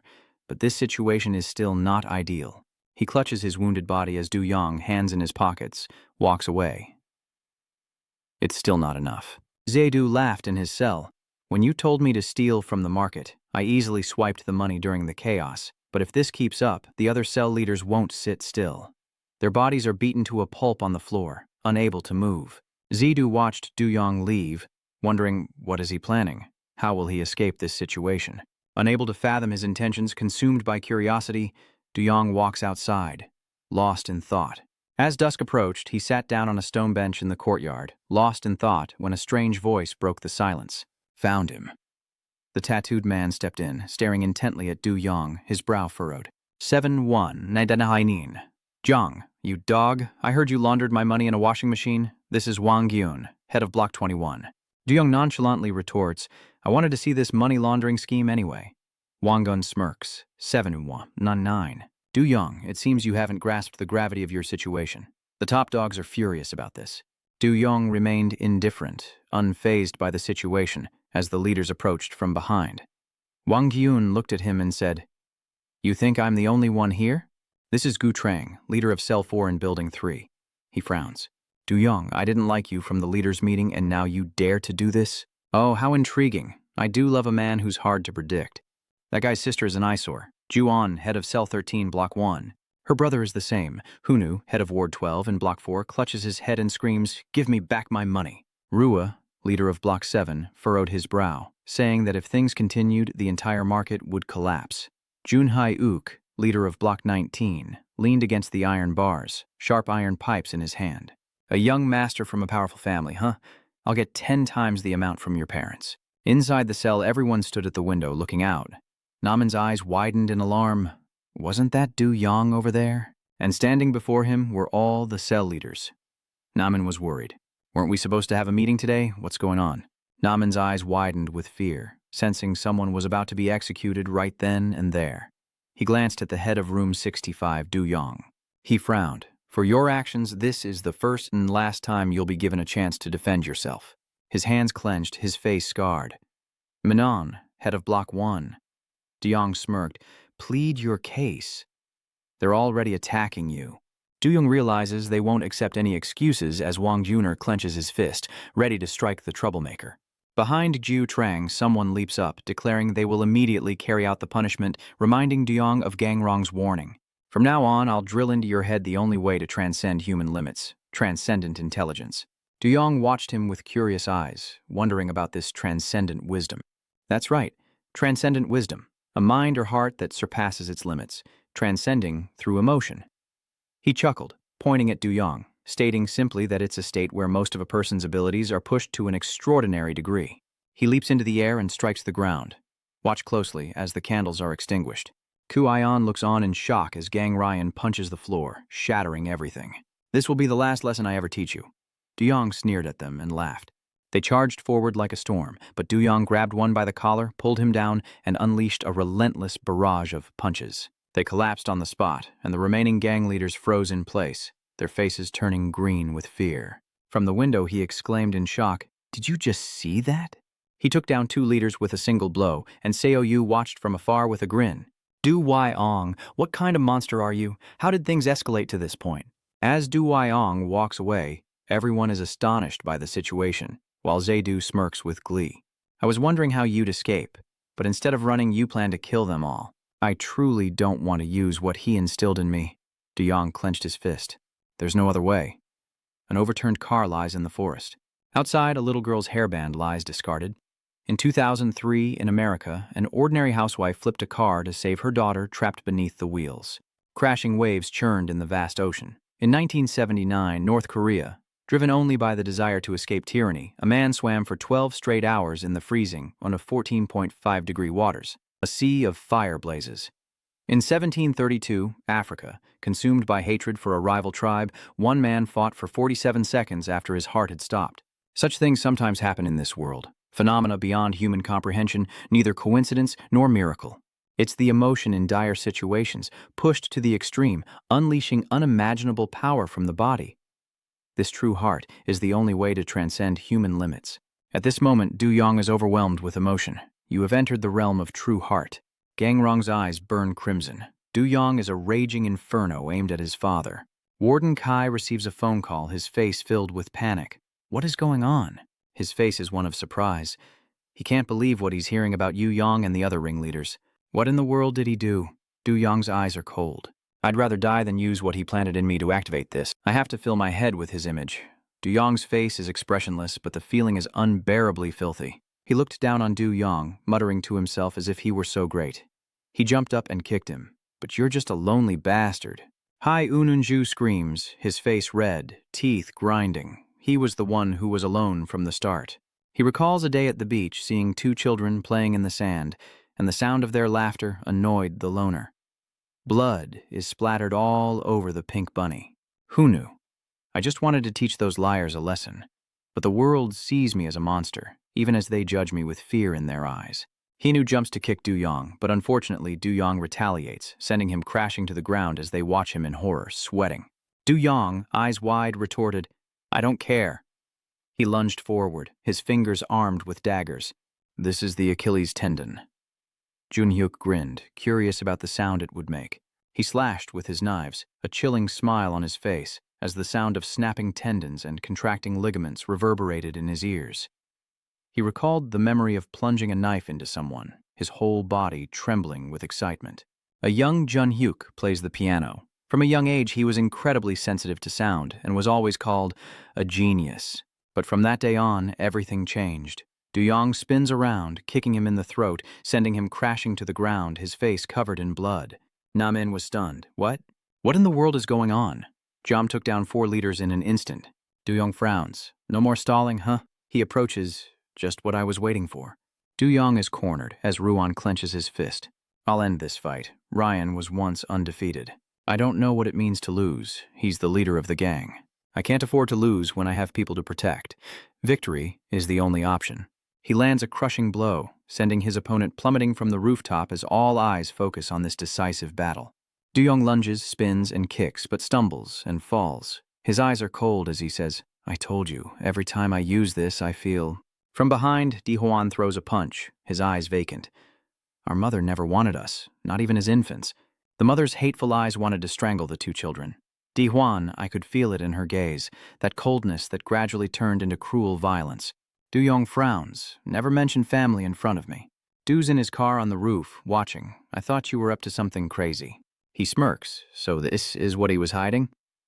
Z lunges toward the strongest man in the arena. I don't discriminate between men and women. I only like the strong. The world is vast, and tastes are diverse. Yang uses his hand to smack him in the face, and he grits his teeth as his knees buckle. Yang smirks. That's right, he's amazing. No wonder he easily defeated your 8-section chiefs. I want to face you honorably. He tears open his shirt as a member of the Heavenly Dragons. Du Yang glanced over, so he was a Heavenly Dragon after all? See, he stepped forward. Then let me go all out. Measure our strength. Everyone watched the battle with bated breath. He lunges forward to attack against the stillness of the afternoon. The Heavenly Dragon's men have fallen, and Yang smiles. Another one bites the dust. That makes 9. Du Yonung watches them. Lasted longer than I thought. Jiang Xiu couldn't believe what he was seeing. What is this? It's not an action movie, it's like a dream. I've never seen anything like this before. Gang Rong angrily tells him to stop the nonsense and answer him properly. Is my son safe? Trang Zok stammered. Du Yong advanced as Jiang Xiu fearfully retreated. Wait, why are you coming this way? Stop! Du Yong glared at him with resentment, and the man trembled, unable to move as Du Yong snatched his phone. Du Yong answers the phone with a smile. It's been a long time. Gang Rong froze, but Du Yong remained calm. Du is on the rooftop, watching with amusement, clapping his hands. He cheered, looking down at the historic fight below. It's a shame no videos are allowed in prison. He was slightly moved, witnessing this firsthand. It made his life worthwhile. He chuckled, his eyes widening as he saw them all collapse to the ground. But what now? What I just saw was so epic, I doubt anything will ever give me that dopamine rush again. He looked up and chuckled, at least while in this prison. Meanwhile, at Gang Rong's mansion, he was on a call from the prison. His face was cold as he asked if the food was all right. Du Yong replied, I find the prison food more to my taste than I expected. Meanwhile, in his neatly kept room, Du-yong had hot water on demand and a strict exercise schedule. Truthfully, life here was more comfortable than home. Du-yong looked up at the sky. Life was just a constant repetition, and that was the worst of it. But the gift his father sent had relieved some of the boredom. Gang Ryan coldly thought, "Seeing you well puts my heart at ease. But why would you do something so foolish?" Du-yong's eyes burned with resentment as he growled, "Because I want to escape your grasp, the hand that controls this prison as if it were your own." He was stunned. Escaped, Du-yong. Did he find out about that place? His eyes shifted with a hint of change. Could it be you? Du-yong warns him to shut his mouth and worry about staying alive. Just wait until I come looking for you. As light filled the room, he clenched his fist. Is Yang Seok's roar no match for a prisoner? He sits in his chair, watching the prisoners fight below. He gritted his teeth. Do you all want to be fired? They replied in unison. We're sorry, sir. He held the cigarette in his hand, his face pensive. This is troublesome. Truly troublesome. Du-yong has gone too far this time. No amount of guards can contain him. He sincerely apologizes. He rises and looks out the window, realizing this has become far too large. Even his own side will have trouble handling this now. His eyes widened. You mean move Du-yong somewhere else? He turned to face him. Take him somewhere else. He opens the window, saying, If I could, I'd avoid it too.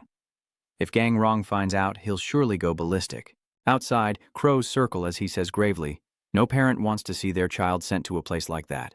In his cell, is he really saying he's not hungry after being active all day? They sit in a circle, a pizza and crispy chicken in the middle. Du-yong, eat up. The fat man eyed the food, thinking they weren't ones to make requests. And out of nowhere, they throw this extravagant feast, with more food than we usually get. Envious eyes turned to the pizza.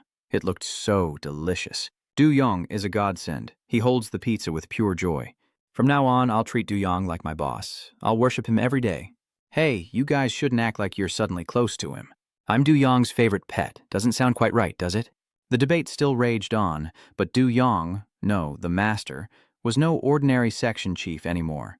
He was the one who swept away all 9 section chiefs, the stubborn one in this juvenile detention center. So, with happy faces, they chew away, knowing their room is now a room of power.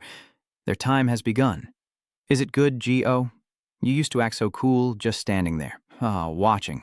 Jiam puts a slice of pizza in his mouth. It's so good. Jom glances at Do-yoon, who's standing against the wall, and wonders what he's doing there. Eat it before it gets cold, master. Du-yong seems to be in a mood. Everyone, eat as much as you like. Du-yong somberly warns that outside food will be hard to come by, so they should enjoy it while they can, prompting Nam to turn and stare in surprise. Why are you suddenly saying that? Du-yong pressed the books into Naman's hands, telling him to take them. Du-yong gave him some books, telling him to use them if he needed to. Naman clutches the books, a look of surprise on his face as Du-yong turns away, chuckling. Naman thinks he's quite the smooth talker. But in any case, you're pretty sharp, so if there's nothing to do here, focus on studying. Naman looks flustered. How did he know she was smart? Naman smirks, thinking, what if I get into S University? What's this stuff? Out of nowhere, he starts talking about school, and Du-yong hands him some notebooks. Take this too, if you need it. What's with Naman? This is even better than mine. Here, Jom. He lowered his head at Du-yong's words. I always see you writing something in your notebook in the corner. Why don't you write a letter home while you're at it? Your parents must be worried sick. As for me, there's no one left to write to. He choked up, Du-yong, you... Naman panics. Wait, Du-yong, what's wrong? He suddenly treated everyone to chicken, gave away his belongings, and even offered words of encouragement. It's completely out of character. Geeman looks sad, like you're going away somewhere. Naman glances at Yong's locker. You really are perceptive. The warden arrives. Inmate 7199, Yong, pack up all your belongings and come outside. You've said your goodbyes, correct? Their eyes are filled with surprise and emotion. Du-yong carries his personal belongings, but what does his farewell mean? Is it solitary confinement, or is he being moved to another cell? Du-yong calmly walked out the door, replying, Because of what I just did, you guys won't be seeing me in this camp for a while. The scene outside was silent. Du-yong says he has things to do here, so this is for the best. Naman stood up, his voice trembling. Wait, Du-yong, aren't you even going to say a proper goodbye? Du-yong, looking back with a faint smile, said that thanks to them he wasn't bored and even found it interesting at times. Hearing his words, their eyes welled up with tears as Du-yong walked away, hoping they wouldn't meet again in this prison. Naman's eyes welled up with tears. I'm the one who should be thanking you. Take care of yourself, Duyong. Guillaume frowned. I told you, I still have 20 years left on my sentence. If you're so bored you have nothing to do, come sit with me. Duyong smiled and left. They watched Duyong walk away, thinking, let's see what you do. At Gangrong's suburban villa, he sighs, lamenting that his children are like scattered shards, never doing as he wishes. He frowned. They don't understand the worries of this father. A scorpion emerges from Gangrong's glass bottle. It's too early to break free and become a worm that shatters the jar. Other insects crawl around the scorpion. Gangrong. What awaits him outside is just a bigger jar, filled with even more venomous worms. He looked up at the moonlight in the sky. You must stay sharp, son. The warden led the way with a flashlight, followed by Duyong. Do you know where you're going? This is a top secret, but I think I can tell you now. The warden opens the door. This prison isn't all that it seems. There's another place beyond these walls. Duyong's eyes widened with curiosity as he saw the words, unpublicized second prison. You furrow your brow, needing to escape Gangrong's control and reach him faster. Su leans in. Want to hear an interesting story? No way. Seydu chuckled. It's just a rumor, an urban legend, really. Seydu grinned, saying that this juvenile detention center wasn't the only one and that there was another place deep in the forest for the worst offenders. Seydu's trying to scare you with nonsense, isn't he? Are you frightened yet? Oh, I'm just saying, don't take it too seriously. Is that right, Duyong? Then do me one last favor. Duyong watches the washing machine spin. You must steal all the money the department heads give to the director. The atmosphere is grim. Here it is, the place you'll be living from now on, a construction facility to hold those who can't be controlled. Duyong frowned as he looked at reformatory number 2. Sunlight streams into the room, gently filtering through the window as a figure soaks in the water, swirling a glass of wine, a 2002 Chateau Lafite. A shark glides across the water as slender feet rest nearby, and a sound echoes. A Hakone Yu Moto. Bathing combo. Han smirks. She's savoring her wine. Truly exquisite. Han then caresses the fish as it swims by, wondering if he can continue to enjoy such luxurious moments. She picks up the fish and sticks something into it. Meanwhile, our young master is surely in that place. Shubabuo releases the fish, softly hoping everything will be all right at Juvenile Prison, Block 2. The released fish darts away, and she's intrigued. Are these all dangerous individuals? The door slowly creaks open, and 2 figures emerge. It's the Juvenile Detention Center, Block 2. The warden narrowed his eyes, saying he heard that Duyong had caused trouble in Sector 1. Duyong lowered his head in silence, as if in thought. He steps forward, curious to see if you'll keep causing trouble here. You stare at the supply basket with a pensive look. This is Sector 2. Bathed in moonlight, these towering walls hold the most uncontrollable inmates. Duyong was determined, but I was prepared. A footstep suddenly appeared before them, and he exclaimed in surprise, "Huh?" He sizes up the person before him, his eyes falling as a sinister smile creeps across his face. Oh, a newbie? He moved closer, sizing him up. Looking pretty sharp, huh? The warden asked warily. What's this? Where do you think you're going? Duyong silently watched the man. So this is where they keep the uncontrollable ones? Seeing him stride over, he angrily retorts, 489. Didn't you hear me? He was suspicious. Was this going to start as soon as he arrived? His steps never faltered. He adjusted his mask and brushed past. I'm on my way to the medical room. I told you that this morning. Du Wai Onong glanced at the man, and the warden spoke up. Really? The two entered a room where people were cleaning. He raised an eyebrow, finding it strange. Yang watches the masked figures sweeping, noting the stunned silence around him. Nothing like the out-of-control inmates he expected. Du Yang was incredibly surprised, even the opposite of what he expected. A voice called out, Anyone want to register their personal belongings? He thought to himself. This is the typical model of a normal prisoner. In the dimly lit room, light streamed through a small square in the ceiling. Du Yang slowly walked through, questions echoing in his mind. But what was this place, really? This unease. The warden glances over, reading his thoughts, surprised that this place is more ordinary than he imagined. He swaggered ahead, promising that the secret of this place would soon be revealed. The warden announced curtly that a few more steps would lead to the prison director's office.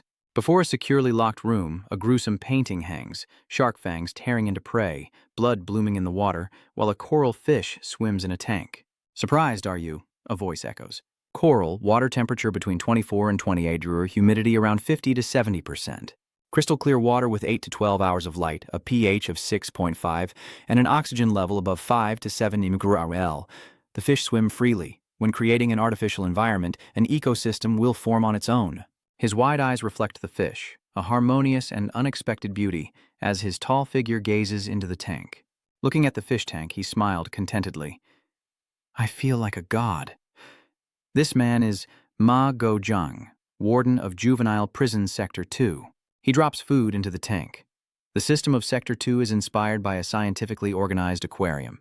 Go-trang laughs wickedly. Everything is tight and perfect. The sound echoes down the long corridor.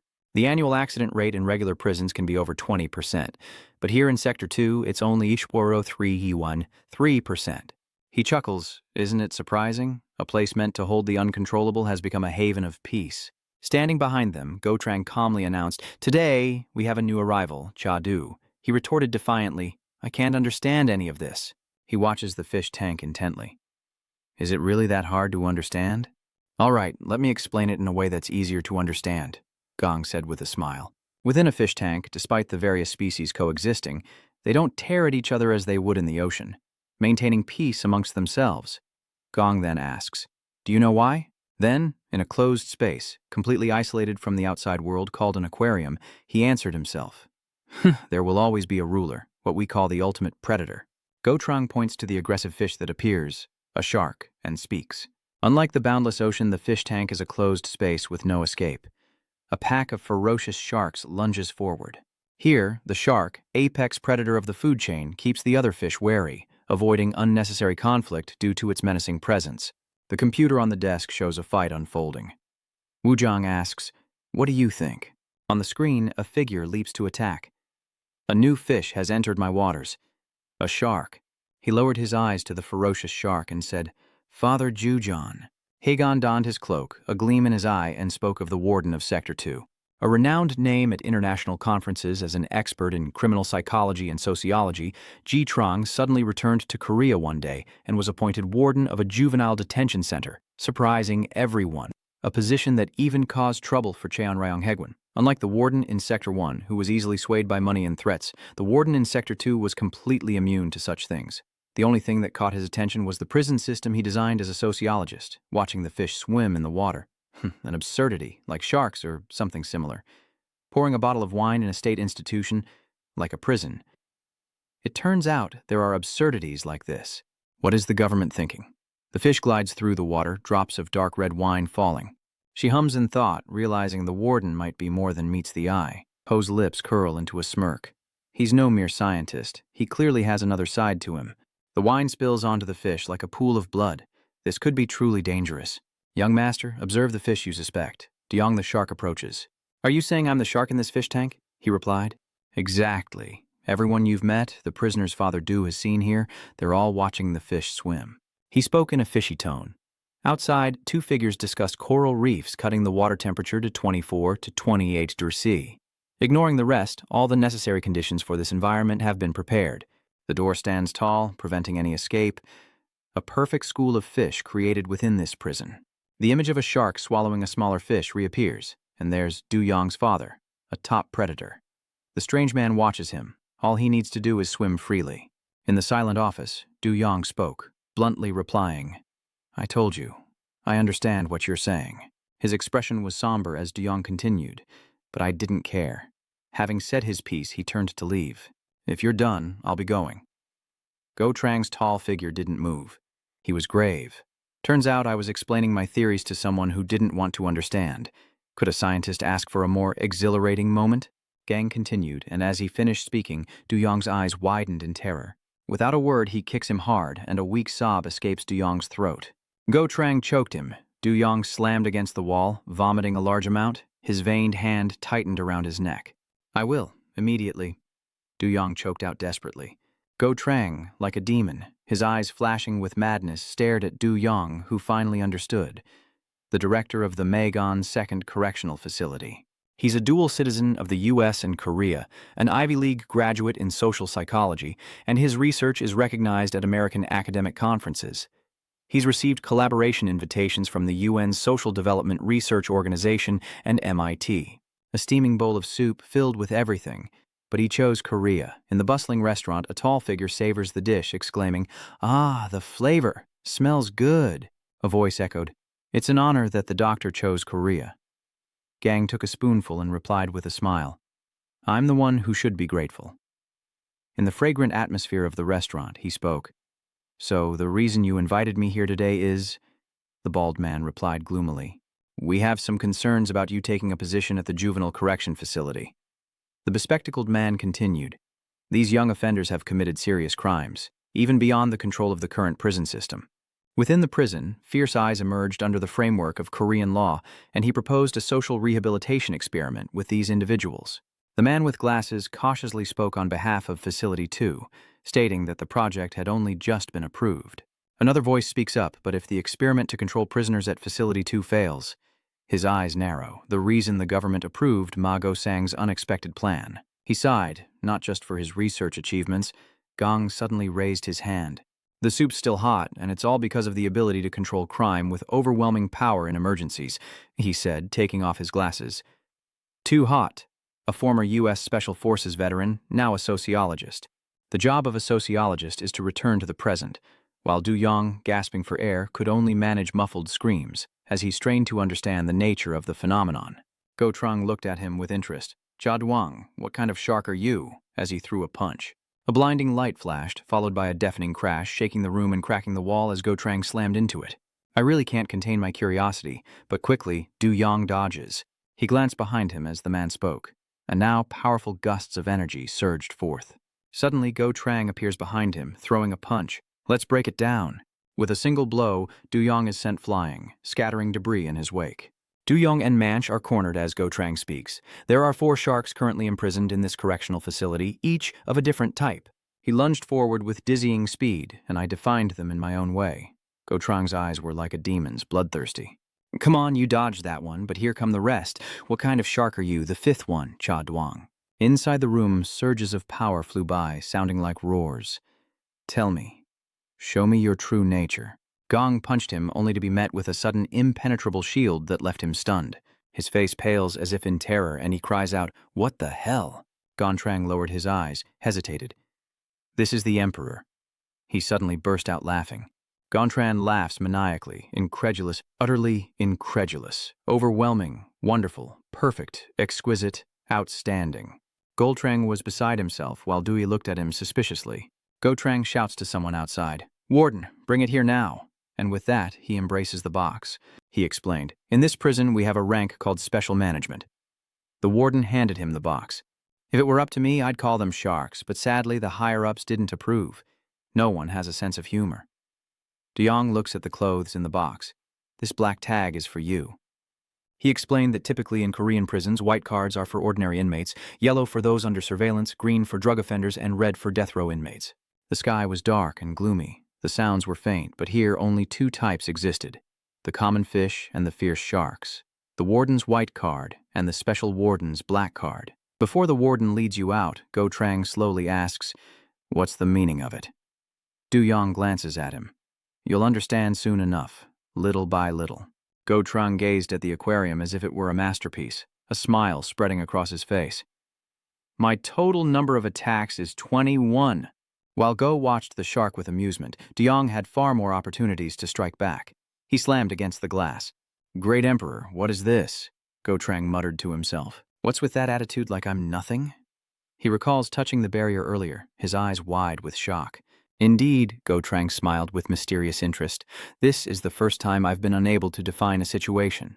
He spread his arms around the tank as I could only observe, analyze, and wait for him to reveal his true nature. In a room barely lit by a small window, sounds echo from the hallway. "You're going to die. Run, Reformatory 2, first floor living quarters." The conversation continues. "Hey, why are you suddenly making such a big deal out of this? Are you serious?" A horrified voice cried out, "A shark is being moved into our room." In the darkened room, the conversation continued. "Are you afraid of the shark?" "Of course," he replied confidently. "Don't worry, I've already got a plan." 2 dark figures scheme in the shadows. First, blind the leader. Second, strangle him with a rope. Third, they'll flush the materials out through the toilet pipes as the other man trembles, saying, "I find you even scarier." He's resolved to face the shark-like devil. and this is the best way. The door opens. Is this the room? The two inside suddenly become alert. The shark has arrived. Du-young enters cautiously, immediately cutting off his line of sight as one of them kneels and barks like a dog. Yutan's loyal dog greets me. What a change from before. This is Usan, an inmate from Juvenile Detention Center 2, and the remaining men kneel down crying, "I'm sorry, just kill me, don't make me do it myself." This is Dung Yu-ho, an inmate from Juvenile Detention Center 2. Du-young silently observes them, these broken men who tell him to call them Psha. Yu-ho clutches his neck, coughing and gasping for air, unable to go on. He wondered if this was the shark the director had mentioned. Du-young looked around. This was his new room. He casually remarks that they're not bad at all, then suddenly asks, "Where's my bed?"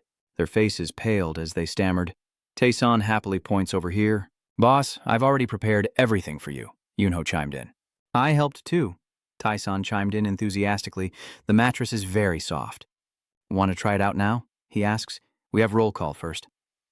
Du-young casually sits on the mattress. "What time is evening roll call?" The two of them were dumbfounded. Roll call? They explained that there was no such thing here. The warden barely patrolled, and it was as free and easy as being at home. Hearing this, he was completely astonished. Dim light shone down.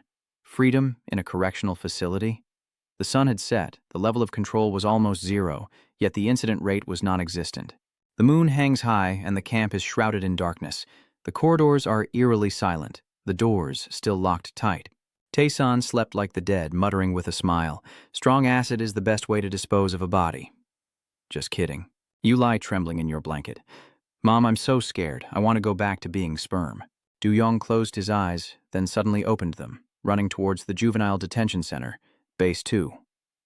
He stirred slightly, knowing that here the bishop doesn't interfere with the prisoners. Du-young gets out of bed, but the odds of something going wrong are near zero.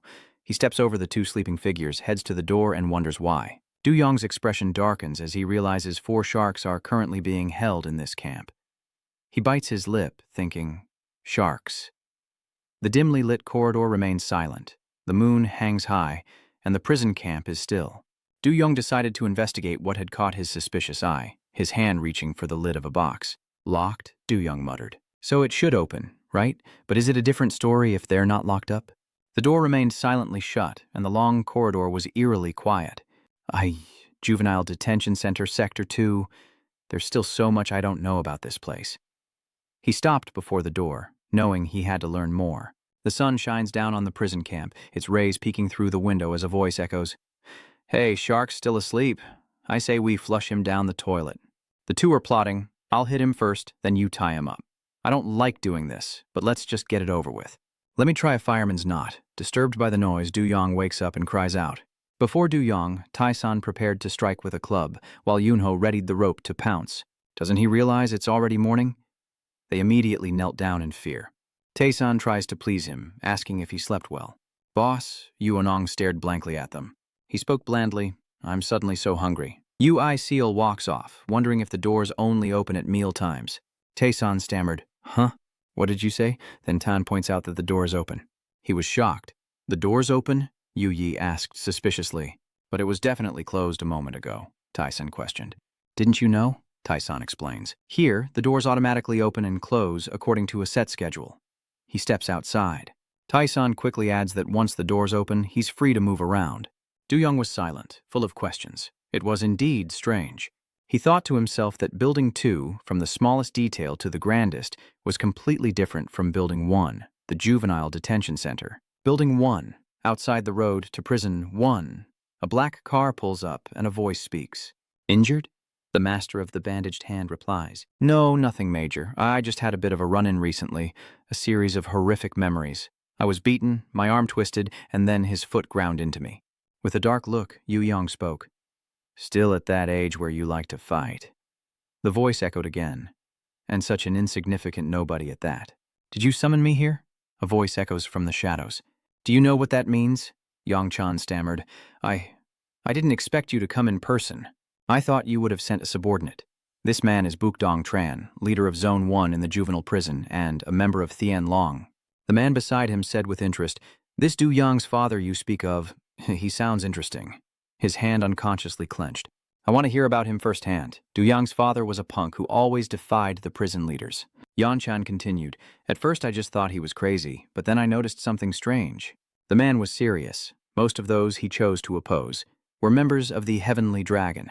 Yanchan frowned. What's been happening lately in the gang leader power struggle? At that moment, he eavesdropped, overhearing Director Trangzok's phone call. Yes, that's right. I'm on my way to the young master. He was shocked to discover that Du Yang was the son of the vice leader of the Cheonryong clan. The man fell silent. Kang Chanryong's father. He spoke up, asking, "What is it?" Then he asked if he would take responsibility for those words, to which the man stammered, I'm sure of it. The tattooed hand grunts and opens the box. He lights a cigarette. Kang Changrong's son is targeting Heavenly Dragon from prison? This can't be a coincidence. His face now visible, he asks pointedly, "Is that right?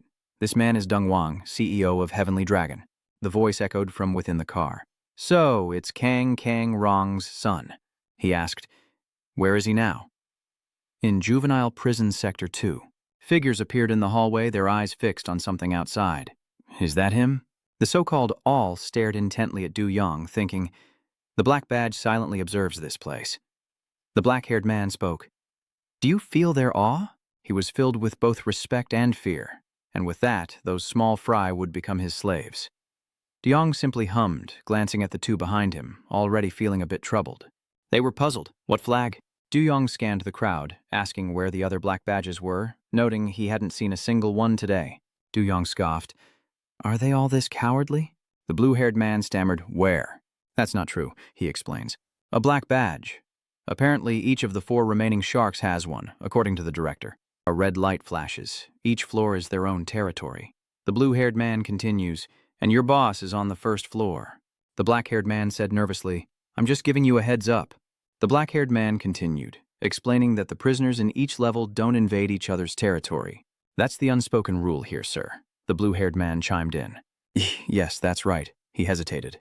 "Especially among the black badges." Du Yang falls silent. The black-haired man warned, "Whoever you are, please be careful." The blue-haired man hesitated.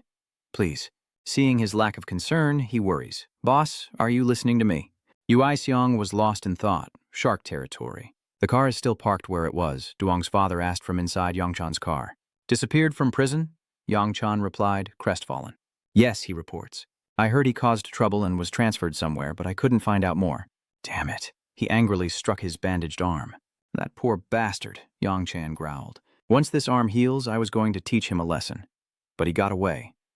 His eyes darted around in dismay. "What is with that attitude?" Deng Wang glared at him darkly. "How dare he in front of me?" Yongchan was immediately fearful. I'm sorry, I didn't mean to." He narrowed his eyes, his gaze piercing, as Yongchan suddenly raised his voice. "All right, get out of here." He obediently replied, Yes. Holding a smoking cigarette, he wore an intrigued expression, an unexpected discovery. Deep down, Deng Vuong thought, Father Kang Rong secretly raised a little dragon in prison without anyone knowing. A figure stands amidst a group of beaten men, perhaps seeking experience within the prison walls. A hand covered in tattoos is raised in the air, elevating him to chairman, the next generation of the Heavenly Dragon. Yang sneers, "How interesting, the car is still there." He takes a drag of his cigarette and with a sharp look and firm voice says, "Then he must be in District 2. He hesitated, but Deng Wang's expression was crazed as 4 sharks, muscular and tattooed, appeared. Towering figures, terrifyingly solemn predators, the apex of the Cheonyong lurking in the shadows. Those dark eyes will crush him. Du Yong looks up at the stairs, even if it's Kang Rong's son. The sign indicates floor 1-2, up or down, as he silently gazes at the sharks waiting on the stairs. Du Yong strode up the steps, now filled with a determined resolve. This is the only way I can think of. Everything goes back to 2 hours ago. The sink overflowed, but Du Yong, lost in thought, didn't seem to notice. He stared into the mirror, lost in thought, finding the situation increasingly bizarre. Du Yong recalled the warden mentioning the study of phenomena. He thought that in this prison, even the guards never mentioned the warden. They didn't interfere with the daily lives of the prisoners. Du Yong wiped the water from his face, wondering just where he was, staring into the mirror, utterly perplexed. How could we be watched? It seems Du Yong's every move has been recorded by the mirror. Someone is watching him through a computer connected to a hidden camera in the mirror, from the Juvenile Detention Center's surveillance room 2. On the desk sits a shark-shaped glass, as the man hums the tune to Baby Shark. He hums along, waving a shark-shaped pen, watching the monitor as he continues to sing. Suddenly, he makes an interesting observation, as every nook and cranny is captured by camera. It has been 38 hours and 56 minutes since a new shark was introduced to the tank, and so far, no unusual behavior has been observed. Compared to the average shark, this one is clearly different, he said, his voice trembling. Too normal. Far too normal. Then, suddenly, Guantrang bursts into laughter. But that's what makes it special. The cup was set down a bit too hard, splashing cocoa onto his shirt. Guantrang brushed it off, noticing the cocoa stain on his tie. A woman appears, offering to wash his tie. He agrees, asking her to dry clean it. She immediately responded, "Yes, sir." Say, this woman is Hansua, the administrative manager of Juvenile Prison number 2, and she's being a little coy. The director can't do without you. Hansua then suggests that you make fresh cocoa for the day. G adds, "Put a little extra milk in it for me." It seems they both have their own agendas, and on the desk lies someone's file. Looking closer, it's Duong. His name and number are circled, along with the red text indicating he's the 5th shark. Hansua notices the file on the table, and then glances at the surveillance footage. It's replaying footage of a young man lying near a tree, on a yellow mat. The 5th shark? Another person is discussing this as well. Is this center number 1? Another one bites the dust. Quite a few people are gathered here, and their every move is being recorded by cameras as a young man smiles quizzically. What did he do to end up here? Sunlight streams through the window as a young man stands by a chair, his image captured by the camera. The man grips the chair tightly as the young man wearing glasses, number 2548, smiles, saying it's something to look forward to. Elsewhere, in a place of refined elegance, a figure hurtles forward with incredible speed. Blows are exchanged in rapid succession, and a blade finds its mark. A cry escapes the other, who freezes as the sword pierces his chest, collapsing in defeat or perhaps in fear. The man removed his glove, revealing a crimson dragon tattoo. This is Dong Wang, executive director of Heavenly Dragon, and this was indeed a good match. Hans arrives, expressing her admiration. That was a truly excellent match. He asks, "Still wearing your uniform even after getting out?" Hans Chua replied, "I just stopped by while I was out on assignment." She spoke with a cheerful tone. "Do you know the trouble I'd be in if I were caught here?" he said, approaching the director of Juvenile Prison number 2. Dung Wang stared directly at Hans Shua's bewildered face, a person he could never have imagined, even in his dreams. He swiftly slashed at her with his sword, his most trusted confidant. Hans Shua looked down, the sword having torn her black stockings to reveal a crimson dragon tattoo. Hans Shua, the administrative manager of the Heavenly Dragon's Juvenile Prison number 2. Dung Wang speaks, revealing herself as a member of the Heavenly Dragon as she looks down at the cut in her clothing. "Your hobby?" he asked, uninterested. "What did I ask for?" Hansua replies, "Of course I brought it. I went through hell to get it." She holds Du Yong's file in her hand, obtained through sneaking around like a rat. Hansua adds that this confirms Gang Rong's son is at center number 2. Dung Wang notes that visits and calls are forbidden at center 2, completely cutting off contact with the outside world, adding that the son has no ties to the Heavenly Dragon. There are many talented young people here. He looked at Hansua and instructed, "Seize the opportunity to bring them over to our side." I planted her there? Dung Wang was pleased. This would be an unexpected gift. The space here is magnificent. He asks about Gang Rong's son, wondering what he's doing there now. Hansua replied, "He seems quite normal." She continued, "Because that place is always..." Hansua said, "It's peaceful." She added that the warden once said the reason sharks don't fight is because even if they devour their opponent after fighting, they'll be fatally wounded in the process, weakening their defenses. A wounded shark swims in the water, so Hansua believes it's inevitable that the other sharks will target it as prey. She smiles faintly. That's what he said. Du Yong smirks, thinking, "Prey, you say?" Back to Du Yong on the first-floor staircase. He's heading up the steps. Du Yong's face is unreadable as he seems to ponder something, recalling that he's lucky the man was kind and left no marks on his body. The man said something that shocked and surprised him. Was he a shark or a heavenly dragon?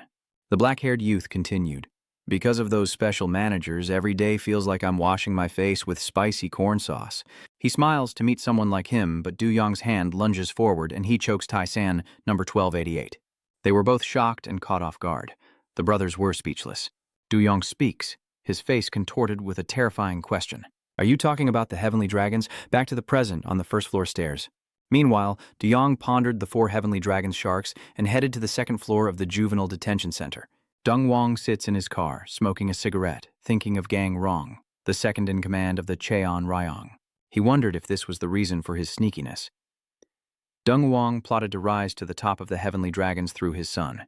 It's late, and a full moon hangs in the sky as he smiles, finally holding Chagang Ran's weakness in his grasp. Dong Wang looks incredibly calculating. Let's see what you've been hiding until the end. He looks back at his hands thinking, but these are my hands. Dong Wang looked incredibly calculating and determined to overturn everything, then tossed away his cigarette. Back at the prison camp, a loud sound echoes. Everyone notices the sound. Is Loa Trang testing the mic? He began this special management. Oh no, the sound continues to echo. Listen up, sharks. Next up is Father Duong, which surprises everyone, including Taisan and Wu Hua. What's going on? He speaks, and I'm here. Then Du Yong loudly introduces himself as the son of Gang Rong, the second in command of the Heavenly Dragons. He continues, announcing, "You all understand what I mean, right?" Meaning, capturing him would earn them significant points within the Heavenly Dragons. Beneath the prison's tranquil facade, the sharks maintain a delicate balance.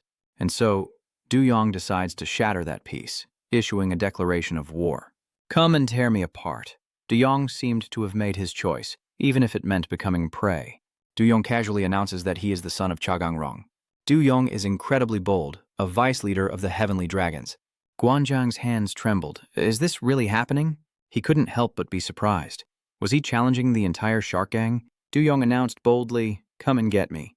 Go Trang was surprised. A challenge against everyone? Then he laughed with satisfaction as Go Trang submerged himself in the water of the mirror. He smiled contentedly. In the history of the Tier 2 arena, this is the first time something like this has happened. Gang smiles. It's certainly something to look forward to. He smirks. A new shark will disrupt the ecosystem. Cut to a sunlit room where a young man stands near a chair with another person. He is number 548, J, son of the vice leader of the Heavenly Dragon. His eyes gleam. What must it be like? Zijim smiles, to be born the son of such a great man. He then laughed heartily, completely satisfied. Jim grinned. You must be very happy, huh? He could barely contain his laughter, saying, anyone would think so. He chuckled knowingly. But I sense a storm brewing. He chuckled, eyeing the figure in the chair, a hidden meaning in his voice. Then he shoved the young man from his seat and feigned concern, asking if he was all right. Jadim asks Han if he's all right, noting that he doesn't look well, before righting the chair. With a saccharine smile, Jade offered a seat, introducing himself as Yu Dim, also known as the second-floor shark. The scene shifts to a quiet, late night in another location. A black car stands out in the moonlight next to another black car with a distinct metal ring in front of it. Inside the bustling bar, a man pours a drink, wondering how long it's been. That man is Dong Wang, and the last time we drank together was with Gang Rong. Dong Wang continued. When we were young, we had a few drinks here every night. He is introduced as Dong Wang, executive director of Tianlong, and across from him is Gang Rong's father, the deputy leader of Tianlong, a familiar but distant face. What era are you talking about? He said. Back then, we were both new to the organization, just greenhorns. Dong Wang smirks. Indeed, who would have thought? A new recruit, rising to become the vice leader of the Heavenly Dragon. He continued. But Dong Wang emphasized that one would only ever be a deputy, and then he watched Gang Rong's reaction with satisfaction. He continued. Now that I think about it, isn't your son in high school? Dong Wang asked, feigning concern. Probably busy with college and all that, he said with a forced smile. It's a lot of pressure. Gang Rong realized, looks like you figured it out. With a grim look, he poured a glass of wine to the brim. My son is in a correctional facility. Dong Wang spoke, glancing meaningfully at Gang Rong. Dong Wang continued, saying that even though the Heavenly Dragon had grown into a corporation, the chairman still believed that only the strongest should lead. He looks directly at Gang Rong, saying he must understand. A permanent vice president like himself has no chance, so he must bet on his son. He smirked, so Dong Wang continued. You hid him in the labor camp, away from the eyes of the Heavenly Dragon. He was pleased, thinking he'd found leverage, but Gang Rong spoke up, looking as calm as ever. Dong Wang is caught off guard, exclaiming, What? He threatens, You think you've found my weakness? If I report this to Chairman Gang Rong... He slams the table, rising to his feet. He puts on his coat, saying that's why he'll only ever be a director. Hearing this, Dong Wang slams his fist on the table in anger. Gang Rong immediately turns to leave, saying, I'll be going now. Dong Wang hasn't given up yet, has he? I heard he was transferred to Camp 2. He didn't stop thinking he could raise a dragon, but it was torn apart by sharks. Dongwang smiles slyly, satisfied to witness this before the boy's downfall. Gangrong simply listened without replying as the man slowly approached the door. Gangrong then approached the door and left, leaving Dongwang inside, grinning with satisfaction. He couldn't seem to stop laughing, that satisfied smile growing wider and wider. Dongwang was smugly content. The world's greatest father, Gangrong. He smiles contentedly, looking very pleased with himself. Are you speechless before me again? Dongwang laughed with satisfaction, then stepped outside and asked in surprise, What did you say? Dongwang approaches, stunned to see his precious car dented by a punch. His car. Dongwang is extremely worried about his car. What in the world is this? Gangrong's car drives by and he angrily shouts. Gangrong switches to the prison's surveillance room. Hansua speaks up. Hey, you really startled me back there. She's surprised that Gangrong's son would take such a risk. Hansua smiles. That's got me a little excited. She observed, concluding that as always, nothing ever happens in this camp. But then she saw something that shocked her. Hansua wondered, what's this? She scrutinized the surveillance screen. It was definitely the first floor. The other prisoners were equally surprised, breaking out in nervous sweats. Sunlight streams through the window as a voice shatters the silence, sending chills down Taesan and Yu's spines. Excuse me. There's someone I need to see, he said as footsteps approached. Jaeim speaks up. I see him. Behind him is Du Yong, the shark of the first floor. A young man looks at a photo of his wife and children, realizing that family is what brings happiness, a truth he's known since he was 18. Fueled by fierce love, no matter how the world points and laughs, I'll do my best to be a father. The young man is in a prison cell. He smiles contentedly, and despite his foolishness, he seems like a changed man. The high-paying jobs I used to do were all illegal. Unbeknownst to me, he was carefully studying the photo. A foolish father, but one who cared deeply. I don't want my daughter to suffer. Will I even have enough for food and rent? Thinking of those hardships, he sighed in frustration. Then someone called out, Who's that? Jim the goat called from the doorway. Was that a sigh I heard? He was a little surprised and stammered. Me? He then explained. A sigh is the body's natural reaction to stress, Jim continued. But he said everyone deserves to be happy. Then Jim reached out his hand and said, Come with me. Back in Du Yong's cell, Taesan is startled. Shark! Shark! Unho quickly covered his mouth and quietly reminded him. Shut up. What did Dia ask? How do you like the new prison? Du Yong replied, Compared to Sector 1, this is a luxury hotel, isn't it? He praised, Excellent. Then Jim continued. Living conditions directly affect a person's happiness.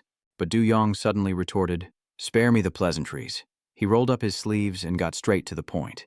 He scoffed at that. Straight to the point, huh? Jim continued.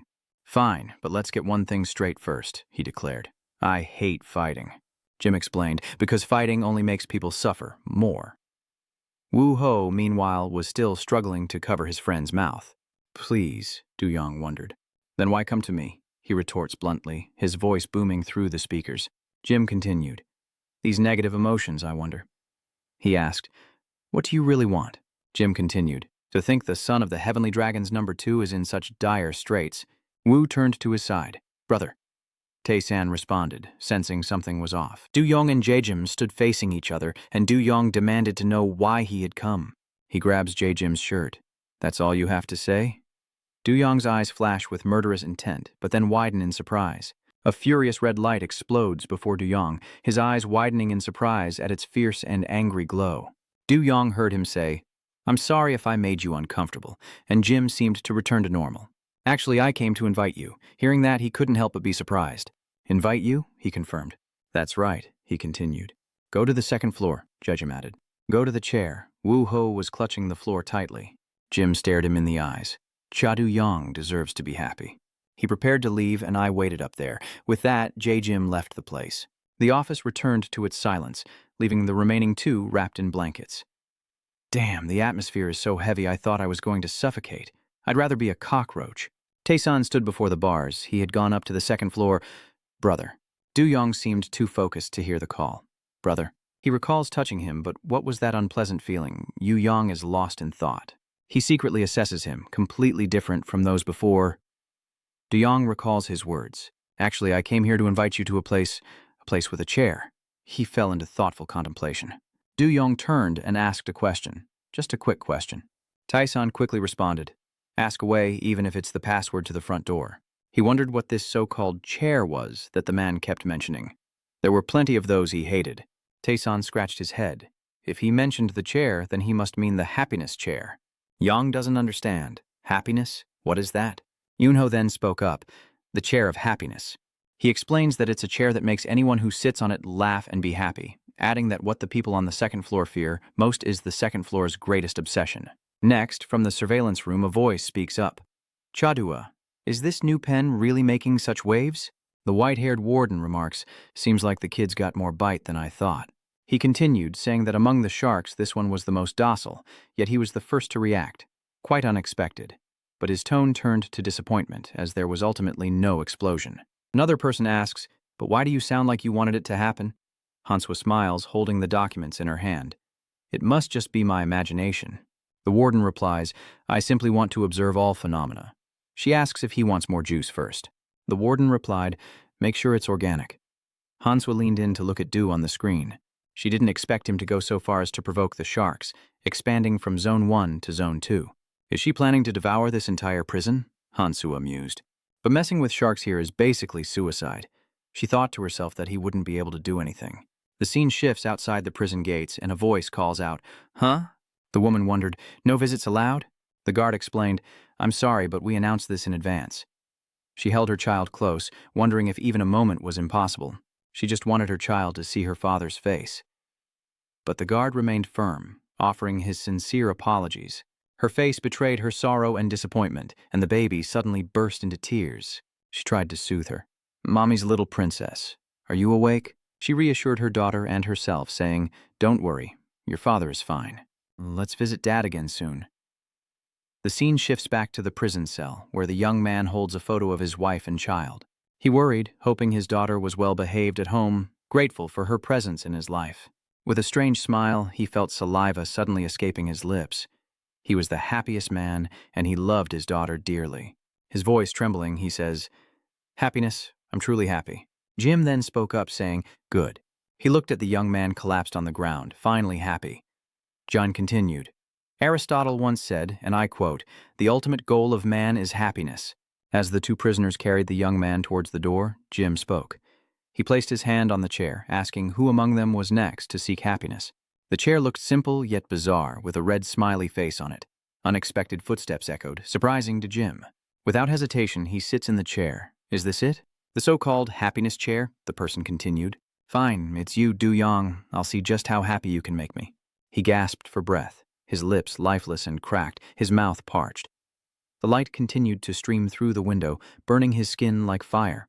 Yoon-gun Mim remained seated, exhausted and cursing under the harsh sunlight. How much longer must I sit in this damned chair? A voice echoes. How's it going? He asked, closing the book as he stood next to Yoon-gun Mim. Are you starting to feel it? His words surprised Yoon-gun Mim, this thing people call happiness. Yoon-gun Mim slowly turned to face him. What in the world? He thought to himself that this guy was completely insane, appearing at the door after Yoon-gun Mim's frustrated sigh. Who sighed just now? Yoon-jim extends a hand, inviting him forward. Come with me, Yoon said. Gun-mim never expected that a single sigh would lead to this. Being dragged away and forced to sit on this damn chair. He hadn't been able to leave for half a day, without food or water, staring at the smiling, tattooed face before him. Yoo-jadim was a true psycho obsessed with happiness, and Yoon-gun Mim could only offer a helpless smile. Anyone who can't enjoy themselves will never escape this chair. He feigned excitement, telling Yoon-jadim, happiness is right in front of you. It's like a dopamine and endorphin rush all at once. He thought to himself, okay, I have to find a way out of here. Yoon-jadim calmly replies, I see. He doesn't intend to let Yoon-gun Mim leave. It seems it's still not enough. He pressed his strangely smiling face close to Yoon-gun Mim, but rest assured. Yoo-jim stood before him, hinting, this chair will surely help you enjoy true happiness. In the sun-drenched room, books were piled high. Groans echoed through the room as books piled high, and Yoon-jadim entered with his head bowed, only to look up and smile with satisfaction. See, I told you. Yoon-gun Mim slumped in the chair as he approached, showering him with praise. This chair is perfect. Yoon-gun Mim's mouth was slashed open, and he breathed his last. Yoon-jadim, still ecstatic, said, the chair of joy, so happy, so much fun. Holding a family photo, he drools as he says, my daughter, are you well? Thanks to you, Daddy's feeling great. At that moment, Yoongun Meme managed to say, so happy, so very happy, before being knocked to the floor. Observing the camera feed, he's being escorted by guards, and the man watching sighs at his computer. Ma Gongchang continues to take notes in his book, remarking that the second-floor ecosystem remains unchanged. Here, the image of prisoners, especially Yoon Jae-zim smiling at the camera, always fills his vision, prompting him to exclaim that it's full of laughter and peace. And Ma Gongchang sees right through it. Of course, those smiles aren't genuine. That chair paints smiles with blood thanks to Happy's brush.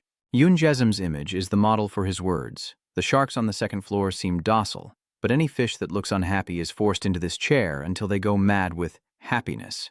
Seeing his satisfied smile through the screen, believing they're truly happy, he's completely insane. With files piled high on the desk, Mahang clutches his head in agitation. But what is his obsession with happiness for? I can't take it anymore. I have to know what he's really about. He suddenly noticed it on the screen, pressing his face close, as Mahang excitedly said, "So it's finally here?" Sitting on the chair, fulfilling his expectations. Deong's father sits on that death chair. Yoon-jae watches him excitedly. A new shark has appeared, and he smugly says, "To answer my questions."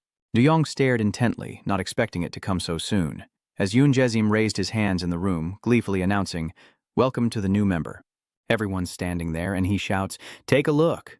Cha Do-young was stunned into silence. Everyone was smiling, welcoming him. His eyes widened as Cha Do-young stared in disbelief at Yoon Jim's boast. "What do you think? One by one. They're smiling so happily at you, they look so happy, right?" In that crowd, there are two people who are still bowing their heads. Utae-san asked Dong-eun-ho beside him, "Why have we been brought here?" He trembled as he replied, "Don't you really know?" Inside the holding room, he entered to their surprise, looking up at Yuta Jim's face, who was waiting above, about to step out. He told them, "Well, I hope you two visit that place soon." With a tremble, Dong-eun-ho said, "If you dare ignore the shark's words, you might get slaughtered on the spot." "Yuta-san, what's so funny that everyone's laughing?" "I don't know," he replied. "Just watch and wait." Cha Do-young calmly asks, "That's it?" He asked, confused, "This thing you call happiness?" He confidently states that a happy person is one who knows how to smile brightly, and Yoon Jae-zim excitedly says, "Cha Do-young, you'll soon know what happiness is too." He cuts him off, a cold look on his face. "Ever since we met, you've been going on and on about happiness." His question stuns Yoon Jae-zim. Why is he so obsessed with it? The torn teddy bear lies on the floor. The boy sat gazing out the window at the light streaming in, young Yoon Jae-zim staring intently at the teddy bear in his hands. His parents happily entered the house, saying, "Dae-jim, we have a gift for you." The wooden chair they gave him was carved with a smiling face, a chair of happiness. Yoon Jae-jim approached it curiously. "If you sit here and look back at yourself at the smiling face carved into the wood, you'll find happiness too." Yoon Jim asked why I was obsessed with happiness. He smiled and said, "Because humans are born to be dominated by happiness. We live to pursue it, and we die for it." Yuzu Jae-zim told him, "I also had a dark youth, a childhood without happiness." Cha Yu-yong looked at him seriously. "Just like you now." He confidently stated, "What do you know about me?" But So Jae-yim, confident in his perception, declared, "I see it clearly." He described your unhappiness as something enormous. Terrified, Uon asks, "Am I the only one who can't see it?" Jiang whispers in his ear to shut up and smile. The sun still shines brightly outside the window as he repeatedly asks, "What made you so unhappy?" Fury is ignited, even now, the anger you're emitting. Yuzu Jim keeps bringing up his bad memories. Who is he targeting? He smirks. Isn't this the right question to ask? His fatal question for Cha Do-young, what is the real reason for your anger? His eyes suddenly fixated on the moment it happened. The image of him standing with her shyly standing before him, and the moment she faced the oncoming truck. Yu-jim smugly glanced at his expression, and he guessed he'd just remembered something. Do-young's father sat silently, listening to his words. "I understand. Something so important can't be easily forgotten, can it?" Jae-zim had no intention of stopping, but it was best to get rid of it as soon as possible, because anything standing in the way of happiness was just a shackle holding him back. Taking the opportunity, Sa-in says that now is the time, as Dong-eun-ho looks at him, puzzled. Yu-san nervously points out the bespectacled shark, saying that if they want to escape, this is their only chance while the others are still talking. Just then, Uzun eagerly declared, "This is the perfect time to escape." Dong-ah, still trembling, thought it sounded reasonable. They both get ready, counting down to 3 before making their escape, wherever it may lead. Their eyes are filled with determination. 1. Yu-san counts to the next number. 2. Dong-e, who's been watching ahead, is suddenly surprised. As the final count hits 3, a chair is raised and smashed across his back, splintering in two as Yu De-jim turns around. Cha Do-young asked angrily, a great misfortune. Their eyes widened in shock, the target of his rage, the smiling face drawn on the shattered chair, the reason for his fury. Cha Do-young coldly replied, "Thanks." Looking at his pained back, he said, "Thanks for hitting the sore spot." Cha Do-young's face turned terrifying as his rage reignited, reverting to his primal anger. Clutching the stuffed bear, he retreated into a corner of the room, bewildering his parents. They stood outside the door, calling out to him, "Jim Jim, Jim Yun." Jerem remained focused, ignoring their calls as stuffing spilled from the toy. He stabs the stuffed animal with a knife, promising to make it happy. He continued cutting into the stuffed animal's mouth, believing that smiling would bring happiness. His father, witnessing this disturbing behavior, anxiously asked, "Is Jerem getting worse?" Everyone watched him in silence. "Worse at the hospital? What do you mean?" As he recorded the case, the doctor replied, "Jerem is a difficult case among young depressed patients." He told Yoon Jae-sim's family, "But there's still one way." His father anxiously asked, "What is it?" He replied, "It's a method that utilizes the placebo effect." The doctor suggested that if the boy sat on a special chair, he would believe he was feeling happy. The chair, carved with a smiling face, brought joy to Yoonju as his mother sat beside him, offering comfort. The younger the child, the more pronounced the effect. His feet lost their way, as if standing on water. He stood there, dazed, his feet still rooted, an amplification of emotion, pushing the body to its limits. Suspended above the water, Father Du-yong seemed to feel this truly nauseating sensation. Looking down into the abyss of the water, it felt as if he was about to be swallowed whole. Back to reality. The moment he smashed the chair against his back. Yoon Jae-sim stood silently as Cha Do-young waited gallantly. Growing agitated, Yoon Jae-sim shouts, "Everyone, get out now! You're all starting to panic. Are you sure you're okay? Never mind, just get out." He looks down, hand on his head, muttering, "Even the happiness chair is ruined?" Yoonam, not even angry, smiles and says, "He hits hard." He calmly states, "The chair is just a symbol. We can always rebuild it." Standing before him, he said, "I'm not easily swayed by trivial matters like this." Yoon-jae smirked triumphantly. He says, "Your anger, its source. Why not try facing that person and talking to them?" Cha Do-young falls silent, remembering her as he asks, "Is there something you couldn't say?" Yunim began to stir his heart, saying that if he could express what was on his mind, he would feel better. Cha Do-young lost patience and shut him up. Surprised by his resolve, he wonders if his words struck a nerve, as Chow Yong's loved one has already passed on, leaving him all alone. Seeing his silence, he smugly says, "It's all right, there's still another way." Looking at the wood fragments on the floor, Yoon Jae-sim gradually attacks Chow's psyche with the smile, the symbol of happiness. "Yang, remember her radiant face, the time you two happily watched a movie together? The moment you watched an exciting movie, when she teased you with strange food, when you ate your favorite dish, playing darts together, enjoying your hobbies, the happy times together, meeting on campus, taking commemorative photos, she would seek out Father Du-young to comfort you in your worst moments." Smiling and showing off her cute trinket, Yoon Jae-sim suddenly hesitated. And then he reminded him of that terrible moment. Even in her final moments, she was completely detached from the world. Her battered image, the tragic end, the funeral for a life cut short. Her picture was placed on the coffin. What would Yuzu Jim ask next? He smiled, saying, "If you picture that ever-smiling face, will it make you feel better?" Before he could finish, Cha Yu-yong threw a punch, hitting him hard. Yunzim sneered, saying that his punch could be blocked with one hand and that he was still angry. Suddenly, he noticed something nearby, and Yunzim screamed in terror. With that, Chadu unleashed a powerful kick. Kanu turns with a practiced flourish, but Chadu loses patience, saying, "Shut up." Yeon Jae-sim groaned in pain as he sat on the ground, but he stood up and nonchalantly said, "Is that it? So this is why you were transferred to District 2. Bathed in the sunlight, the two face off. This senseless violence. It's only hurting your own happiness." Cha Do-young grew increasingly impatient. You keep rambling on about happiness." He looked at Chow Yong, puzzled. His words stirred something within him, but he saw none of it in Chow Yong, who grabbed him by the collar. "Do you even know what happiness is?" He was taken aback by Du-young's question. He turned to his sister and asked about the smiling face carved into the wooden chair. "Nuna?" he stammered.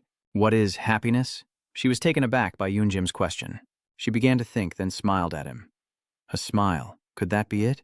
Without hesitation, he answered, happiness. He was becoming agitated. Happiness, he continued to say. Happiness. Cha Do-young raises his fist. Suddenly, his body begins to convulse, and he clutches his head, screaming in agony. His head is pounding. Cha Do-young's headaches are becoming more frequent, and Utae-san watches from outside. What? Why is he suddenly like that?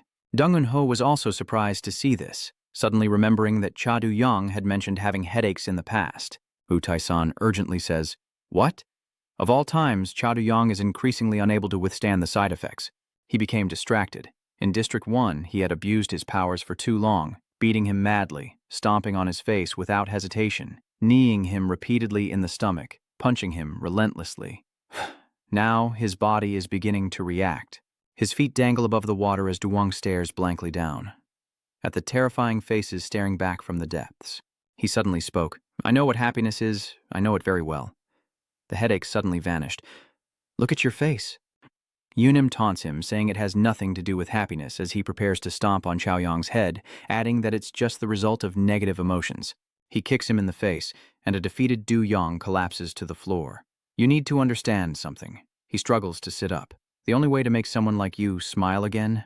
Yoonjim approaches, reaching out his hand. Like this. Gripping the wood tightly, Do-young's father retorts, What the hell? He sat up and plunged the wood into him, blood splattering before Yoonjim's eyes, his sinister gaze looking down. Yoonjim smugly asks him, Why the long face? As Father Do-young clutches his bleeding head and laughs maniacally. Outside the hallway, two figures whispered to each other as Do-young-wan and Dung-woo-ho silently watched the battle through the crack in the door. Woo-won sighs softly, thinking he was done for when the headache struck. Dung-eun-ho quickly retorted, It's too early to say. Utae-san wondered, Wait, why are we here? Yoon-ho didn't seem to hear, still focused on the fight, clicking his tongue in curiosity. Just as the two boys were engrossed in the brawl, a voice suddenly rang out. Oh, as a female manager with a hot body approached, drink in hand. Sharks tearing each other apart? Turns out it's manager Han-sua. She excitedly says, It's a waste to miss this. Her sudden appearance startles the two eavesdropping boys. The two exchange glances, and Ut-san stammers, Who? Who is that? Dong-yoon replies softly, They're the warden's hounds. Leaning back with a hand on her hip, Han-sua cheerfully reminds them, I heard everything. She took a sip of tea, thinking how interesting things were becoming, and pictured Cha Do-young tearing at his hair in frustration. This is the price you pay for wielding your sword recklessly without considering the risks. With that thought, she hummed happily. Tesseranet asks softly, What is it? Yang? Ho whispers back, Just pretend you didn't see it. Hansua's rosy lips curve into a smile, facing the shark without a second thought. Excitement is written all over her face. Even with Kang Ryan's blood, he's still just a green kid. Inside the room, the two are still deadlocked, as number 2548 coldly lowers his eyes to look at Yu Yong's father, gently reaching out to touch the wound on his face. Like I said, Jim's eyes gleam with bloodlust as he frowns and says, I don't like fighting. He calmly explains that it's not something that brings happiness. Then he leisurely lowers his hand, his tattoos blooming across his body, but his hand stops before his chest, adopting a defensive stance, his entire being shrouded in murderous intent. If I want to achieve my goal, I have no other choice. Cha Do-young indifferently asks about the goal. Dim calmly pushed up his glasses and replied, The heavenly dragon has nothing to do with happiness. His voice echoed through the room, filled with criminals and those living in misery. With that, Dim smirked, then suddenly stomped forward, delivering a devastating blow to Cha Do-young's stomach. I'm going to change them all. Cha Do-young was sent flying, crashing into the floor, which shattered upon impact. He couldn't react in time, his body stiffening in pain as Dim approached menacingly. For that goal, I entered the heavenly dragon. De-young remained unfazed, simply reminiscing about happiness. He then sprang up, attacking Dim with lightning speed. After all, he was still just a criminal. The shard in his hand slashed across Jim's face, spraying blood and forcing him to dodge back. But in the next instant, Jim rebounded, lunging for Do-young. In his pursuit of happiness, he slams the boy's head into the ground, dragging him along the floor, devoid of good or evil, before throwing Do-young against the opposite wall. Exhausted, the boy collapses against the wall, silent and still, as dust fills the air. Dim slowly approached, emphasizing that there were only two things. Happiness or unhappiness? Unexpectedly, Du Yong's father was nowhere to be seen.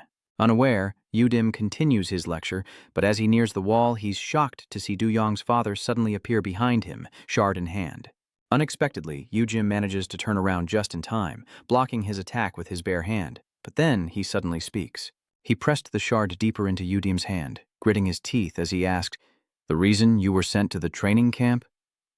Dim's face fell at the question. Was it for happiness too? He recalled his childhood, a memory of eating a meal. As he ate, he quietly looked up at the beautiful and kind woman across from him. Her smile seemed more strained than usual today. Gently, she asked, "Is something wrong at school?" But he remained silent. The atmosphere at the table grew heavy, and after a moment, Dim spoke. "The kids in my class said—" He recalled his lonely figure in class, surrounded by laughing, playing friends, yet his dark, heavy aura kept everyone away, as if misfortune were contagious. Dim dazedly asked, "Can someone who's unhappy not have friends?" The woman gently reassured him, "Of course you can have friends." He was silent for a few seconds, then looked up. "How?" His sister smiled, advising him that if he smiled and radiated positive energy, those around him would be happy too, as she glowed in the gentle sunlight. The house will feel warmer, cozier, and eventually you'll find happiness too. She smiled, telling him that happiness is as contagious as a cold. Back in the present, Dim declares grimly, "This reformatory is the perfect place for me." As he speaks, he pulls him off balance, causing him to stumble forward. "Here," he says, twisting his wrist, "we have no shortage of unhappy people." Cha Du-yong grits his teeth, staring at his contorted arm, and before he can recover, he's met with a flurry of punches. His voice echoed, "I'll use these prisoners to research how to transform people." Dim landed a final blow on Cha Du-yong's face, but he looked far from happy, seriously finishing his sentence. "Into happy people." The scene before Han Sua was exhilarating, making her jump and spill coffee from her cup. Even with the coffee on her uniform, she wasn't annoyed, and cheerfully lamented having to do laundry again.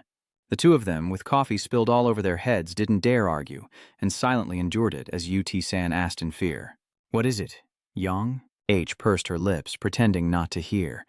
H took a sip of her coffee, her eyes still fixed on the room. Yu was sinking. She quietly observed the tattooed man with glasses who had climbed all the way to the shark seat in District 2 for one absurd reason.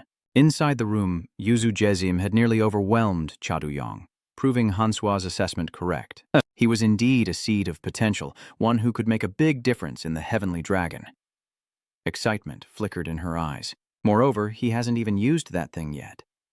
Cha Du-yong pushed himself up, slowly rising to his feet. "Whether you're exploiting the prisoners for experiments or charity, I don't care." But now, his voice lowered, "What's your real purpose? There's more to it than that, isn't there?" Looks like he struck a nerve with Yu-dae. He didn't answer, just said indifferently, "Let's stop here." Then they both threw punches, striking each other squarely in the chest. His punch reopens your wounds and you cough up blood. He's not faring much better, wincing in pain. But Yu Jim didn't stop, putting his strength into another blow against Du Yong's father. Luckily, he managed to block some of it as Yu Jim asked, "How long are you going to keep up this defensive stance?" A dark glint flashes in his crimson eyes as he calmly declares that it's time to end this, raising his hand high. But something seems to be happening. The floor beneath him suddenly crumbled, throwing him off balance. Yu Jim clicked his tongue, realizing, so he lured me into this mess? Taking his chance, Cha Du-yong bends his leg, delivering a knee strike to his face, the very reason he wants to bring happiness to others. His glasses shatter and fall to the ground. Yuzu Jim cries out in pain, as Cha Du-yong coldly denies any altruism or sacrifice, asking sternly, "It's all for you, isn't it?" Hearing that, Yu-dim's face instantly darkened, his eyes bloodshot as if recalling something. Sis, Yuzim called out cheerfully. His voice dripped with glee. "You know what?" He followed her instructions and finally made a friend, so he didn't notice her radiant glow had faded. At this moment, the light seemed to shine only on him as he tried to smile brightly, even if he had to force it, while she was shrouded in cold darkness, mechanically muttering, "We'll be happy, happy." Like an endless loop, happiness, happiness. It was then that he noticed his sister's abnormality and fearfully called out to her. She tilted her head, her eyes dark as an abyss, and said she would definitely be happy. In a bright corner of the room, his mother said to his father with pity, "What are we going to do?" "The poor thing," Light fades from the siblings as his sister sits blankly at the table, his mother's words echoing in his ears. Her depression was worsening, and he was stunned. He noticed the pills on the table, his mother's voice echoing in his ears. Her condition was far worse than Im's. Now, even the medicine doesn't work anymore. He stares blankly at his sister, cold as ice, his mother's words still echoing in his ears. She never showed it to her brother. His sister muttered, "Jazim, you have to be happy." He repeats the very words he once preached. Happiness is as contagious as the common cold. The boy was stunned. If I'm happy, will my sister finally find peace too? Back in the present, Yu Duim silently clutches his head as Cha Du-yong mocks him, saying he acts so noble, like he lives for others. He raised his fist, calmly exposing Cha Du-yong as just another selfish bastard. But before the blow could land, Yu Jezim sprang up, reaching for Cha Du-yong's neck as he calmly admitted the truth. That's right. He gripped his neck, effortlessly lifting him. Gritting his teeth, he looked down at him, the sound of his agonizing moans filling the air. I don't pursue happiness for others. His voice echoed through the room. I was born with clinical depression, and I've never once felt what you call happiness. He emphasized, his dark, abyssal eyes piercing into him. There is only one thing within me. He growled, because my starting point is the unfortunate Xuan Xin. Mao Trang looked up at the screen, carefully uttering the words, Meta Hust. Though no one was listening, he continued to mutter, sounding strange, but the principle was simple. A torrent of physiological knowledge poured from Ma Trang's mouth. The phenomenon of humans surpassing their limits when emotions are triggered is actually the result of a combination of the nervous, endocrine, and muscular systems. When intense emotions erupt, the sympathetic nervous system is activated, initiating the fight or flight response. This process triggers a surge of hormones like adrenaline, noradrenaline, and cortisol, increasing heart rate, optimizing oxygen delivery, boosting muscle strength, and improving reaction speed. Adrenaline, in particular, enhances contractile force, weakens the nervous system's inhibitory mechanisms, and stimulates the production of endorphins and enkephalins, pain-reducing substances that enable the body to generate extraordinary strength or remain unaware of injuries. Normally, only 40 to 60% of the motor units in a muscle are activated, but in extreme situations, this number can reach 100%. The body's protective mechanisms are disabled, allowing muscles to exert their full potential. This process can also lead to distorted perception of time, an effect often seen in fighter pilots or special forces operating in extreme conditions. So, the superhuman strength displayed in life or death situations isn't a miracle, but the result of removing the body's limitations, a phenomenon that can be explained by science. Mao Trang sat up straight, eyes fixed on the screen, muttering like a madman. But those who can actively trigger this state are extremely rare, and if they do, it's mostly by chance. Before him were countless monitors, and the documents on his desk were piled high. Then his voice suddenly changed. But there are those who don't need to wait for opportunity. They can enter that state whenever they need to. Mao Trang clenched his fist, excitedly concluding that this was the first condition of a sack. He leaned in close to the screen, eyes unblinking, but for Cha Duong it was a double-edged sword. Mao Trang trailed off. After a few seconds, he transitioned to the second image of Sakyu Jarim. His persona gradually became clearer through the description. A man with congenital depression. A picture of misfortune. Mao Trang casually compared him to a Greenland shark, picturing the dark ocean depths, where small fish with razor-sharp teeth lurk, cold and dark as can be. Mao Trang leisurely sketched him, slow and languid, his empty, soulless eyes like those of the dead, uncaring about the hunt. Then his tone shifted, and as soon as prey entered his sights, he transformed completely. In Mao Trang's empty eyes, a flicker of delight appeared, transforming him from indifference to an uncontrollable killing machine. The image of the small shark and Yuta Jim appeared in his eyes, in the ocean where the weak have no right to exist. At that moment, two images overlapped. The Greenland shark. Apex predator. Back in the chaotic battle, Yuta Jim grabbed Cha Du-yong by the neck, lifting him off the ground. He glared at him, struggling to break free, as Yu Dim calmly watched Cha Du-yong's futile attempts to escape. Cha Du-yong, you couldn't possibly understand. He swung his arm, delivering a blow that made Cha Du-yong's head spin from a life of misfortune. Cha Du-yong is tossed through the air like a ragdoll, while his tormentor remains unfazed, a testament to his terrifying power. A strange sensation washes over Cha Du-yong as the very atmosphere shifts. Cha Du-yong wondered in surprise, did this guy activate his meta too? Before he knew it, a foot appeared, and with a crash, Yu Jezim slammed Cha Du-yong's head into the ground. He looked down at him, saying, "You don't understand. The desire for happiness, the desperation to obtain it." He knew he needed another way, but before he could think, Yuzujim's shoe was in his face. A devastating kick sent him flying backward, blood splattering everywhere. The mastermind watched on, but on that day I realized something. The reason for unhappiness and how to achieve happiness. One day in the past, crayons lay scattered on the floor next to a notebook as Yuduim's voice echoed, "Drawing the happiest face in the world, huh?" He held the crayon, unsure of what to draw. This was difficult. He then began to draw a face without eyes, nose, or mouth, with green hair, muttering about a happy face. Yujazim suddenly pictured his sister's radiant smile. It has to be a smile, right? But that happy face was immediately replaced by emptiness. Lifeless, but definitely happy. Yujazim stared blankly at the paper, the light in his eyes slowly fading. Not a fake smile, but her real smile. Outside the cold room, a boy's eager voice echoes, "Sis! Sis!" Clutching the drawing, he hurried toward his sister, who sat silently in the shadows. "I found you." He proudly held up the picture he'd been carrying. "Look, I drew a portrait of you." But his sister turned away, and he quickly placed his hand on her shoulder. Just once, he thought, maybe she'll even smile. The naive Yu confidently believed she would like it, but in response, her arm unexpectedly dropped to her side. Was he shocked? Anxiously taking her hand, he gently shook her, touching it with both hands as he asked, confused, "Sis, what's wrong with your hand?" A terrifying thought, cold as ice, flashed through his mind as his eyes fell upon the scattered bottles on the floor. Yudajim stared blankly, completely numb. Her sister had stopped breathing. The boy's eyes were as dark as bottomless pits, a moment I can never forget. He sat bitterly on the cold, happy chair she once occupied, countless memories of her flashing through his mind, a person more unfortunate than himself, one who yearned for happiness more than anyone. But strangely, even though the room was devoid of sunlight, she shone brilliantly and she was smiling. He suddenly realized that was her smiling face.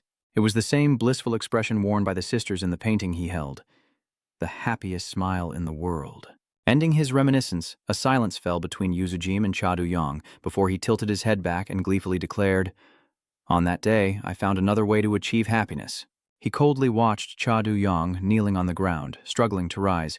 Because there is darkness, we see light. Because there is war, we cherish peace. Then, he emphasized, staring intently, and because there is misfortune, people can feel happiness. But he wouldn't hear it, staggering forward. So, Du-yong raised his fist, calmly retorting, "You gonna philosophize with me?" And with that, he punched Yudezim straight in the chest. But to his surprise, Yudezim calmly blocked the punch, an intense fire burning around her. She was the most unfortunate, and thus she found the greatest happiness. He casually snaps his wrist, "Me too." The pain forces Cha Du-yong to groan, as Yudajim calmly continues, "So if you get in my way," he knees him in the gut, "I'll have no choice but to kill you." Dust fills the room as light streams in through the window, but this time Cha Du-yong stands his ground, a light igniting behind him. "Whether you find happiness or not, I don't care." His words enraged him, but hearing you spout such nonsense, he concluded with disdain, "How disgusting." With that, he grabbed Yudim's face, frowning and stern. But before he could finish, Yudim silenced him, easily pushing Father Du-yong backward with a bit of force. "Let's end this here." Then he was thrown violently to the ground by Yudim. He coldly says, "Just let him sink. Let him lie motionless in that pile of negativity." This is his consciousness fading, no longer hearing what he says. He closed his eyes as if sinking into another dimension, surrounded by countless bubbles. Suddenly his eyes snapped open, thoughts echoing in his mind, and his pupils contracted in shock. A space. Countless faces of his wicked father surround him, leaving no room to escape, filled with his own negative emotions, a place overflowing with rage. He sinks to the bottom, his body paralyzed, able only to stare blankly. The scene blurs, his consciousness fading. Will he sink here forever? He wonders in despair as his eyes lose focus. Then he closed his eyes, surrendering everything. But a sound pulled his will back just a bit. What was that? Suddenly, a pair of hands cradles his head. A warm sensation. He stares in astonishment, seeing a girl standing before him. The owner of those hands was Dion, while in the silent control room, Maon Chang sat alone before the monitor, the flickering light of the device dancing across him. He casually picked up a fish-shaped pastry and commented on the fight between Cho and Jareem, holding the audience in suspense. Then, with a mouthful of pastry, Mao Chang declared it wasn't worth a line of his thesis. His voice echoed through the room, filled with documents, but I was hoping for a breakthrough, a new turning point for my research. Yet the battle ended without any gain. Within those documents was information about you. He clicked his tongue in regret. Most importantly, I wanted to know what 779 really was. What a pity. The fish cake was placed on the table and his voice changed. No, perhaps he was never a shark to begin with, but a magician from the start, rising and turning toward the door, in the depths of the unconscious, where darkness consumes all. Staring at the familiar figure before him, Cha Du-yong stammered, then gently spoke her name. Is that you, Ion? A gentle smile graces Dion's face as he listens quietly. Why are you here? She stared at him for a long moment before finally asking, have you been well? Du-yong's father was stunned, choked with emotion, unable to speak, his pupils contracted, his lips trembling. You! He bit his lip as if trying to hold something back. After a pause, Cha Du-yong offered a sad smile, his eyes strangely gentle. Yeah, I'm okay.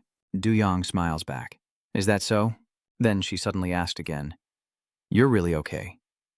A horrifying scene unfolded, causing Du-yong's father's eyes to widen as her voice changed. Okay? Her beautiful face was now covered in blood. The smile on her lips vanished, leaving only overwhelming rage in her eyes. He looks down at the blood swirling around her feet, the girl's mournful voice echoing in his ears. I huddled alone in the cold darkness underground.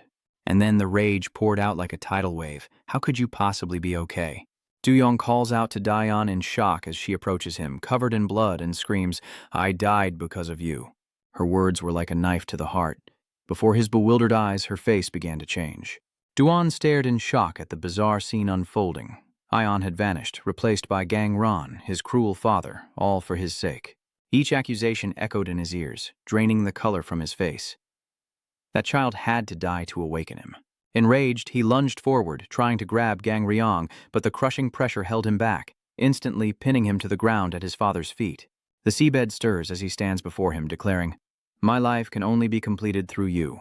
The crushing weight made it hard to breathe, his face pale, as his taunting voice echoed, Do you want revenge? He looked down at him provocatively. Do you want to kill this old man? He braced himself to stand, then those thin lips parted, and he uttered softly, Take it. Behind him appeared the very prison where he was being held. Gritting his teeth, he glared at the man, who casually turned back to the control room, leaving through the door. A battle to satisfy me will have to wait for another time. He placed his hands on the handles, ready to close the door. I'll clock out for today. Suddenly, the sound of a flickering screen made him stop. Then he was startled by the boy's cold voice. Stop. Mao Trang trembles as she turns around, unable to believe it. The sight before him stunned him into repeating what he'd just said.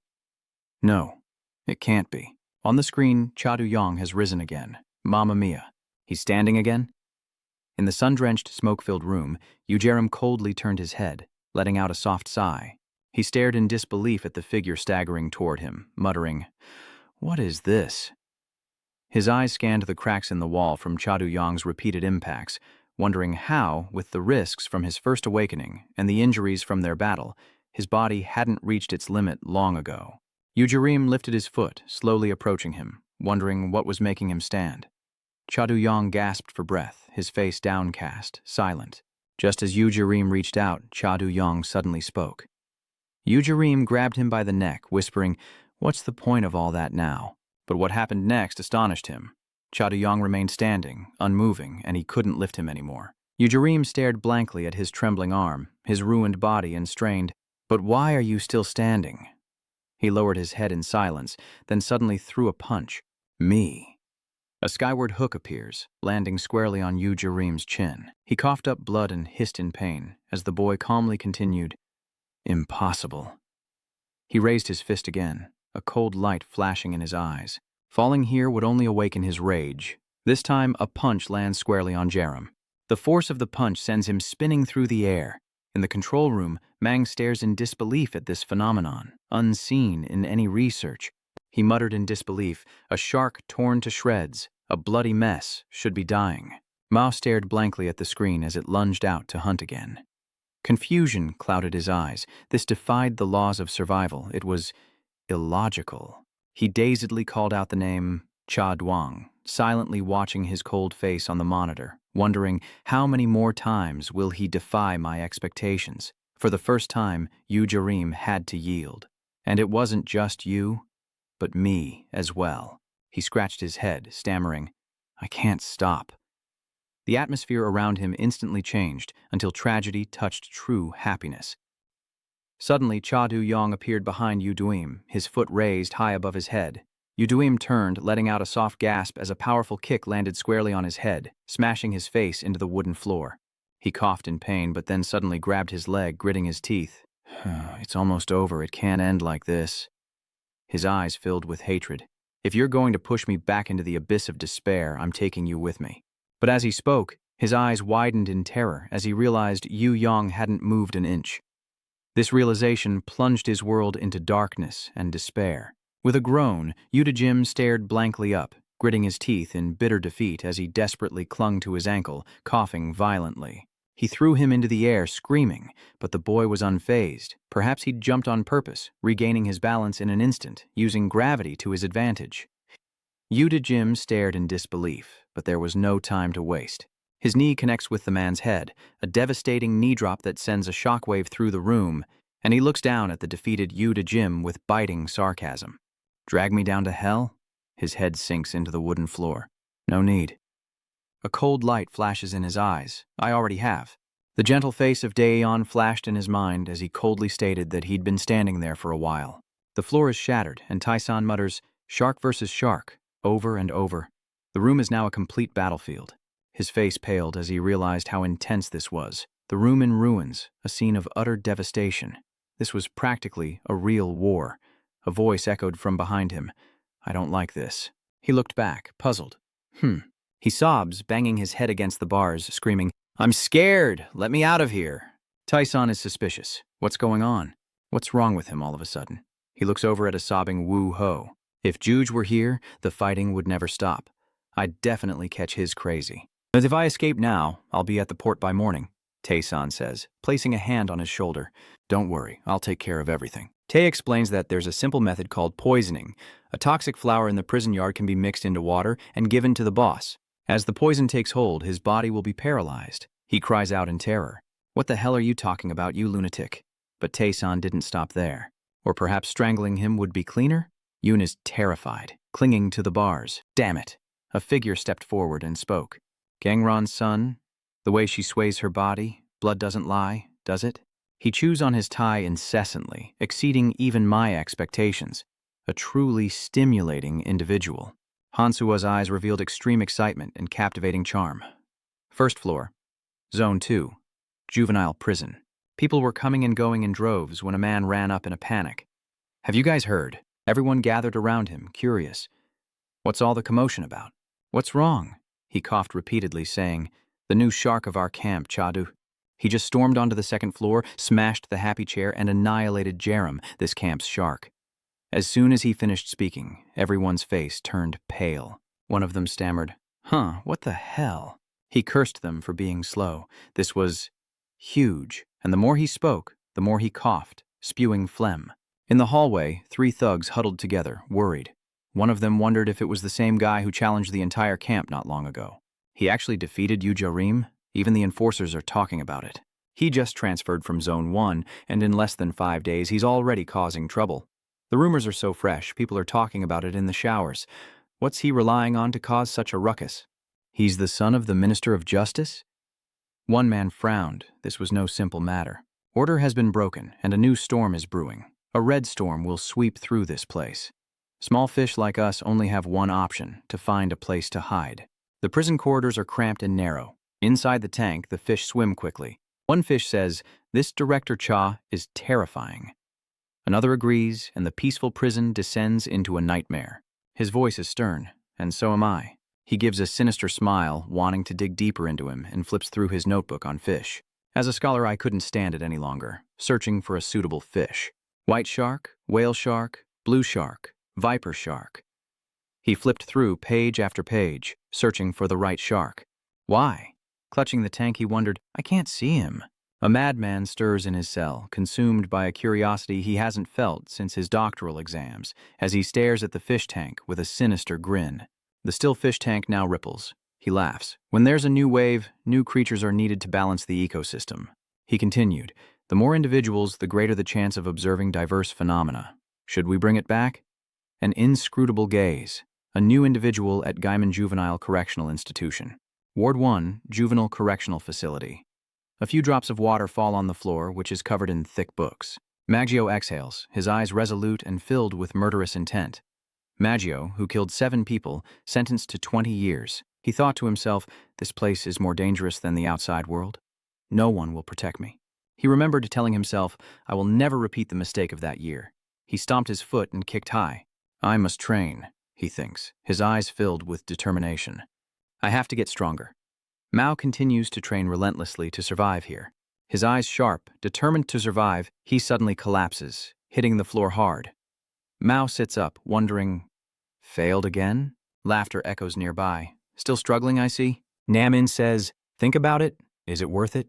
He scoffed, saying, even if a weakling like you broke your legs training, you still couldn't change your life. His gaze seemed to strip them bare, telling them to discard their useless efforts. He smiled, offering an empty glass, and said, pour me some juice, Gunamin. Inmate number 13 of the Juvenile Detention Center. A crowd scrambled aside, listening to him. Out of brotherhood, he would take care of them. They waited on him hand and foot. Under the authority of Warden Gunamin, inmate 13 of the Juvenile Detention Center, Majam replied, no need. He smiled. Why do you have to live so miserably? He continued, ever since John put all the wardens in the hospital, the reformatory has entered an era of peace. Naman scoffs, continuing, speaking of which, what happened to that Duyong guy? Where did he disappear to? His voice hesitant, he continued, since he disappeared, there hasn't been a trace or a word. Mao pondered, then spoke. Father Duyong knew something. Not about this reform camp, but about another place. I don't know what that is. He nodded, looking at him suspiciously. Duyong must have heard that information from someone. A scream from outside pierced the room. They looked outside in a panic. What ridiculous game were they playing now? Why would the director suddenly raise something like that? I hear it's very nutritious when stewed. The goat continued to chew on the paper ravenously. Black Goat, Zaidu was perplexed. Hey goat, aren't you bored? Is being cooked into a hot pot okay with you? He grabs the scroll and shouts, I'm about to die of boredom. Then he began to lament, is nothing interesting ever going to happen? Sitting among the goats, Zaidu confided in them ever since Duyong had swept through the area. Even the section chief's meeting, my only joy is gone. I'm so bored I could go crazy. He wonders if there's anything that can make his heart race. When the bleating of goats in the distance catches his attention. Huh? One of them is starting to mount the other. The goats begin their mating ritual and he chuckles. It's so hot, like summer down there. Doing that in a correctional facility? In Ward 2 of the Juvenile Detention Center's infirmary, Yu Zhong awakens in a daze, sitting up in his bed. He looks around, confused, and mutters, where am I? He suddenly remembered something. Ah, the memory of the fight is crystal clear in his mind. Yu Zhong was stunned. That's right, that happened. Yu Zhong clutched his head in frustration. I didn't foresee the risks from the start. His hands clenched, regretting his defeat. Had he really fallen? Ch. The infirmary door opens and Han Sua enters. Oh, good, you're awake. She tugs at his tie, relieved, her eyes burning into him. Now we can begin. She quickly pounced onto his bed. Du Zhong was shocked. A girl? What? She starts unbuttoning her shirt, trying to reassure him. Don't be tense. The other hand presses his body down, telling him to lie still. Yu Zhong blushed and panicked as Han Suyong sat on top of him, saying suggestively, I'll make you feel good. At the number 1 Juvenile Correction Center, the priest passionately preaches morality to all the young men in the Desire Rehabilitation Camp. It's an instinct God gives to man, but also a temptation to be resisted. Yet they are not so simple, as these words only further excite and overwhelm the young men. Their faces betray their sinful thoughts so that young sheep like you do not stray. Sex, gambling, drugs. A beautiful girl from the church choir has also come here to spread God's word. Let us pray together. Dung, from the Paradise Church choir, seemed to be searching for someone. Her eyes filled with sadness as she whispered Du Jiang's name. She looked down at the reformatory students, searching. I heard he was transferred somewhere else. Her friend, noticing something was off, asked, Yunha, you don't look so good. Are you all right? Yuna quickly turned and forced a smile. I'm fine, but I don't even know where that place is. But ex-Yunwoo still searched among the crowd, lost in thought. Could something have happened? The priest preaches, "Lord, protect your flock this week," while elsewhere, a girl engages in provocative acts declaring, "We are not controlled by desire." Amen. Chaoyang froze, his eyes wide with confusion as he stared at her. Huh? He immediately questioned her sudden behavior, but was cut off. Shh, Hanzawa whispers closely to Cha-Du-Yong. "Don't be shy, I'll take care of everything for you." She embraced him tightly, teasing him with her scent. Hansua overstepped her role as supervisor, claiming she couldn't take it anymore, as she unbuttoned Du-Yong's shirt and made lewd remarks. "I must be going crazy," Cha-Du-Yong thought, his eyes widening in disbelief. She continued to pant and stare at him, but then quickly turned the tables. Hansu transformed into an innocent figure, smiling brightly as she said, "No delays, laundry time." She gently urged Du-Yong, "Take off your clothes." Though still on his lap, she explained innocently, "Hygiene is paramount for patients, and here they are in the infirmary of the rehabilitation camp." With a suspicious gaze, Chaoyang questioned, "What are you doing?" Han was a little surprised to hear that, but remained calm. Huh? Cha-Du-Yong points out the suspicious fact that laundry isn't a warden's job, especially for a female warden. She calmly replies, her gaze sharp and unwavering. "My actions are suspicious, is that what you think?" Du-Yong's father frowned at her, but Hanswa immediately got off of him, grabbed her clothes, and quickly turned to leave, saying with a smile, "District 2 is special. Even the supervisors have to do manual labor." Du-Yong's father was a little puzzled, wondering if he was overthinking things. But Hansua's words caught Cha-Du-Yong's attention. "Oh right, I saw your match with Yuzuju Jason, I really liked it." She even remarked that he looked harmless, but his attacks were brutal. Hansua's words left him stunned. After all, she deliberately provoked him, saying he looked much gentler than his father. Then she deliberately slammed the door shut, leaving her statement hanging in the air, and Du-Yong's father sensed she knew something, his eyes betraying a hint of panic. "What's this? It's that supervisor." Startled, Cha-Du-Yong tried to stop her and demand answers. "Wait, does she know Father Kang Ria?" But before he could speak, his body reacted violently, the lingering pain causing him to collapse. "Damn it, the wound is still there. This woman..." Cha-Du-Yong is furious at Hansua's deliberate words. Just who is she? He still needs treatment and fluids to recover quickly, as Hansua admires him. Cha-Du-Yong's instincts are sharp indeed. She leaned against the door, a smile playing on her lips. Kang Kang-rung's dream of making his son king? It seems it wasn't so far-fetched after all. Clutching the clothes, she imagined Cha-Du-Yong's current state and plotted her next move. But it was too late. That dream had reached its end. She even muttered strange words, saying Cha-Du-Yong's blood had already filled the reformatory. Hansua picked up Cha-Du-Yong's clothes, sniffed them, and gave a sinister smile. "The hungry sharks will be pleased. In the Juvenile Reformatory Zone 2, 3rd floor, a desperate rat is on the run, squealing. It was incredibly fast, nearly impossible to keep up with, yet a hand instantly snatched its tail. The tattooed hand grabbed the rat by the tail and pulled it back. The man smugly saying, 'Yim, so the red herring is finally dead.' The rat struggled to escape, and in a flash it broke free and scurried away. But before it could get far, it was caught again, as Min Sang-woo reveled in toying with the rat, catching it and releasing it. How boring. The mouse desperately tries to escape back to its hole. What a waste. That bookworm may be crazy, but he's got a face. I thought he'd get the chance to glare and gleefully say, 'I'm going to have so much fun with it.'" The mouse was running, but it turned its head and was startled. He mercilessly stomped on the mouse, crushing it to a pulp, reveling in the brutal act with maniacal laughter as blood splattered everywhere. Min Sang-yu grins with twisted delight, his body trembling at the mere thought, already drenched in anticipation. Min Sang-yu stood there, trembling and laughing, his body barely able to contain itself as he gleefully thought of Cha-Du-Yong, who was currently recovering. Cha-Du-Yong fought Yu Jezim, so he must be weak now, right? He thought, a disturbing lust creeping into his expression. Now's the time to play with him to my heart's content. With that, Min Sang-yu's laughter echoed through the room. In another room, a figure huddled under the covers rustled mysteriously, muttering to himself that he couldn't wait any longer. Before his boss returned and turned this place into hell, he would escape. He desperately scraped at the wall with a plastic spoon, reassuring himself that he only needed to dig a 1,500-meter tunnel to escape. But if he ran out of oxygen and died, he'd just return to Mother Earth. But Uwan's words immediately crushed his hopes. Unfortunately, the other side of that wall was just the next room. Frustrated, Dong-a yells out, but then calmly says, "Don't worry, I've already planned his murder." Dong-a is shocked. "What? A murder plot?" Ut-san smugly details. "I've rigged a trap above his bed." 16 nails will pierce his skull the moment he lies down, causing a brain hemorrhage and nerve damage. Dong-ah, growing weary, cries out, "Please, stop." Suddenly, a strange noise echoed through the room, and Uan peeked out to investigate, approaching the window for a better look. "What's this? What's all the noise?" Utan sees something and stammers, "Hey, what's that? Is that a person?" Utan stares in disbelief at what's happening. "The 5th floor?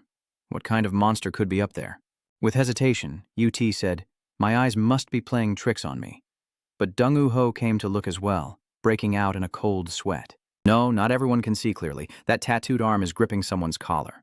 The man was suspended high in the air. Mizengu was holding him by the collar outside the window.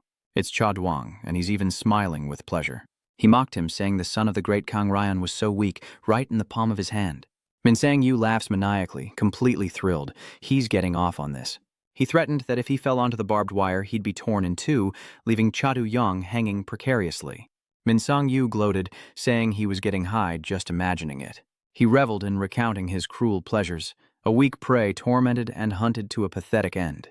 The scent of blood was the ultimate stimulant for him, and he stared intently at Du-yong's father as he asked, "Yes, that's the expression." Min Sang-yu's eyes widened and trembled with despair. His crazed, excited eyes are terrifying. How can he be so turned on? Win Sang-yu, 3rd floor shark, Juvenile Reformatory, Area 2. Fragments of shattered window glass exploded outwards as Cha Du-yong finally spoke. He's immediately taken aback. "Huh?" Du-yong calmly tells him, "Stop the nonsense," surprised that he's met with a fearless, gleeful, and defiant face. "Let go, you son of a bitch."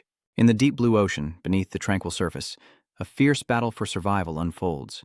A hammerhead shark has just been torn to pieces by a blue shark after a brutal fight, but the victor has no time to savor its triumph. The scent of blood spread through the sea, awakening the hypersensitive noses of hungry sharks, causing Gus to lament, "How boring!" He yawned and complained, "Are all the dopamine channels just zoology documentaries?" Unable to bear it any longer, he suddenly shouts, "I can't live like this. I need a stronger dopamine rush." He hugs the goat and cries out, "Let's run away together. I'll give you a happy life." Just then, the warden called out inmate number 5521, and Goose looked up, puzzled. He peeked out the door and heard the warden say, "Follow me." Father Du-yong had been resting in the medical room for who knows how long, receiving IV fluids. He sat up, wincing at the sharp pain from his fight with Yu Jim. Father Du-yong thought to himself, "My body is a wreck." But unexpectedly, a sigh echoed from behind the curtain, and a man said, "The smell of disinfectant." Father Du-yong immediately wondered who it was. But before he could see who it was, the stranger ripped open the curtain and delivered a powerful kick to Cha Du-yong, sending him crashing to the ground. Then, with twisted glee, he remarked, "That must sting." It was Min Sang-yu, staring madly at Du-yong's father, saying it was just to his liking. Min Sang-yu, the 3rd floor shark of cell block 2. Du-yong's father painfully crawled across the mag floor, questioning him. What's he doing here? Does Min Sang-yu really need to ask? Du-yong trembled, feeling a sharp pain all over his body, while his attacker reveled in the violence. And immediately he hurls the bed frame at him again. Who would let such a tasty prey escape? The bed hurtles toward Cha Du-yong, sending him into a panic, but he can't just sit there and take it. In a split second, Du-yong dodges the attack, but Min Sang-yu immediately charges forward, launching another assault. Even injured, he dodges well. Du-yong's father is still hurt and feels pain all over. Min Sang-yu kicks him, causing him to stumble, and tells him to keep struggling. Du-yong nearly falls, but Min Sang-yu immediately catches him and says, "If he wants to live." He grips Cha Du-yong's shoulder tightly. "This broken body, I'll smash you until there's nothing left." Du-yong's father was then violently thrown to the floor. He painfully crawled to his feet as Min Sang-yu approached, clearly not finished yet. This isn't over yet. He trembled as he watched the man's excitement. Far from enough. Cha Du-yong glared at him, enraged. "Keep going, keep pushing." Min Sang-yu stands before Cha Du-yong, boldly provoking him. "Let me feel it." His eyes went wild, a grotesque smile twisting his lips, reveling in the pleasure of toying with a broken man, trembling with excitement. He laughed and gasped as it reached its peak in a luxurious city apartment filled with various liquors.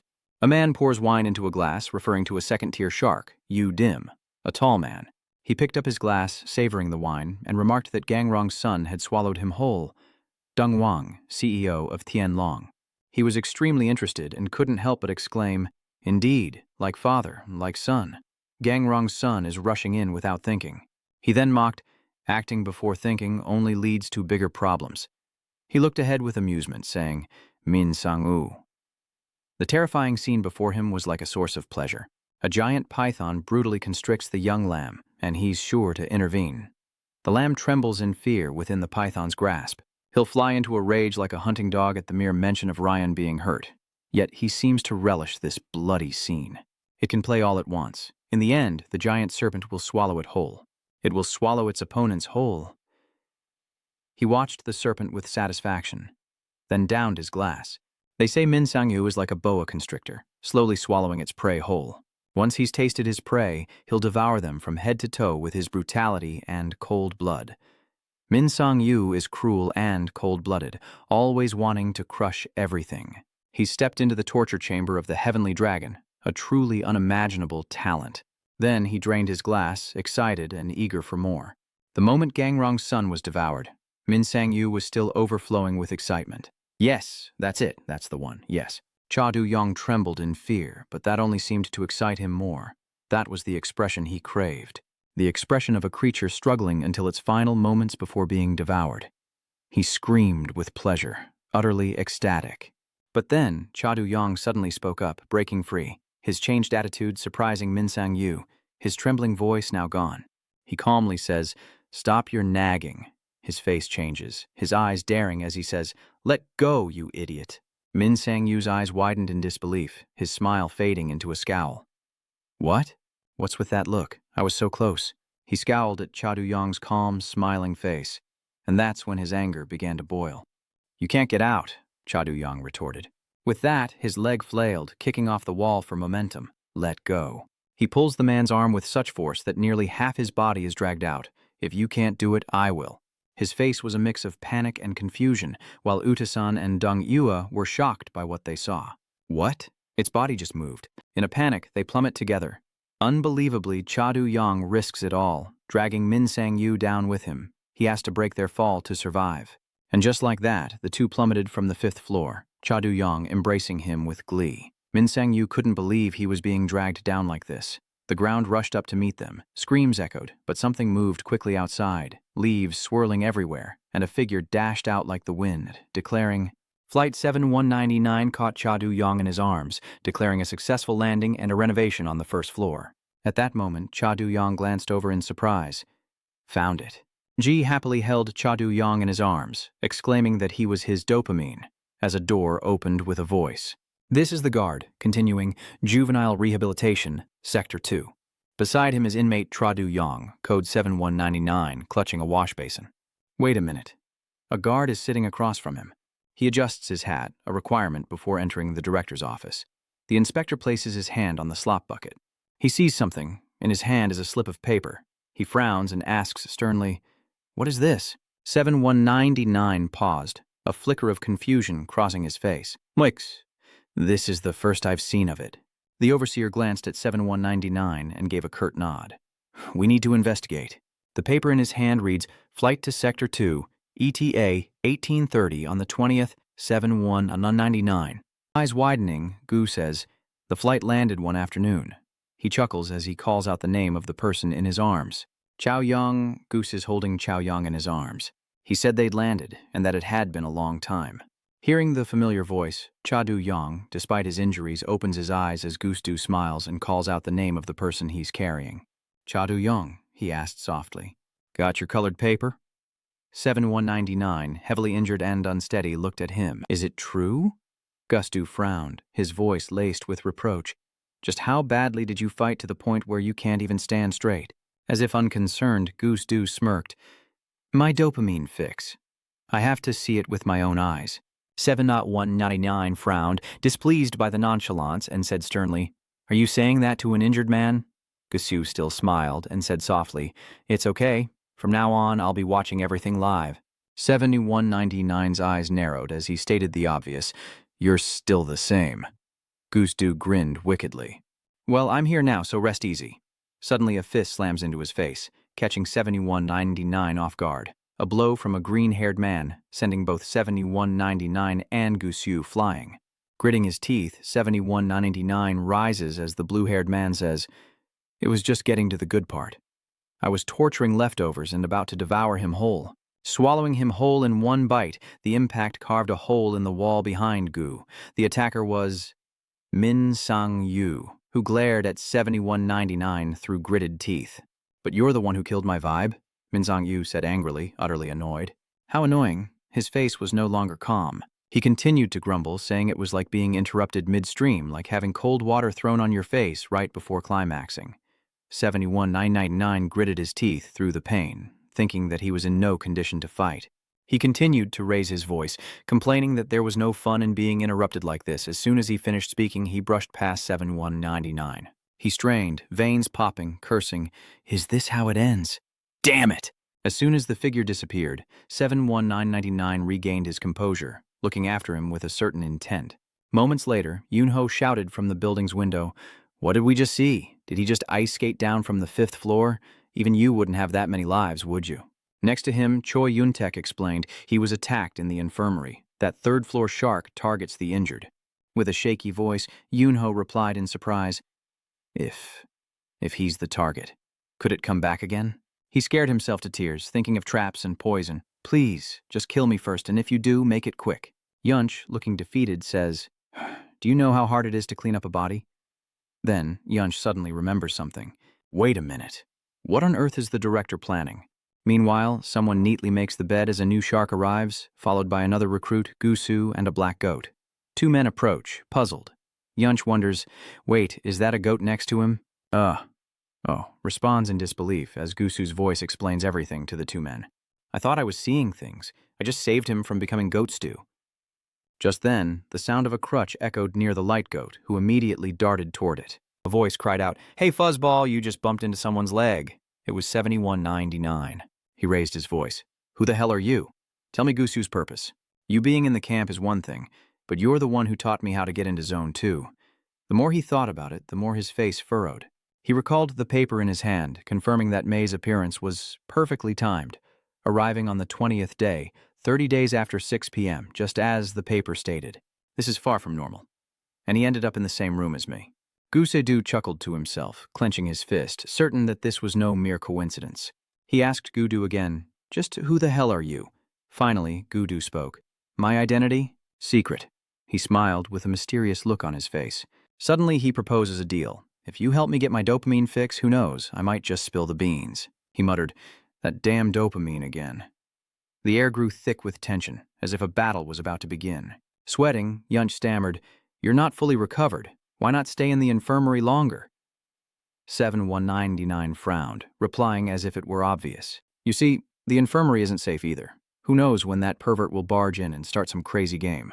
As he spoke, the black goat kept nudging his leg, a situation Yuntek understood but still questioned. "But it's not any safer here." At this, 7199's face darkens, and he says sternly, "At least this room." Gustu turns to see the window is closed, a water bottle has been partially drunk, and he hears even breaths. It's Shark. He took off his shirt, got under the covers, and lay on the bed. He thought Tra was already asleep, but she glared at him with a disgusted look, saying she couldn't sleep. He recalled the memories of selling 7199, that distorted face, that trembling body, that pungent smell of blood, those moaning sounds. His words are chilling, and sweat pours from his body. Just thinking about it makes my mouth water. He chugs a bottle of water, preparing for Michelin. He crushes the water bottle he just drank from. Nothing tastes good after experiencing Chairman Du Yang. Min Sang-yu bites the bottle, his eyes wide, still not satisfied. His eyes turned bloodshot as dark thoughts consumed him. He wanted to lick him, bite him, savor him, and then devour him whole. Meanwhile, in a prison cell, a girl was bound by her wrists with chains. She gasped in pain as the door in front of her suddenly opened and a man entered. "Why?" she asked. "Why did you come back? It's that shark man." He approached her step by step as she pleaded, "I've told you everything you need to know. Torture won't get you anything more." He sneered, "I know there's no useful information left in your mouth, so don't worry." He paused. "But I've been having trouble sleeping lately." He began to utter vile words as she screamed in terror, "Nun na," even though he had already tasted the delicacy before him. "Don't come any closer," he added, "but because I couldn't swallow it whole, I can't stop thinking about it. It's driving me crazy." Her face now filled with fear as he moved in close, saying, "You're going to take responsibility for this, Nuna." She screamed in terror, "No, please!" A streak of blood appeared on the ground in the dark of night. After devouring him, she says there's only one way to satisfy this hunger. He strokes his hair, his face contorted, and he sticks out his tongue. That is, to devour Du Yong whole, and the rain began to fall. Gu speaks up, asking, "What did you say?" Inside the room, Gu is confronting 7199. "Protect you, Du Yong's father. No way, I hate fighting, you know." 7199 is confused, but Koi reminds him that back in District 1 he said that Koi was the first to save him. Gudu looks towards the door, proving that you're actually useful to me. The flashback ends. "Didn't you say you'd help me? Now you're contradicting yourself." Gus looks confused. "Oh, it seems you're misunderstanding something." He then says, "My role? I'm not a player." He smirked at Cha Du-yong's displeasure. "I'm just a spectator, here to enjoy the game." "You're not planning on fighting in the arena anymore?" He looked at him and said, "You're the only player here." "Du-yong," he explained, "can't you see this crutch? In this condition, you can't even walk, let alone fight." Gu smirked, catching him by surprise. "Is that so? There's still a way to take down that third-tier shark." The rain intensifies as the shark succumbs to his madness, sneering, "I can't take it anymore. My body's at its limit. Cha Du-yong, I'm going to shove you so far down my throat." Next to the neck frame, a goat grazed as a voice spoke. Third-tier shark Yun Teach sits with his arms crossed, sweating as he utters Min Song-yu's name, explaining that among the sharks, he's the most terrifying type, preying on the weak, playing with them, humiliating them. Hearing this, 7199 falls into contemplation, eventually swallowing hard.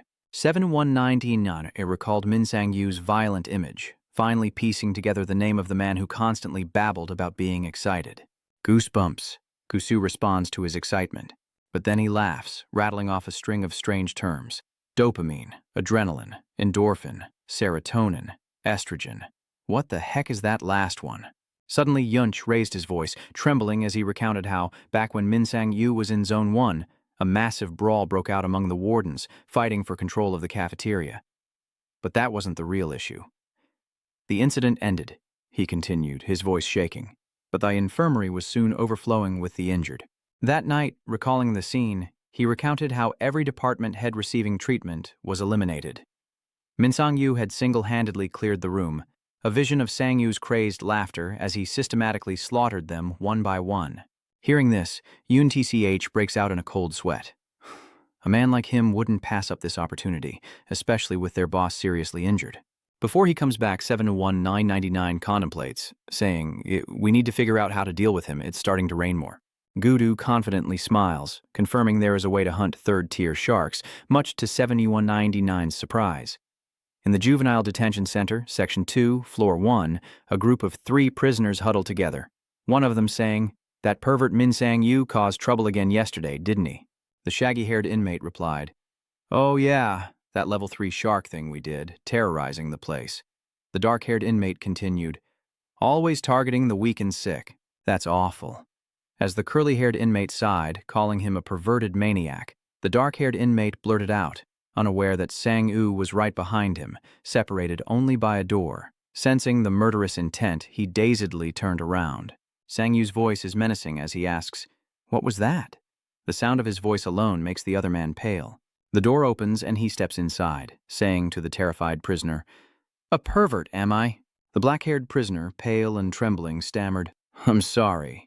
Sang-yu reassured him, "No need to be so tense. You know I'm not interested in the ordinary." His face grew more fearful as Sang-woo leaned in close, smiling. "The only thing I crave now is him." A door opens, and in someone's room, a figure approaches the bed, upon which lies a jacket with the number 7199. A voice says, "Cha Du-yong, you just recovered, and you've already requested to be discharged?" The voice belonged to Sang-woo, who excitedly said, "When I heard you were back in the dorm, I rushed right over." He began to breathe heavily, spewing out chilling words. "I toss and turn thinking of you every night, never feeling full no matter how much I eat." So he picks up the 71999 uniform, grinning wickedly. "Now I'm going to devour you whole." A voice suddenly spoke, surprising Sang-woo. How long had Gu been there? He replied, "Eat you raw? No. Instead of me, use him to make a black goat stew." What does the goat think about that? Well, he clasped his hands together and proudly continued, "Black goat is good for men." The goat then runs away, as if to say, "Give me a break." With narrowed eyes, he bluntly replies, I wouldn't even waste my time on someone as worthless as you. Ji-do points at me, saying I'm worthless. Enraged, he retorts that only Duong's father can satisfy him. So you're going to starve yourself until you find Du-young. Great way to lose weight. At this, Sang-woo's face turned red with anger. What was he implying? He smirked. You think it's easy to find Du-young's father in this prison? He chuckled gleefully, humming a tune. He turns around. The next morning in the cafeteria, a group of prisoners talked, one of them saying, I'm talking about Min Sang-woo. Just to find Du-young, he's turned the whole prison upside down from the first floor to the last. The second man replied, Still no luck today? The first man agreed. It seemed so. Today, he even searched our floor, checking inside the toilets, the third man said. The second man guessed, Don't tell me it's been several days already. Still no sign of him today? I think he might have escaped. The third guy says, Today too, but screw it, never mind. Just then, someone shouts, Why are the beans in the rice steadily increasing? Before long, dusk fell in someone's bathroom, and there he was, leaning against the wall.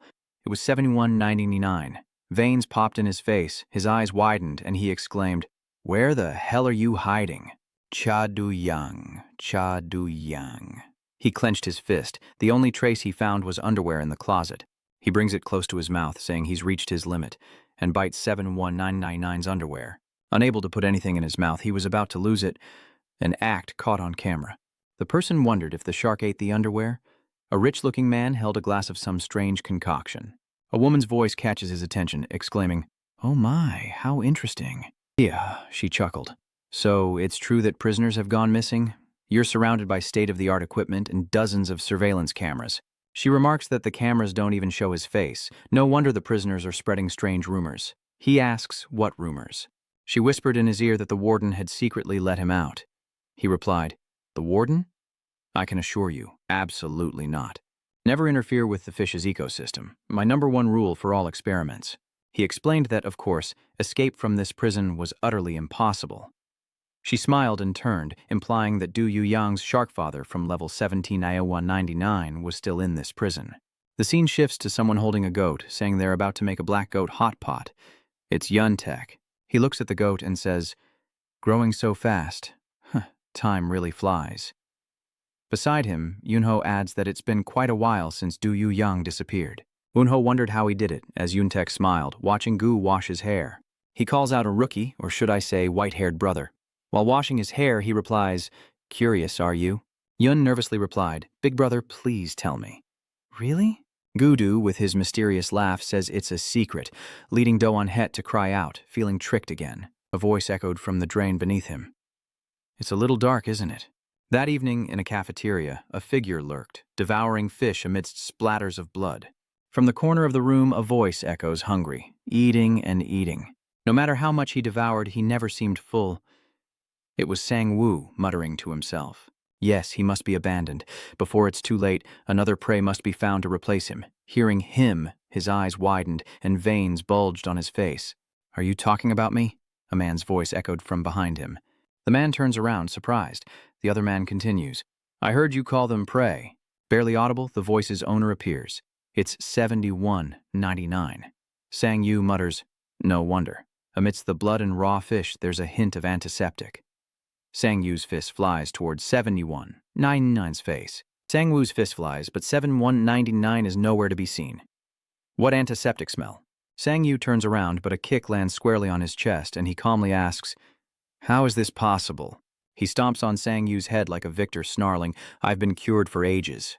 The scene shifts to a quiet night, where a patient in a wheelchair is startled to find himself in the middle of a train track. Where is this? From above, the mastermind's voice rings out, drawing the patient's gaze. So, you're awake now? Min Sang-yu, with the hungry eyes of a predator, stares at the patient and asks, Why did you have to lose your legs? Did you dare steal the VIP list from Thien Long? No sooner had he spoken than the patient began to lament his useless legs. I was run over by a train and crippled. A light appeared from behind, and the patient immediately understood his situation and screamed. Wait, just listen for a moment. The patient desperately tries to clear his name with the indifferent Sang-yu above.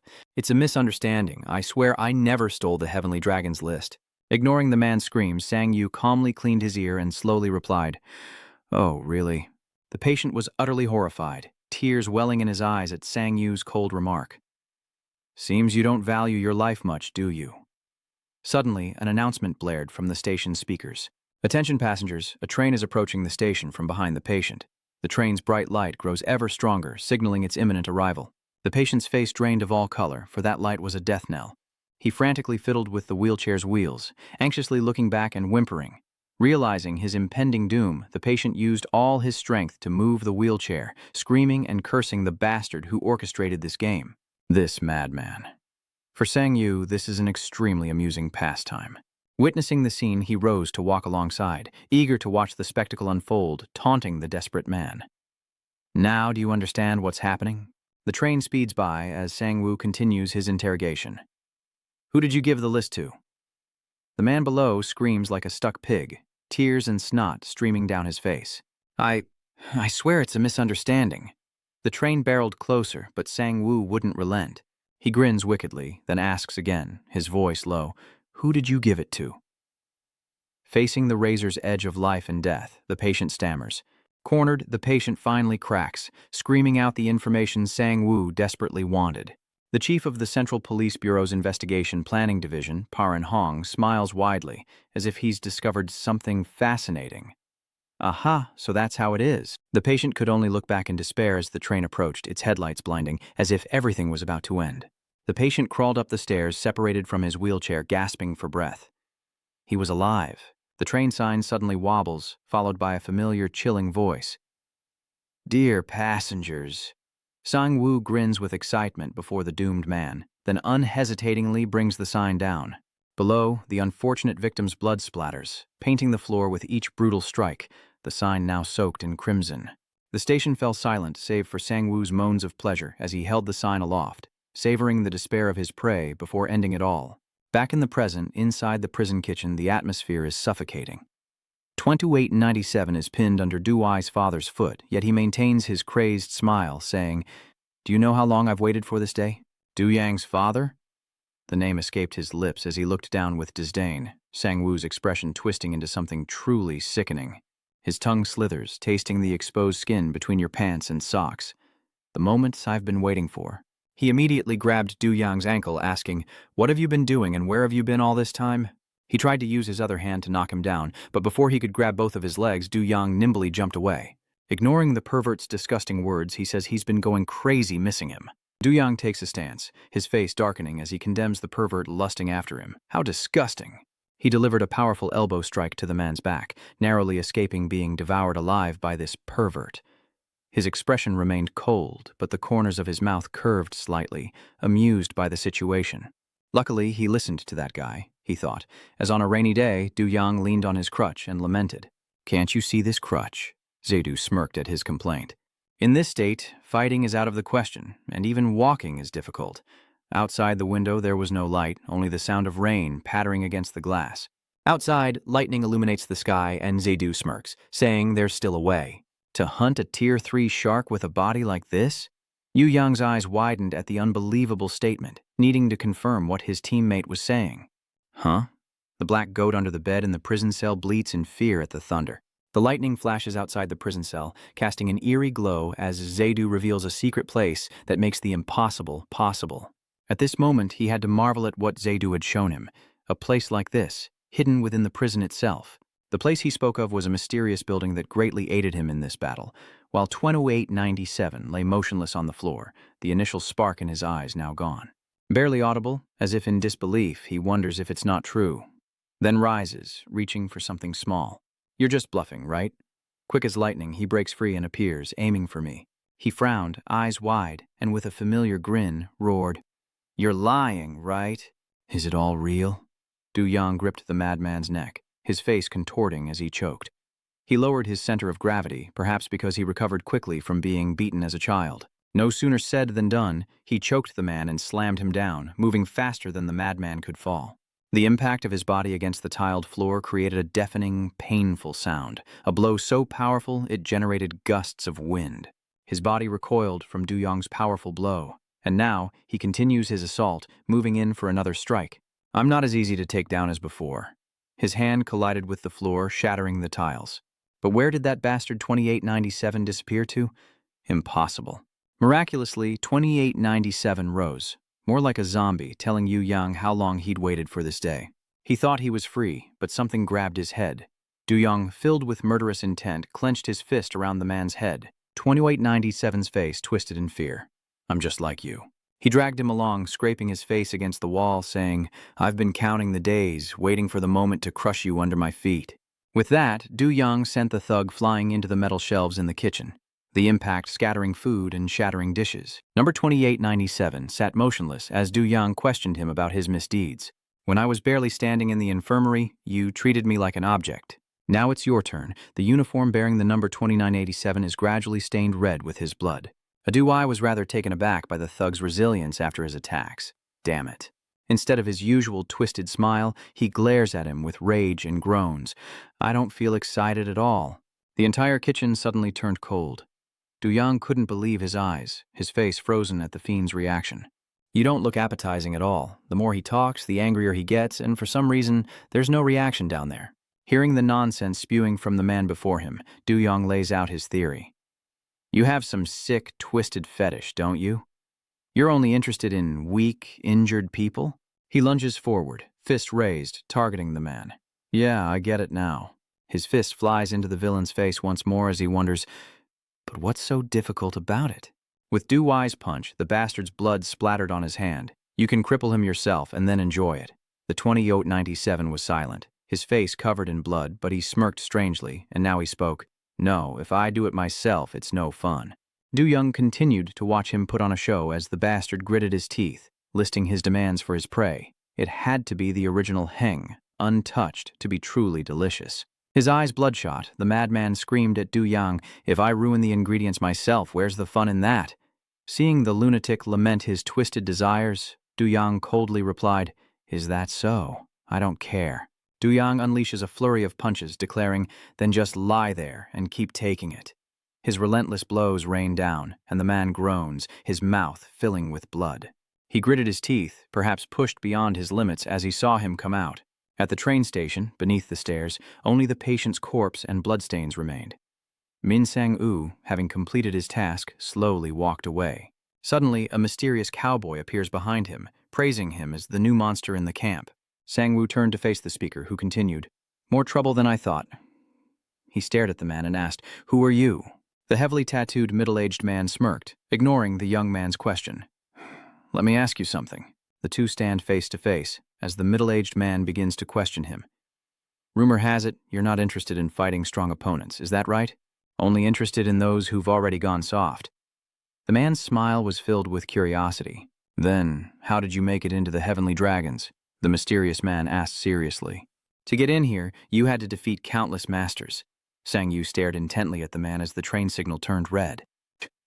The madman calmly answered his curiosity, stating that facing the healthy was like chewing rubber tires, causing Sang-yu to grimace in disgust.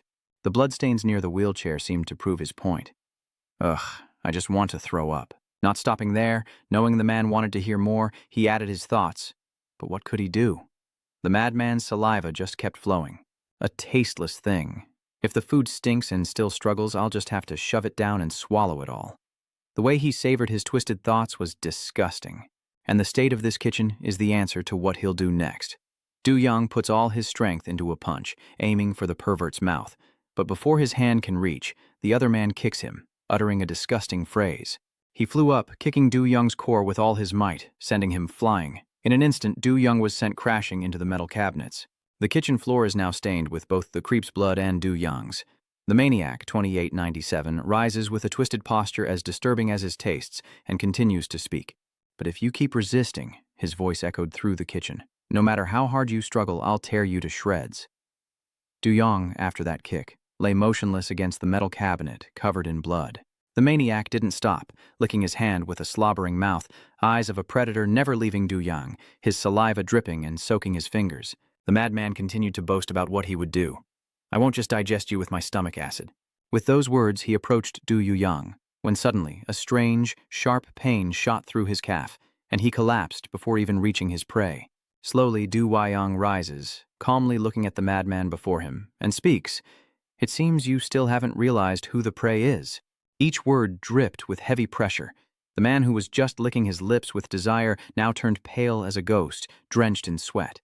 Yu Yang looks down from the metal cabinet at the terrified man and asks, "And who is the predator?" Now, his face bears the smile of a victor. On an old iron door is a sign that reads, "JIS Team 1.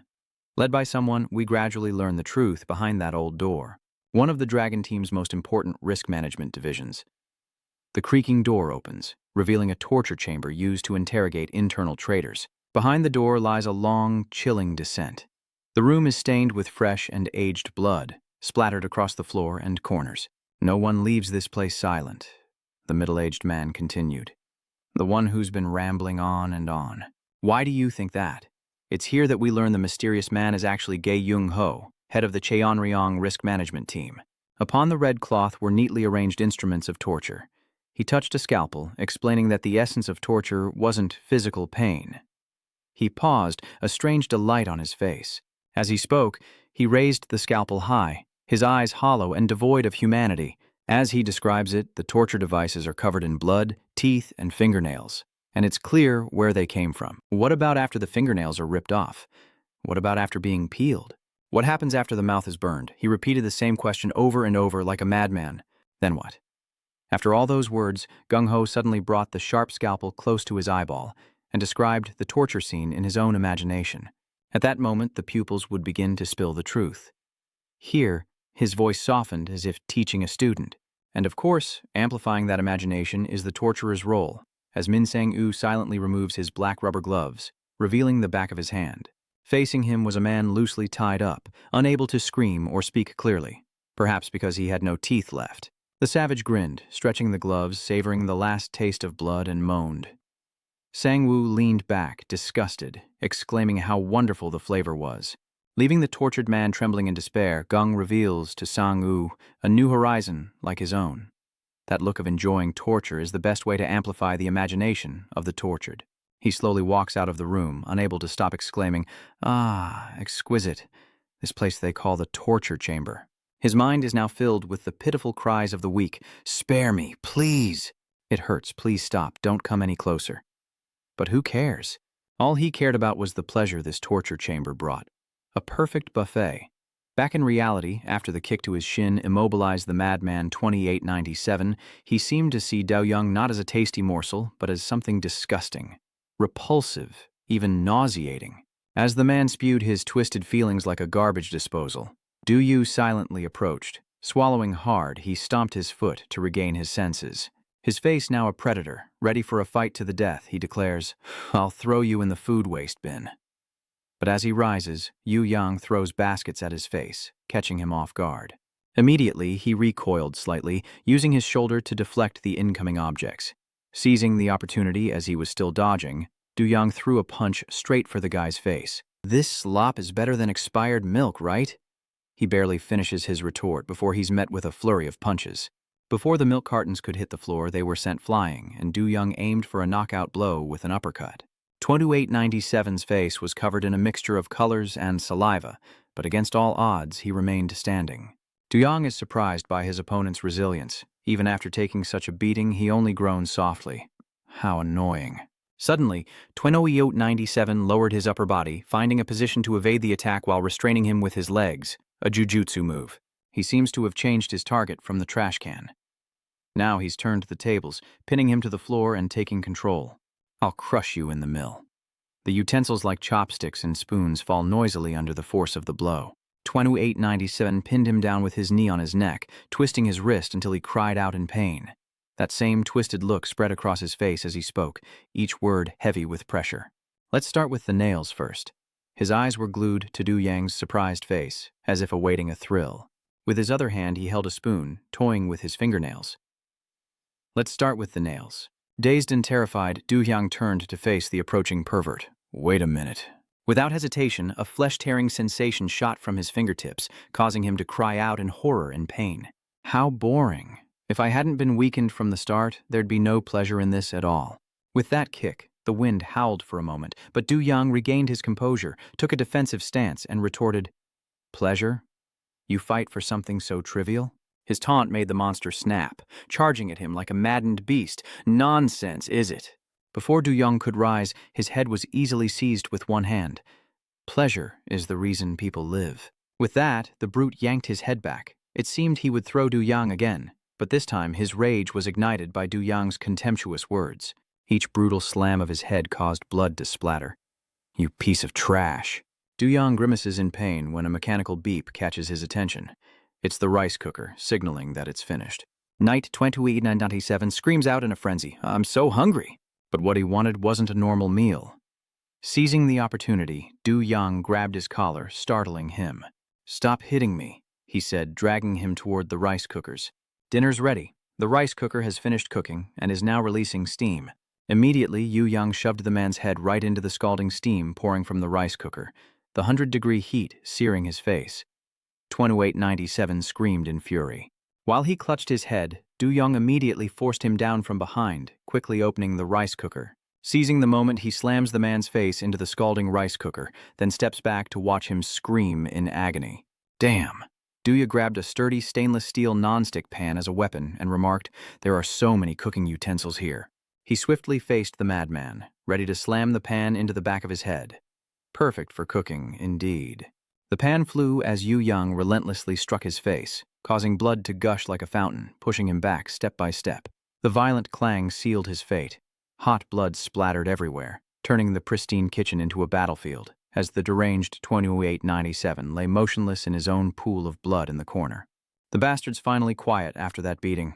In Du Yang's hand, the claw has morphed into a mace, dripping with blood. Du Yang wondered with a cold look, does combat power change with mood? His tone now laced with resentment, recalling the scene of the man's cowardly trampling when he was injured. Du Yang turned and walked away. But I don't care. With that thought, a groan suddenly arose, drawing his attention to the figure sprawled on the floor. "Okay," his voice trembled with an odd tone. A milky fluid trickles down the bulging fabric. I feel so good." The madman's eyes widened with a perverted expression, his body twitching with pleasure. Cut to the mysterious man, gung-ho, grimacing and cursing.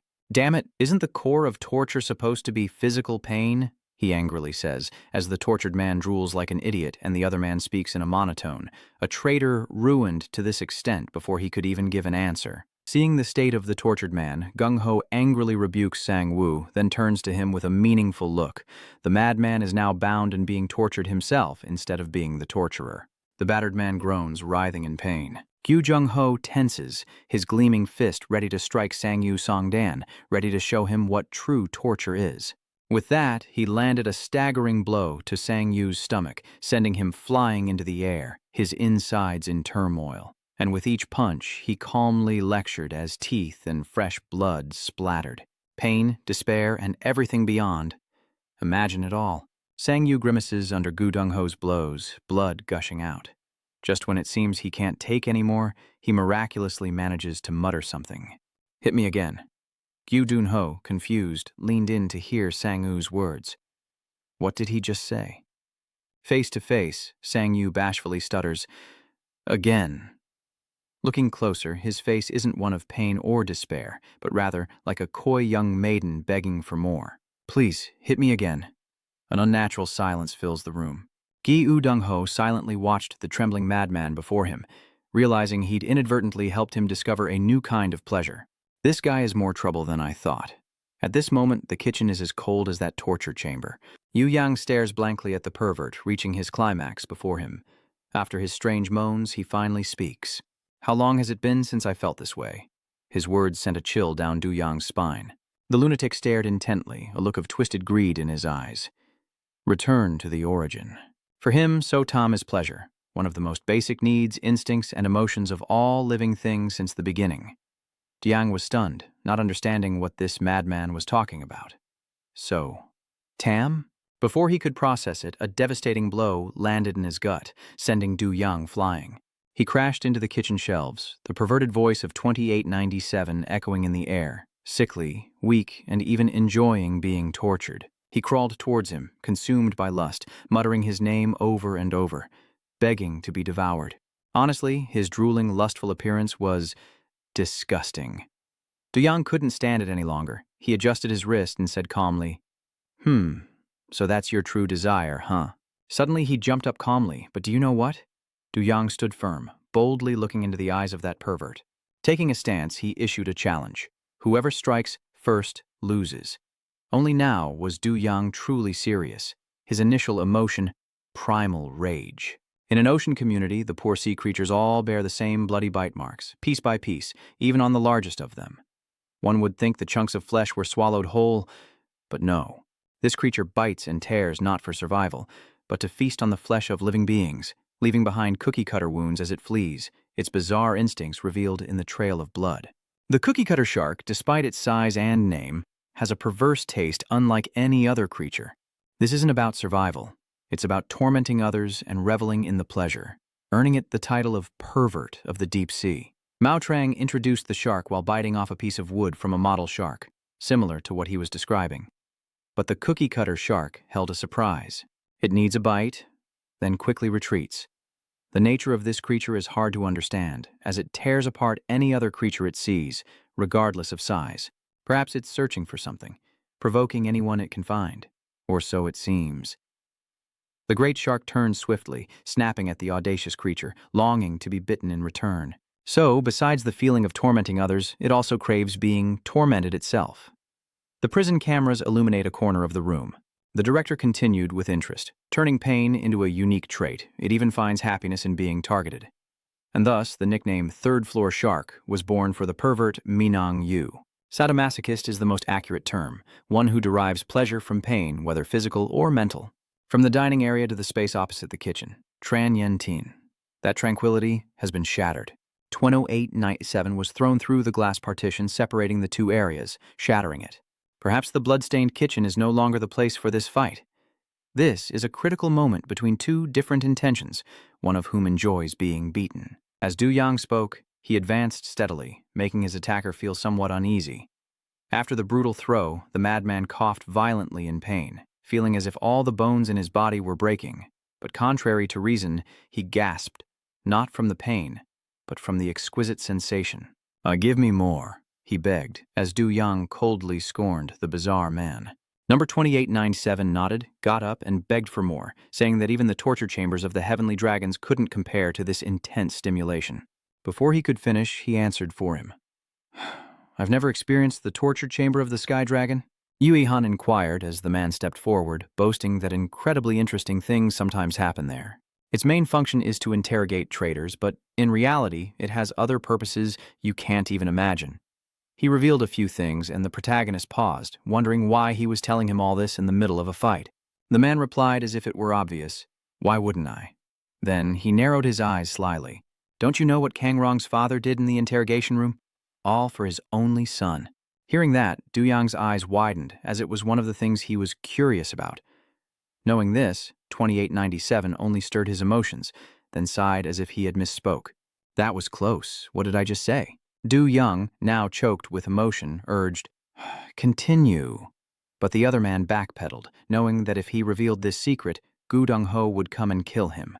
Du Yang, blood rushing to his head, demanded, "Speak."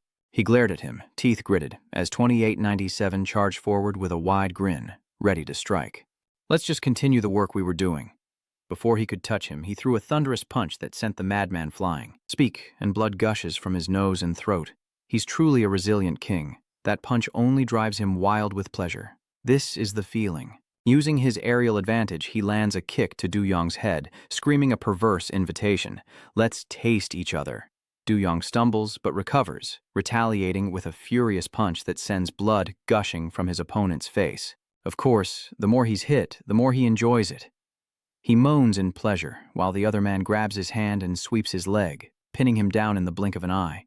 The more he's hit, the more excited he gets, overwhelming him and making him think he needs to get stronger. "Ugh, I told you already. If I said it, I'd be dead." Even as he lamented, Du Yang had already vanished. His voice came from behind, stunning 2897. "Is that so?" With a dark aura, Do Yuhan raises his foot, challenging him to see how much he can endure. With that, the man was flattened beneath his feet, dust swirling from the impact as he moaned in ecstasy. The more he fought, the more excited the bastard got, leaving Yu Yang speechless as the madman continued to ramble. "I was too strong just now. My body feels so strange." The tables and chairs he crashed into lay in a heap, which exploded as Du Yang collided with it. The madman sees him as a toy, wanting to play a little longer. Now, not just the kitchen, but the entire area is covered in blood and debris. The maniac stomps closer as he struggles to rise, breathing heavily with displeasure. Just looking at his ecstatic face is enough to make your skin crawl, and Du Yong shudders with disgust at his sweet nothings. I'll stimulate you even more, so don't be still. Hit me with another powerful attack. He roared and charged like a mad bull right into my body. If that's what he wants, that's what he'll get. He flipped over with agility like a scorpion, delivering a savage kick to the head, causing blood to gush like rain. That's it. He collapses, seemingly losing consciousness. A blow that felt like a bullet, Du Yong muses. Looks like you're finally getting the hang of it. He stared at him sternly. The way to use the original intention. Yu Yang recalled that sweltering day. On that wide-open training ground, Du Yang cried out in anguish, "Dad!" as he lay cradled in his father's arms. He said irritably, "I told you. Overusing your original intention will have the opposite effect on your body." Du Yang groaned silently. His father, looking intently into his eyes, continued to teach him. Even with an understanding of the core, how to develop and use it is up to each individual. Just like his father, behind the training grounds were traces of power, proof of his teachings. His father reassured him sternly, "Don't worry, you'll find a way to use your original intention soon enough." He patted the boy's head, saying, "Remember this, a flame cannot burn forever." Back in the fight, he recalls his father's teachings, muttering, "Using the source of power too much puts a huge strain on the body." After the fight with Yuzujim, I struggled to overcome that. As he said this, he wound up for a punch, realizing, I need to turn it off when I'm in a normal state. What surprises him is that he only rests his hand on his chest, activating it only when truly necessary. His other hand clenches into a fist and strikes powerfully. It's the old trick of feinting to the east while attacking the west. A powerful blow to the chest sends him reeling back, yet he strangely remains standing, trembling. That was a cheap shot. Yu Yang was shocked. After that blow, he should have collapsed as usual, but instead he seemed even more delighted. Nice. Wonderful. Not letting him speak, he immediately followed up with a forearm strike to the man's chin, sending the crazed 2897 into a euphoric moan. Amazing. Let me have a little more. Obliging him, he landed another powerful blow to his face. Now his face is covered in blood and saliva, the intense stimulation driving him even further into madness. This feeling, it's the first time. My heart feels like it's about to burst. Meanwhile, he remained unusually calm, saying slowly, I turned off my beginner's mind, then turned it back on. As the maniac's excitement grew, he continued, explaining the unexpected advantage, the instantaneous surge of power upon activation, followed by a swift, decisive blow. Just as he was laughing, he didn't hesitate to punch him right in the mouth, sending the maniac flying into the deep-frying area. Just a moment. Dwayalian spoke up. Still not talking, he slowly approaches. Just as the oil reached its boiling point, burning a stray chili pepper, he grabbed the man's head, demanding, Cow, were you ever in the Heavenly Dragon's torture chamber? He still didn't answer, prompting him to angrily continue. Then you must know, right? What's the easiest way to make someone talk? His gaze turned to the fryer, bubbling with hot oil. Until I get the answer I want, I'll fry you crispy. Having said that, Du Yong held the man's head close to the boiling oil, letting him savor the hot droplets as they splattered on his face. The dining area was now a scene of devastation, with tables and chairs overturned everywhere. The kitchen, now splattered with blood instead of spices. Shifting to the vent above, it suddenly opens, and a familiar voice echoes out. Turns out Gusei was excitedly watching the battle from this vent. It's cramped in here.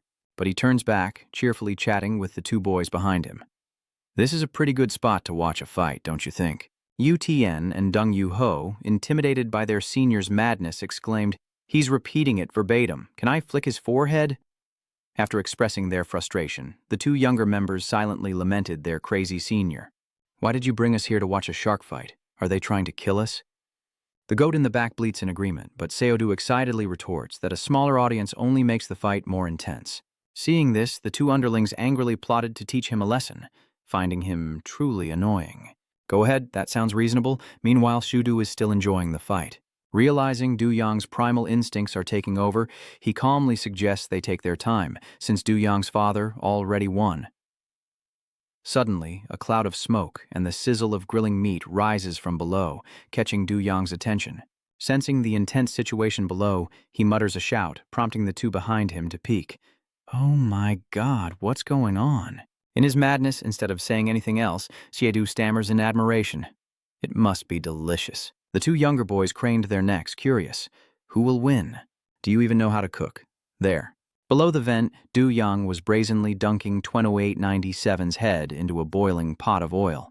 Seeing this, Chedu grinned wickedly, praising, "When it comes to fried dishes, this one takes the cake." With a sickening sizzle, Yu Yang forces the man's head closer and closer to the boiling oil, silencing him with terror. Growing impatient, he threatens, "Still not going to talk?" Du Yang's eyes are filled with cold, murderous intent as he repeats the question, echoing the torture Kang Changrong inflicted upon his own son. The madman 2897 stubbornly laughed, repeating that he'd already told him. It seems the fear instilled by the mysterious man in the hood was greater than his current predicament.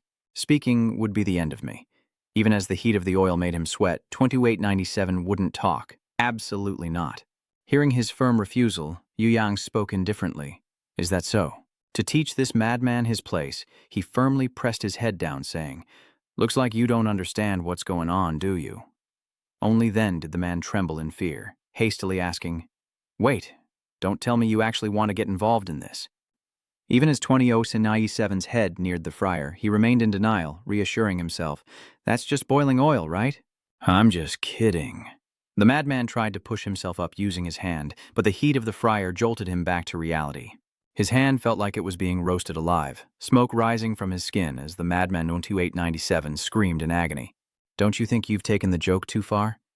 His words were laughable. A joke? Hearing Yu Yang's icy words, he was terrified into silence, his words now like arrows piercing him. Does this seem like a joke now?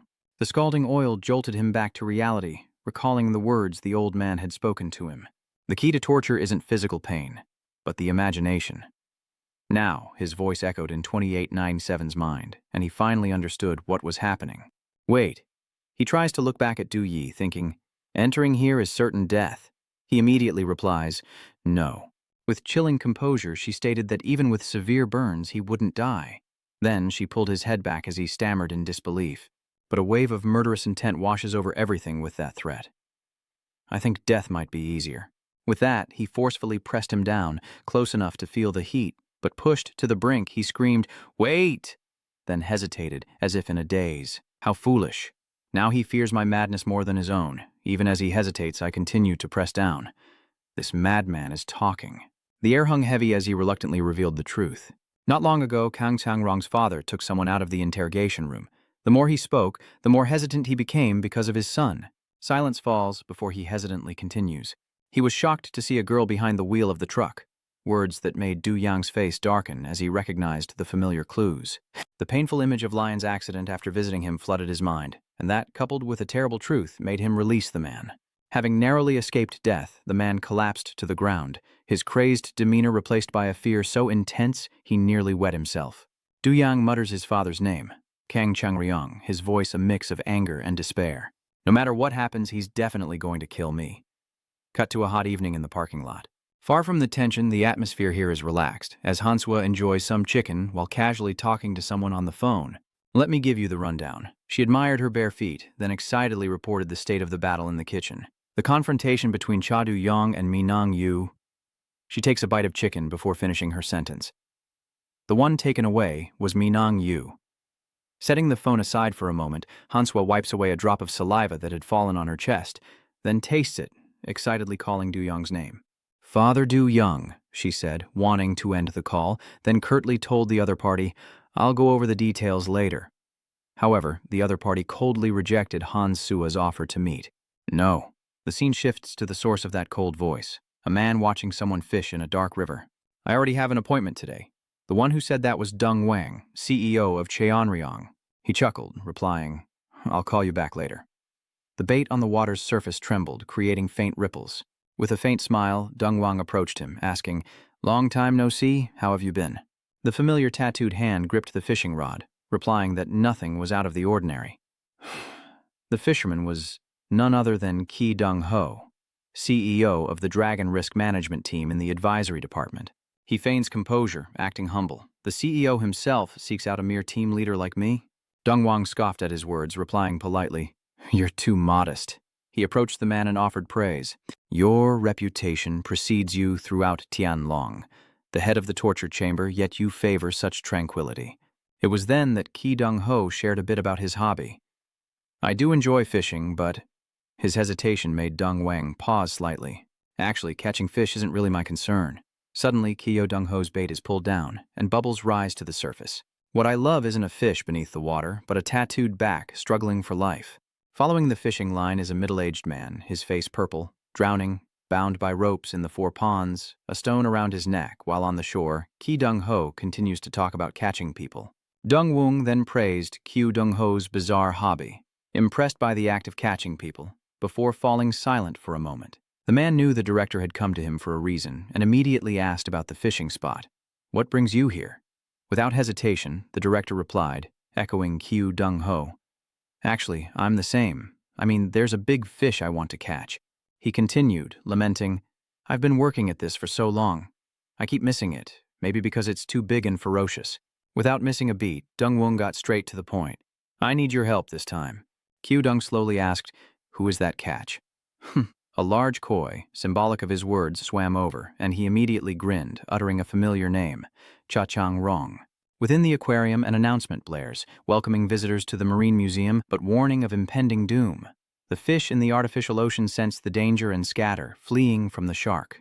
An eerie announcement echoes, "It's almost shark feeding time." A family visiting the aquarium would be horrified by the bloody scene, but the warden was drawn to it, pressing his face against the glass. 2 sharks lunged at each other, tearing fiercely. He grinned, praising, "Cha Du-yang has won a resounding victory."